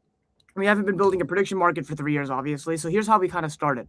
We started as a dating show, a comedy dating show that traveled across different universities across the country. So we started in Texas. We did our first show. It took 6 months to sell it out. Evan was running around in bunny costumes, jester costumes, with a QR code taped to his back. Let's go. Yeah. So you can imagine how much chaos and like fun this would create on campuses. He went really viral over Texas. And that's when I joined, and I was like, Evan, we can make this a lot bigger. We can bring this nationally. So over the last year and a half, that's what we've done. We've done over 21 universities. We've done over 15,000 in-person attendees, over 150 million views online. And we were featured on Fox News last Christmas. Love it. So that's kind of where our progress on that front is, but I can explain a little bit more about the product as well. Yeah. So, okay. So you guys started off, took you 6 months to sell at the first show, but you got it done through just grit. What did that lead you to? Because you said you weren't a prediction market originally, and now it seems like you kind of shifted in this direction. Something's clicked in your head. Can you tell me a bit more about what that actually is? Yeah. So as we started hosting more and more shows, what we realized, what made the show so special wasn't the format that was on stage. The most important thing and what everyone loved about the shows was how we made the audience feel. And that way was we allowed them to engage and kind of control and shape the show. So in our group, I sent a URL to a video of our last Oregon show if you want to show it. But okay, what it kind of looks like is we have 5 guys and a girl on stage. It's a panel. And what we created the structure where the audience would help the girl decide who to eliminate round by round by round. So as we did this, we were like, well, this show, we could come to a university. There's over 3,000 universities in the US. We did 20 so far. We're doing 90 in the fall. But I've seen these. I've seen this before. These have gone viral. Like these types of dating shows. This is cool. So when we were hosting these, we were being constantly asked by the students when we were coming back next. And that was going to be 6 months to a year. So as we did this more and more, we realized, how do we shape this and bring this online? It doesn't need to just end once we leave your university. This can happen every weekend. This can be a continuous layer. So we're creating the infrastructure for creating show formats, and the monetization layer behind that is a prediction market. So could you explain that a little bit more? You have these show formats. You're thinking, okay, people want this. The demand side's there. Let's do this. Is it virtually now you're kind of leaning towards? Yeah, virtually. Okay, so let's do this virtually, and then we're going to tie in a prediction market to this somehow? Yes. So the way it works is we have 2 sides of the coin. So current existing prediction markets like Kalshi and Poly Market, they pull their data feeds. And when a market settles, someone in the backend is logging that this has settled. On our platform, the way it works is there's a 2-sided system that kind of allows you to settle a payment. The way it works is you can either be a voter or you can be a predictor. A voter votes on who to eliminate from the show, very similar to how Love Island operates, right? And then you as a predictor are predicting who you assume is going to be removed from that show. Got you. Okay. And this is all right. So I've been thinking about this segment when we did DD for the last 24 hours. And I always wondered, because prediction market, let's say you're doing like a 5-minute market on BTC price, right? Like you have a spot price that everyone deterministically knows what it is. And you're basically trying to see if the market makers run it up or down from the 50-50 mark in that area. What you're doing instead is saying you have people that are almost like taste making the market. They're not betting on it. They're just kind of taste making what they think. And then on the other side, you have people that are actually placing real cash bets. What do they see on their screen? Do they see like, do they see the sentiment in real time and then it changes as the tastemakers kind of like adjust their feelings on it? Exactly. So the lines are going to be moving constantly. And the way we do it is we allow people for the first few minutes to place their predictions. And then after the prediction times have closed, then all of the remaining viewers go into a threshold where they can now go and vote and be the interaction layer behind the show. Okay. So I don't know if Dom is, Dom might not have watched the Love Island situation because he's a bit younger than I am. But my girlfriend, now wife, forced me to watch Love Island. And they do have a voting app. Like they actually have an app that you can go and like vote who votes off. I never got that deep into doing it. Like, do you think there's a significant market? Like, how have you tested the demand for actually someone downloading or going to this, being like, all right, I'm going to be kind of one of those persons that says who I think is going to win or not? Really quick. Let me ask you a question. Why do you think Love Island is the most popular reality show? It's funny because I like seeing people get clowned on live TV. That's true, but a lot of reality shows are like that. And what I'll tell you, actually, a real metric in 2024, Love Island had a roughly 2 to 3 billion minutes watched. In 2025, that was 18 billion. Why this significant jump? In 2025, they launched that app, which allowed all the viewers from home to have a stake in what they were actually watching. People want to be able to feel like they influence the outcome. They want some engagement tool to interact. And because Love Island was one of the first reality shows to offer that tool, it was what pushed them to be the market leader. And we're basically assuming that this can expand to every other format of content that we watch today, specifically live streaming, one of the fastest growing sectors. I believe that outside of just gaming, this can expand into anything you want to talk about, whether it's debates or you guys want to create. Imagine live streamers are playing a game at their house or at their warehouse or studio. Then they could put that on our platform, create all these tools. And Lucas, can you kind of explain this new structure for what we're launching in V2? Absolutely.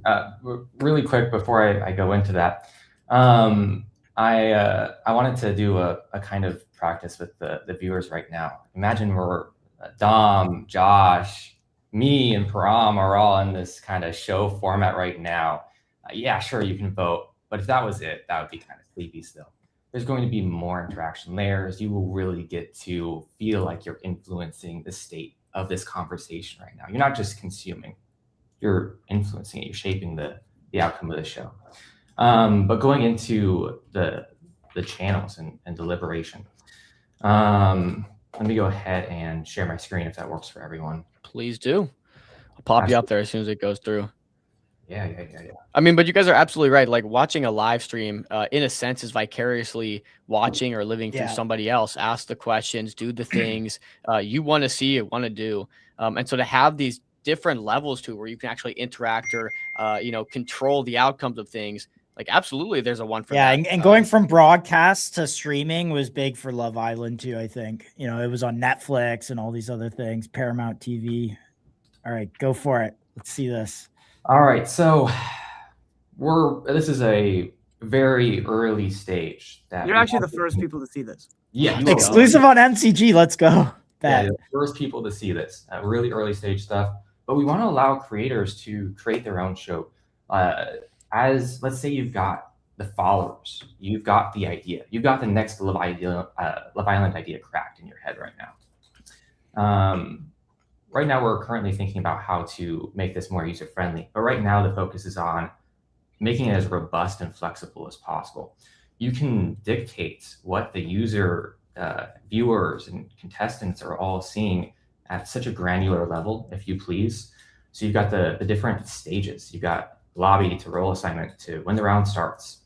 Maybe you got some time for questions, voting, an elimination that happens, and a conditional loop. You can preview how all of this looks, going through the different, what each role looks like, each different phase. So as a viewer, I'm seeing this going on at these different stages, really allowing hosts to take control and create their own show format. And so this is like me as a producer of MCG. I could come in here and say, oh, here's our topics. We'll debate these things at these times. Let me put some logic behind the markets that pop up, et cetera. Is that correct? Exactly. Before it would take 1 month to create a show, like to actually like hard manually code everything. Now, the whole idea is right now you can't do this on Kalshi or Polymarket, but the goal is within a year or two, we'd like anyone who comes on our platform to have the capability to start up their own live stream, spin up a show format. If they can garner the viewers from within whatever we have on our platform at the time, then we will open up the markets for them and they will be able to offer their own prediction markets. Oh, and just to be perfectly clear too, you don't need to know how to use all of the graph logic or anything like that. We'll have it ready for you that you can either use or build off of. So for example, there are maybe preconceived templates I can click on. I click on a template. I kick up this live stream. Maybe I have no distribution myself, but I'm doing it through your platform. People are like, okay, this could be cool. And of course, people are of the mindset that they're going to go and predict these outcomes. So it almost feels like a Twitch X Kalshi had a baby and it's Cupid TV. Dude, I got it. So, like those videos where you see someone throwing like a ping pong ball off like a bunch of different things, and then it lands in like an impossibly small cup. Yes. You could do like a live stream of that. And it basically is like, when will the ball drop or whatever? And people could potentially bet on certain outcomes. Yeah. And then I come in here as the stream host. I like go set up my stream. I got my like ping pong ball bouncing around. And then people can then speculate on when they think the ball may drop into the cup. Is that possible? Like, directionally Crew outside of the dating stuff? Yeah. Whatever you want. If you want to just record yourself Okay. playing golf, I guess. Well, it's like some outcome, right? Like some deterministic on-camera outcome, right? Yeah, absolutely. That's Well, I the think nature of the I think the pool is people doing these obscure things that like you typically wouldn't be able to bet on, where you can bet on these crazy obscure things. My question though becomes like, how does the resolution work? Who's deciding the resolution? Is it the creator of the live stream who's punching it in at the end, or like how does that work? It's all automatic and deterministic, whether that's through viewer votes or automatic events that we pick up. Okay. So could that be gamed at all if viewers can vote on like the deterministic outcome? Could, let's say he makes it within 5 minutes and there was a bet that 3 people made for under 5 minutes, but the majority was he's going to make it after an hour. Couldn't the majority just go and say, no, he actually hasn't made it yet, just to continue to prolong their chances of making money? That's the beauty of the graph system, is that you would need to, that's why early stage, right? When you request a channel format, because we're not just going to give everyone this level of flexibility without ironing out any kind of wrinkles with it first.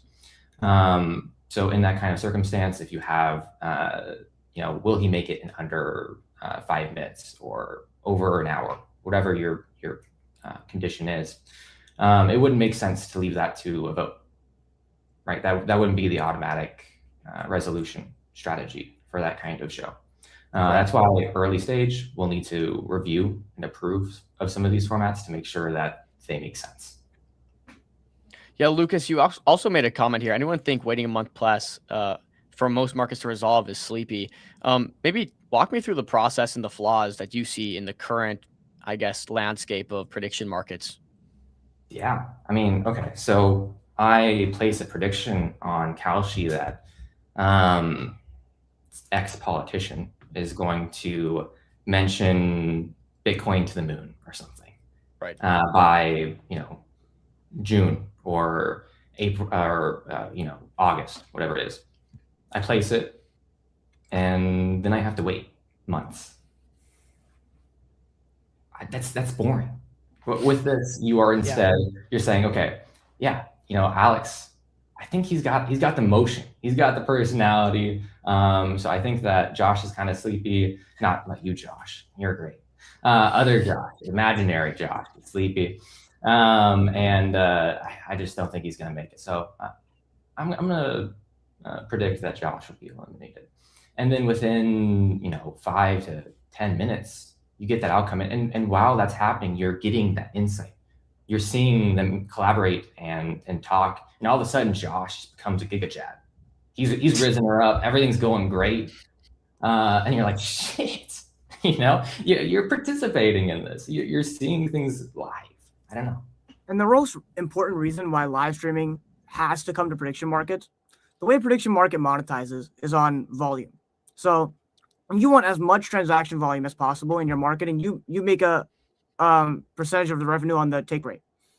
Now, as a prediction market, the ideal scenario would be that the market resolve as fast as possible. Now, just like Lucas explained, these markets take a month or 2 weeks or a year your money's stuck.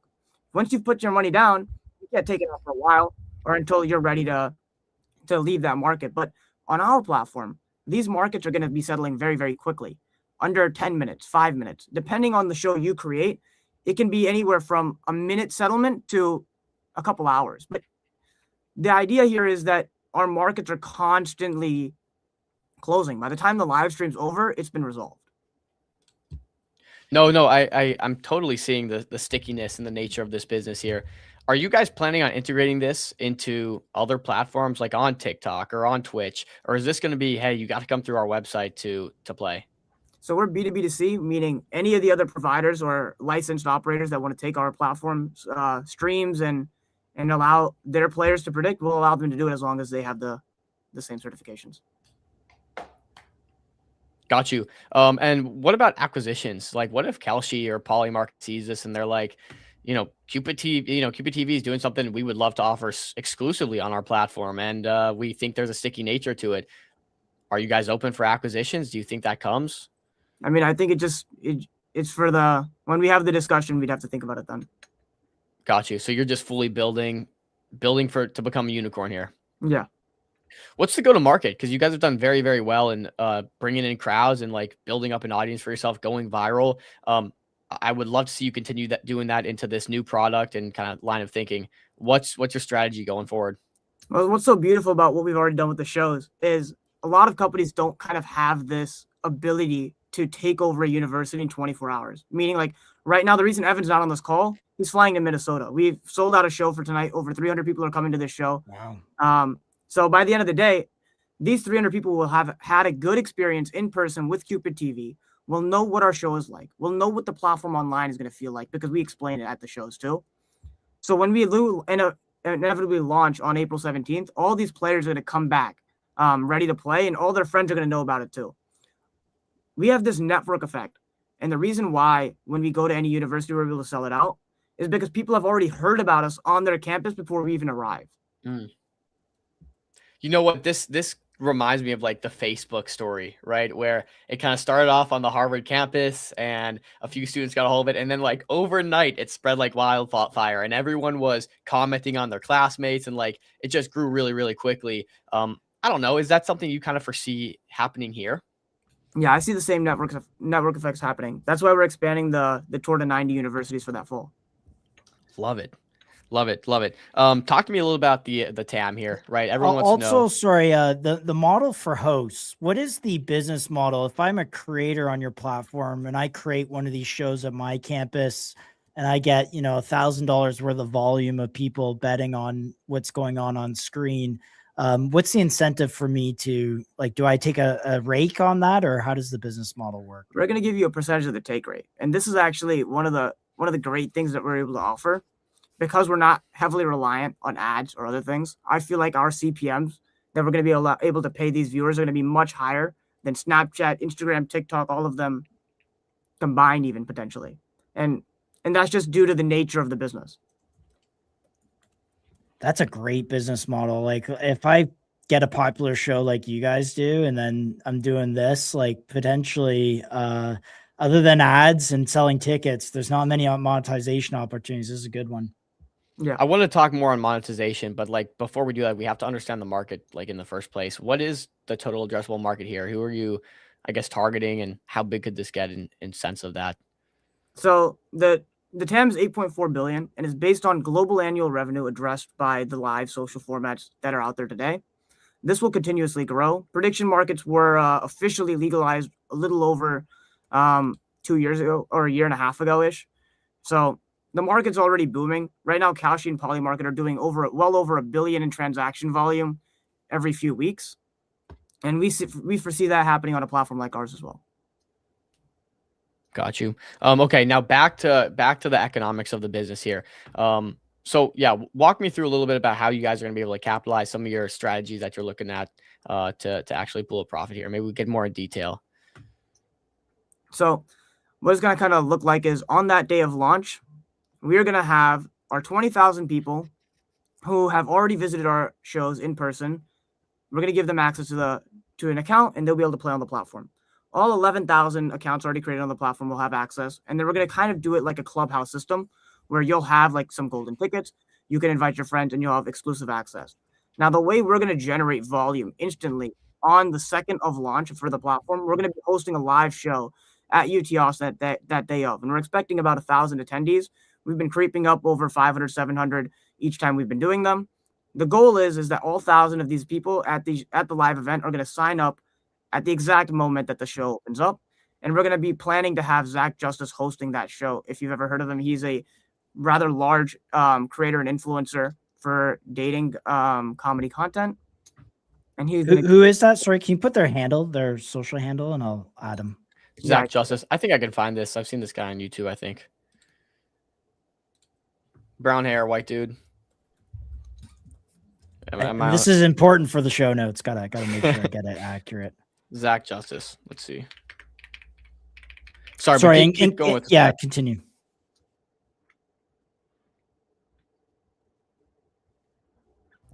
Hello? Maybe keep going with that strategy you guys were talking about here. Oh yeah. So we're doing the event. We're going to have 1,000 students come in person. Simultaneously, we have the influencers as well. And then on top of all of these things that we have going on, we have this ability to partner and refreshen up with all the clubs that we created these events with at different universities and get them all on the platform at the same time.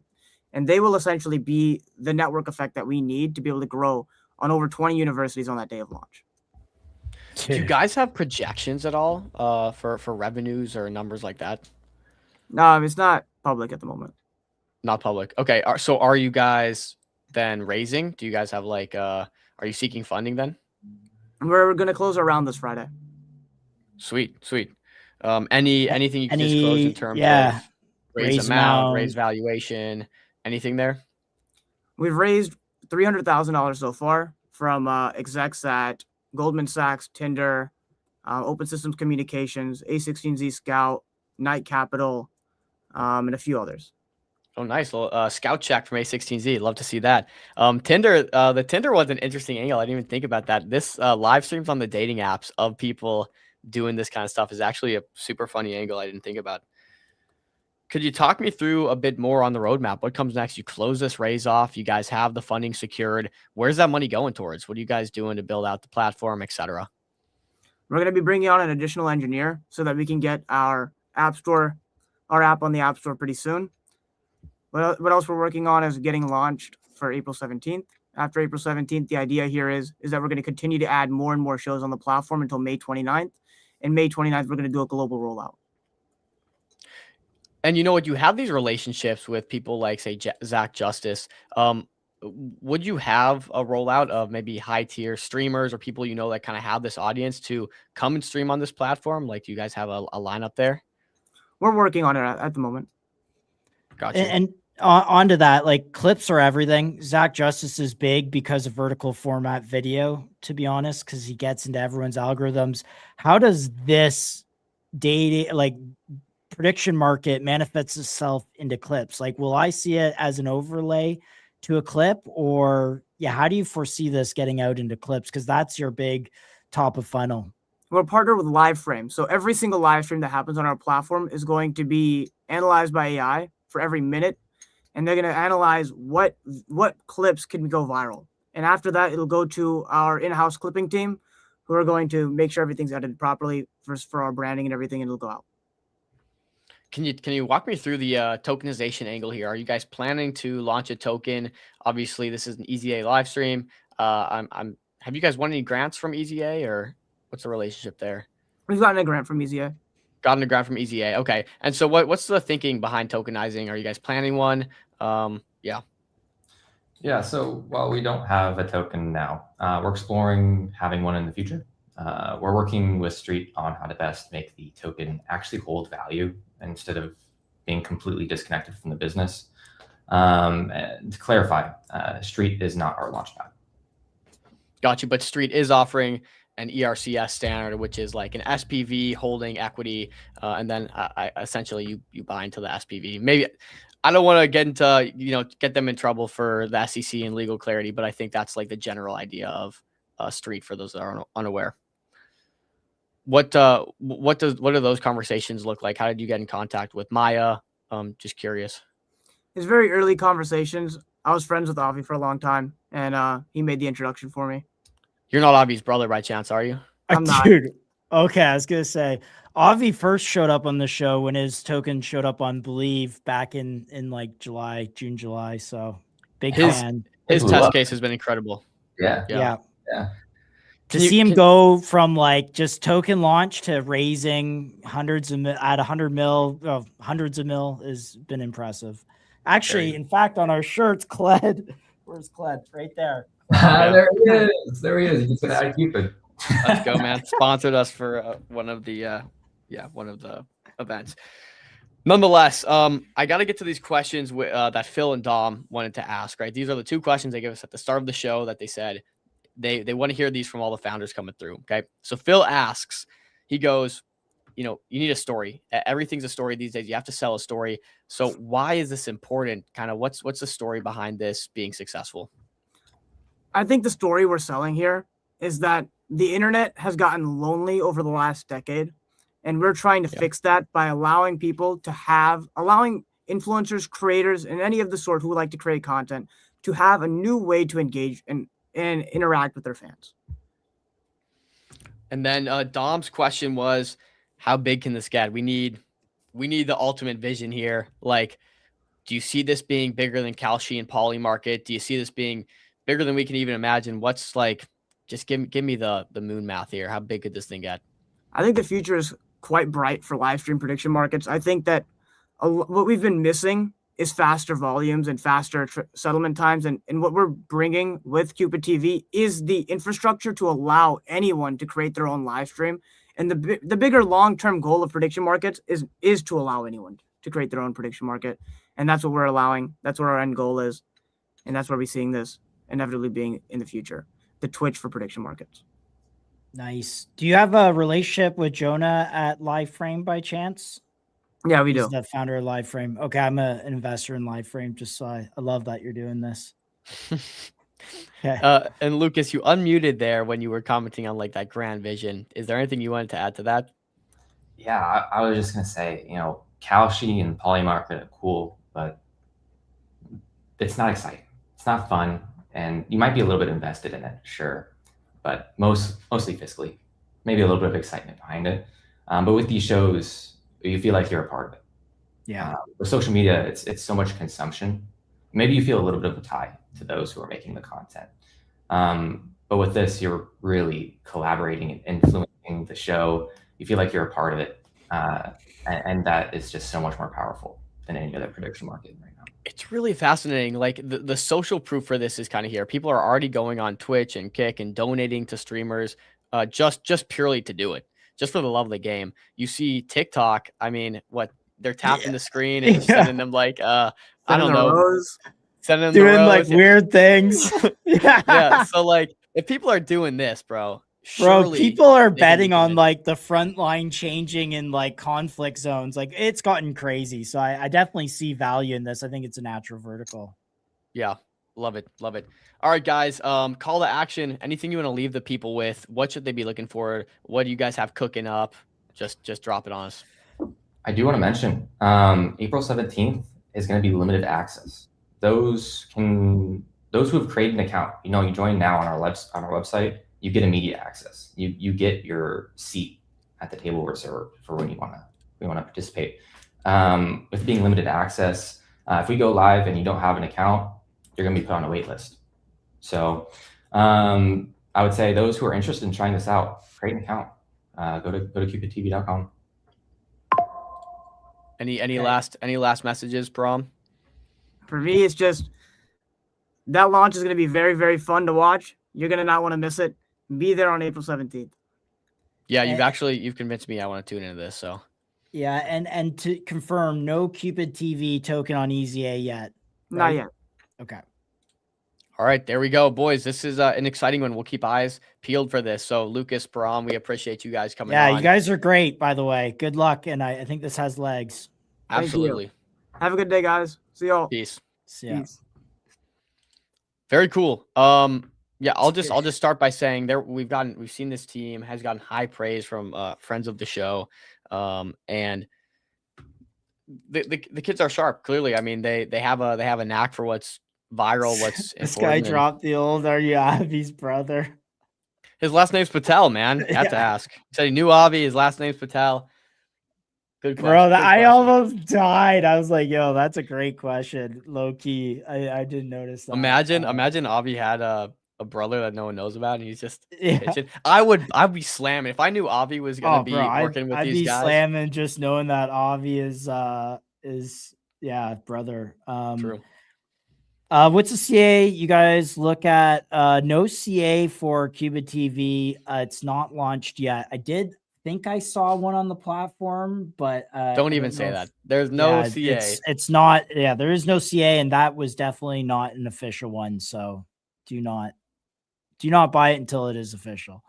Yeah, but guys, we can maybe do a little recap here, but that wraps up the EasyA demo day for about 5 hours live here, going hard. Went through like 6-7 EasyA projects, 2 friends of the shows as well with Xstocks and Avo. But Great show today. I'm ready to go touch grass. And man, what do you guys think? Some exciting people, some really smart guests we had come through. Really like, I don't want to butcher the name. Let me make sure I have it right, but really liked Crexa a lot. Crexa, yeah.